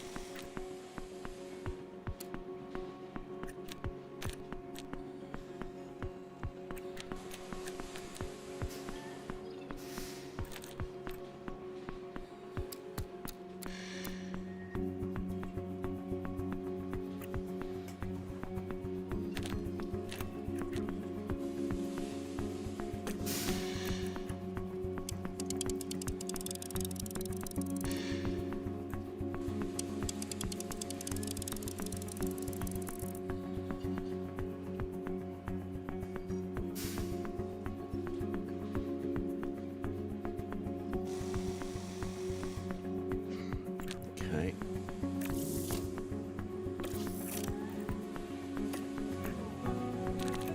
About the next chassis.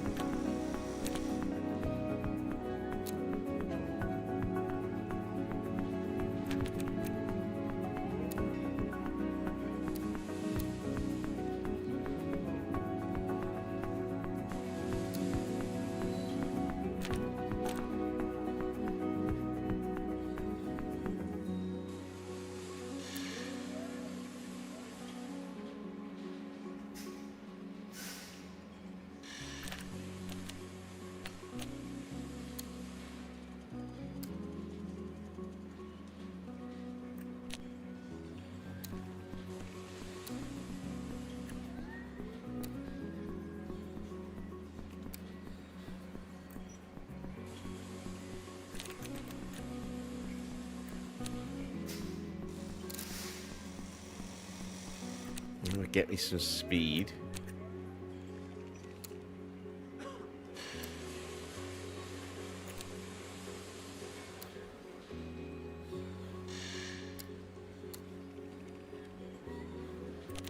That would be gaining expertise in quite a few areas. I think...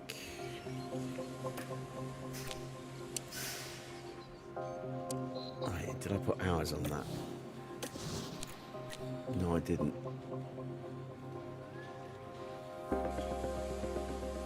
Okay, that's good. Right, so we want another intense build on another chassis design. The reason I'm keep making the same parts over and over again is I'm trying to get their expertise really high, ready for next season. This season's going to be a write-off. We've got to try and improve the car wherever we can.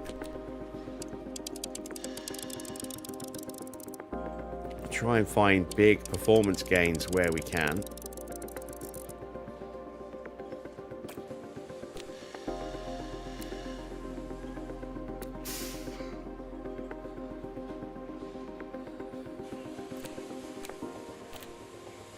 Without over-specializing the setup of the car too much. You make a really fragile wing. Look how much that's going to boost the low speed. We're going to gain, as you can see here, a huge amount. Our expertise is chipping in 0.2 kilonewtons. And then just the way that the focus is on the actual design is going to chip in just 0.04 kilonewtons. But yeah, the expertise that we have in low speed here is strong, which is going to give us a massive boost there. We could even theoretically dial that back a little bit and see if we could maybe chip in a little bit of extra elsewhere as a result.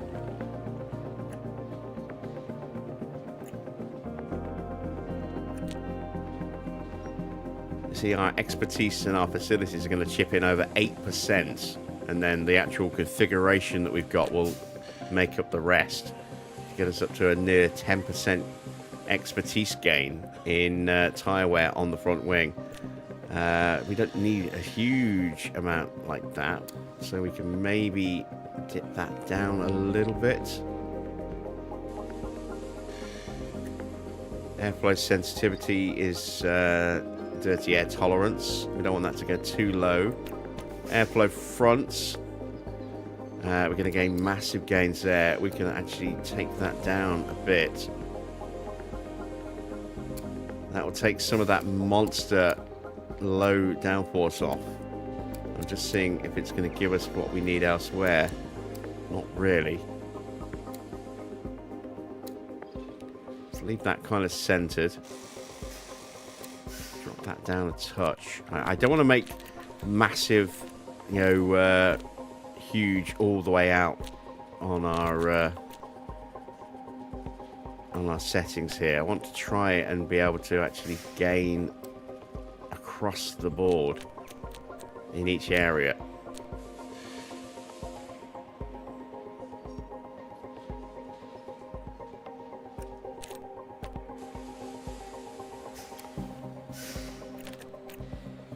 We'll go with that.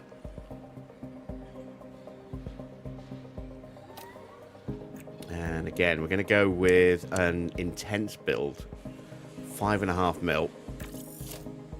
But that's going to just compound that expertise gain, hopefully. So the next front wing will be even stronger in terms of those kind of gains and knowledge gains.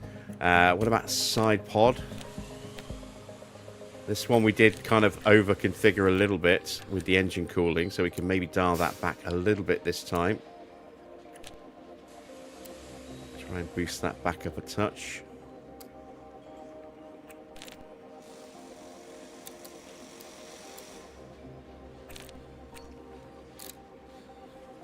Again, it's not going to give us much in the way of performance, but it will give us good expertise for next year.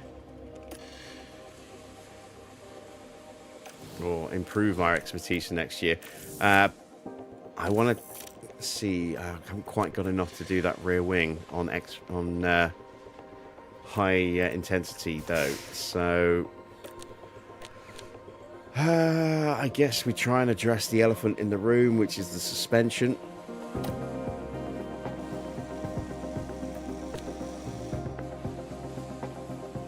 I'm just worried that I won't be able to get the expertise back if I do put that part in, and we're just going to have a really bad expertise level for next season. So I think for that reason, we just write off any more suspension upgrades this year. Just leave it at that.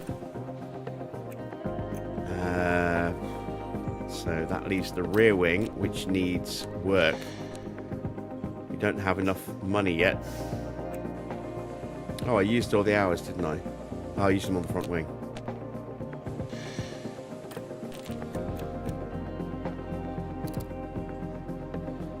Which was silly, because now I can't do what I wanted to do there. So, we'll leave the rear wing for a bit. We'll do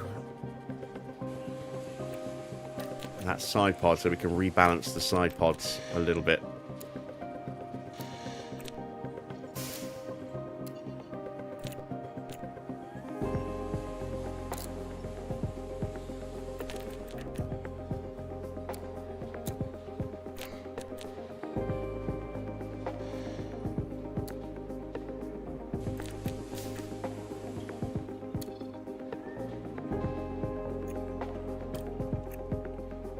And we'll go intense on that as well. Right, so we've got 3 new intense designs up and running. The new front wing in particular is going to be a very nice one. The new chassis will be good. The new side pod will be good. And that will mean that the next spec on top of those should be even stronger. And we're going to try and do this as best we can all year. Just keep knocking out intense build designs to try and really push that expertise up ready for next season, assuming we survive the year to get to next season, that is. Let's take a look at our staff survey. So Michael's a little unhappy with the contract bonus, but he's fine apart from that.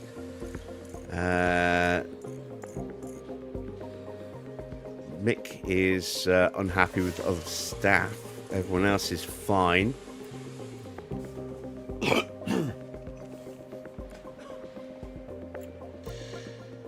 Is Oliver Turvey in our list of affiliates down here? No, he's not. All right, so we might have a member of staff that's just going to waste at the moment.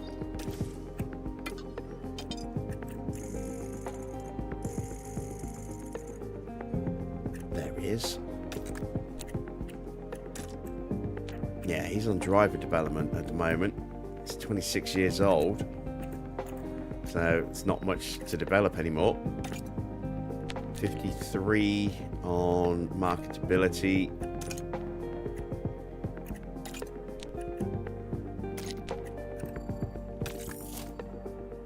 We'll add him to the car development pool.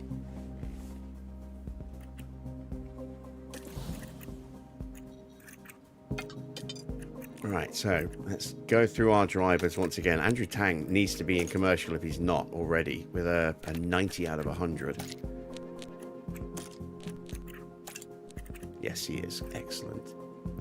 Ben Barnacote is a young driver who is training himself. He's only 16 years old. Oliver Turvey, we've just done. Gary Paffett should be on car design, which he is. Jensen's a main driver. Michael Magnuson is also on car development. That's fine, we'll leave him on that. Nick De Vries is on marketability. There we go. And Stoffel. What's Stoffel doing? He's on marketability as well. Move him onto car development.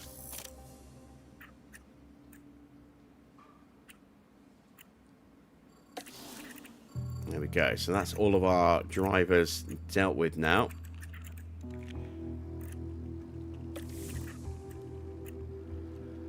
Ba, ba, ba, ba, ba.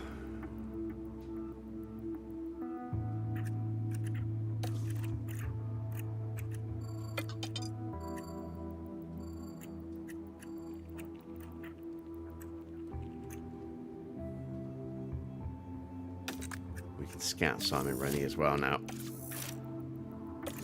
Go. Right. 8 days till Montreal.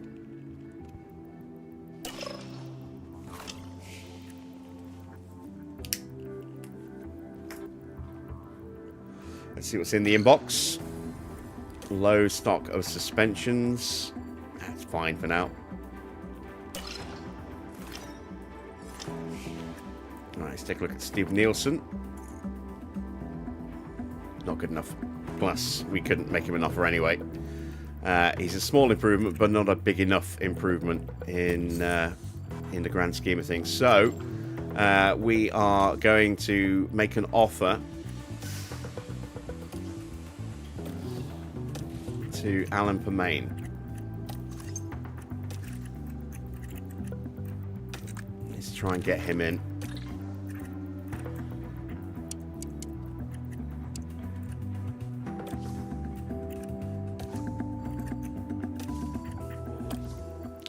Looks like he's going to cost us a fair bit of cash.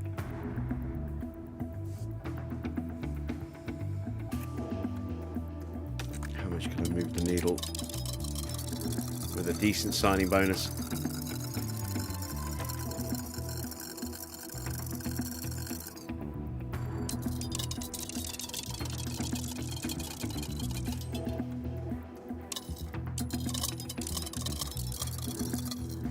Go to about 350.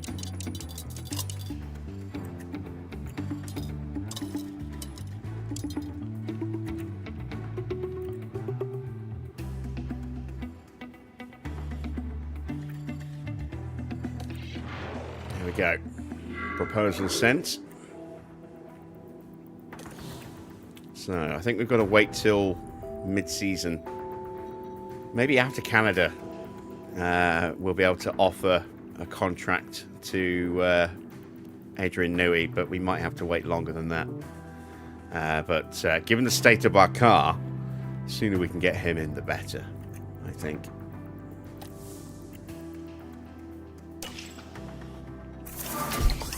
All right, Ben Barnacote goes up to a 61 overall. Very nice. Sam Michael suddenly decides to start improving. Now that he knows he's about to get the chop.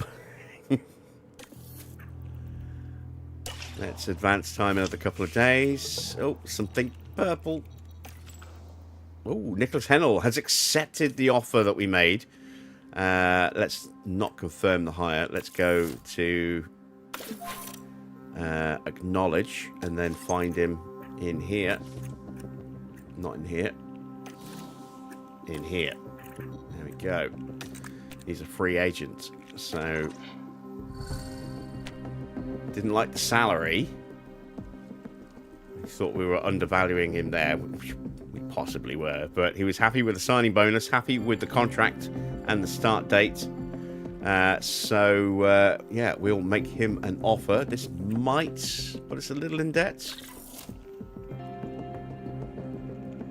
It's going to cost us 1.1.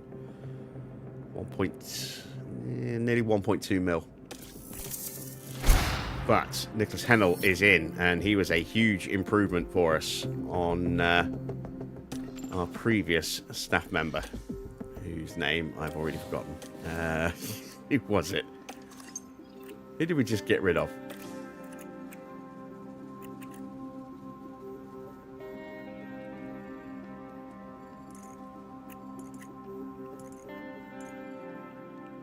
Tim Goss, yeah. A big improvement over Tim Goss.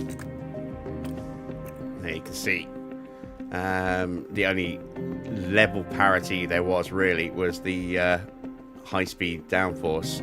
Everything else, well, I mean, cooling wasn't too far off, but a big drop in DRS delta. A big drop in low-speed downforce. Massive drop in drag reduction. Not too far off on airflow management, but a big way down in terms of sensitivity. Nicholas Hennel, with that massive drag reduction stat, might also help us fix our front wing. Our rear wing, and certainly with a much stronger DRS value, might help us fix the rear wing situation as well. So that is an excellent hire. Really glad that we've got him on board. Let's take a look at our scout report for Simon Rennie. And let's see how he stacks up against Phil Prue. Phil Prue, not quite as good in communication, but not too far away. Much better in feedback. And they're the same in composure. But it's not Phil Prue I was thinking about. It was more Tom Stallard I was thinking about. And that would definitely be an improvement. We would lose our voice audio from Tom Stallard. But we would be signing an engineer. His communication stat is much better, which would have a big improvement effect for Jensen in terms of loss of performance from accidents, etc. Feedback would mean that would come in slightly slower, composure slightly higher. Oh no, wait, it's the composure stat, isn't it? Communication is how quickly he forms a relationship with the staff member, with the driver. What's the contract situation like? It's going to cost too much to buy out Tom Stallard. So we'll think about that later in the season. But that's definitely a good potential swap there. Alright, let's get the car set up. Let's fit both cars now with the most up-to-date parts that we have.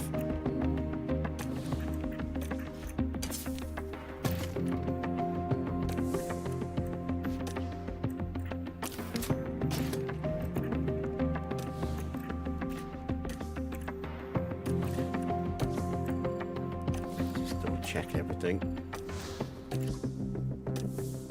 Yeah, there we go. So, both cars now back to equal spec. 2 days till we get to Montreal. It's fancy time. There we go. Don't know how accurate that actually is. Let's save. We'll overwrite our save. And then we will open up the database editor. And I've renamed Save 20. So I'm going to need to open up my save shortcut. And there we go. I've renamed it as the 2013 save. So we drop that in.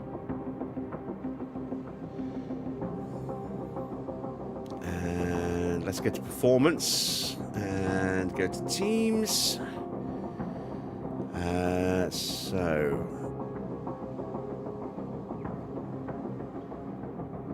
how are we looking? Still 8th and 9th in terms of what's fitted on the car. The gap is just over 3% to Sebastian Vettel. Hamilton and Rosberg equal spec on their cars. They are just 0.3% behind Vettel. Then it's Webber. Then Massa ahead of Raikkonen. Then Alonso. Then Schumacher and Button. Then Grosjean. And then we've got the Force Indias a little bit behind. That's a bit of a drop there, as you can see. 5% from Grosjean back to I don't think that's Hulkenberg. I think that's De Resta. I think in fact no, that's Hulkenberg, isn't it? Number 27. Who is the other? That is Sutil, isn't it? So big sort of change here. which is kind of interesting. We'll take a look at these details. We've got the best acceleration, best low speed, middle pack in the medium and the high, middle pack in terms of top speed, best DRS, which I'm surprised at, second best in dirty air, way down in tyre wear. Oh my god, look at Red Bull! What? 80%? No, that's crazy. That's absolutely crazy. Jesus. No wonder we've been struggling a little bit against Lotus. Look at their tyre wear. It is 22% better than us. That is a massive margin. 22%. Jesus. So, while they might not have the out-and-out performance that we do, it's not by much, and they can more than make up for it by keeping the consistency in their tyres. Way better than we can. Wow, that's a shock to see that value there. That's a huge shock. And Red Bull, 80%. That's crazy. Ooh, yeah. Okay. That seems like a good place to end today's stream. I hope you've enjoyed our trip back in time again for this week. We are all set now for Canada, which will be next Monday when we return to this save file. And the Canadian Grand Prix for round 7.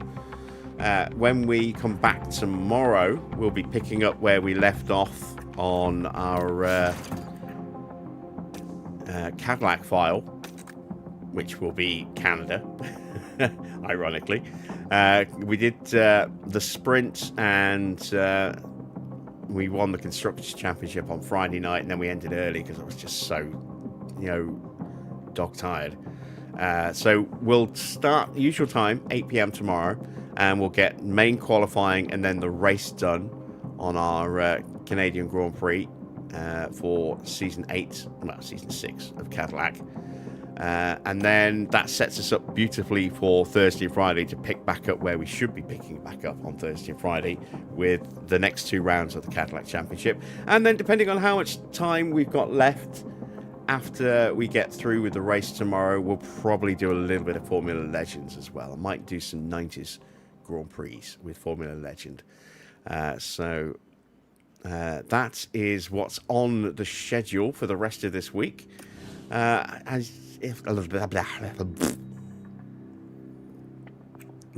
Brain short-circuiting there. If you have enjoyed tonight's race and you haven't already done so, then drop us a thumbs up. Always appreciated. Don't forget to hit that subscribe button if you're not yet subscribed. Click on the bell as well for notifications on when the live streams start. And until tomorrow, that's it from me. Thanks for watching. I am Jim Bob, and I'll be back with more F1 Manager very soon.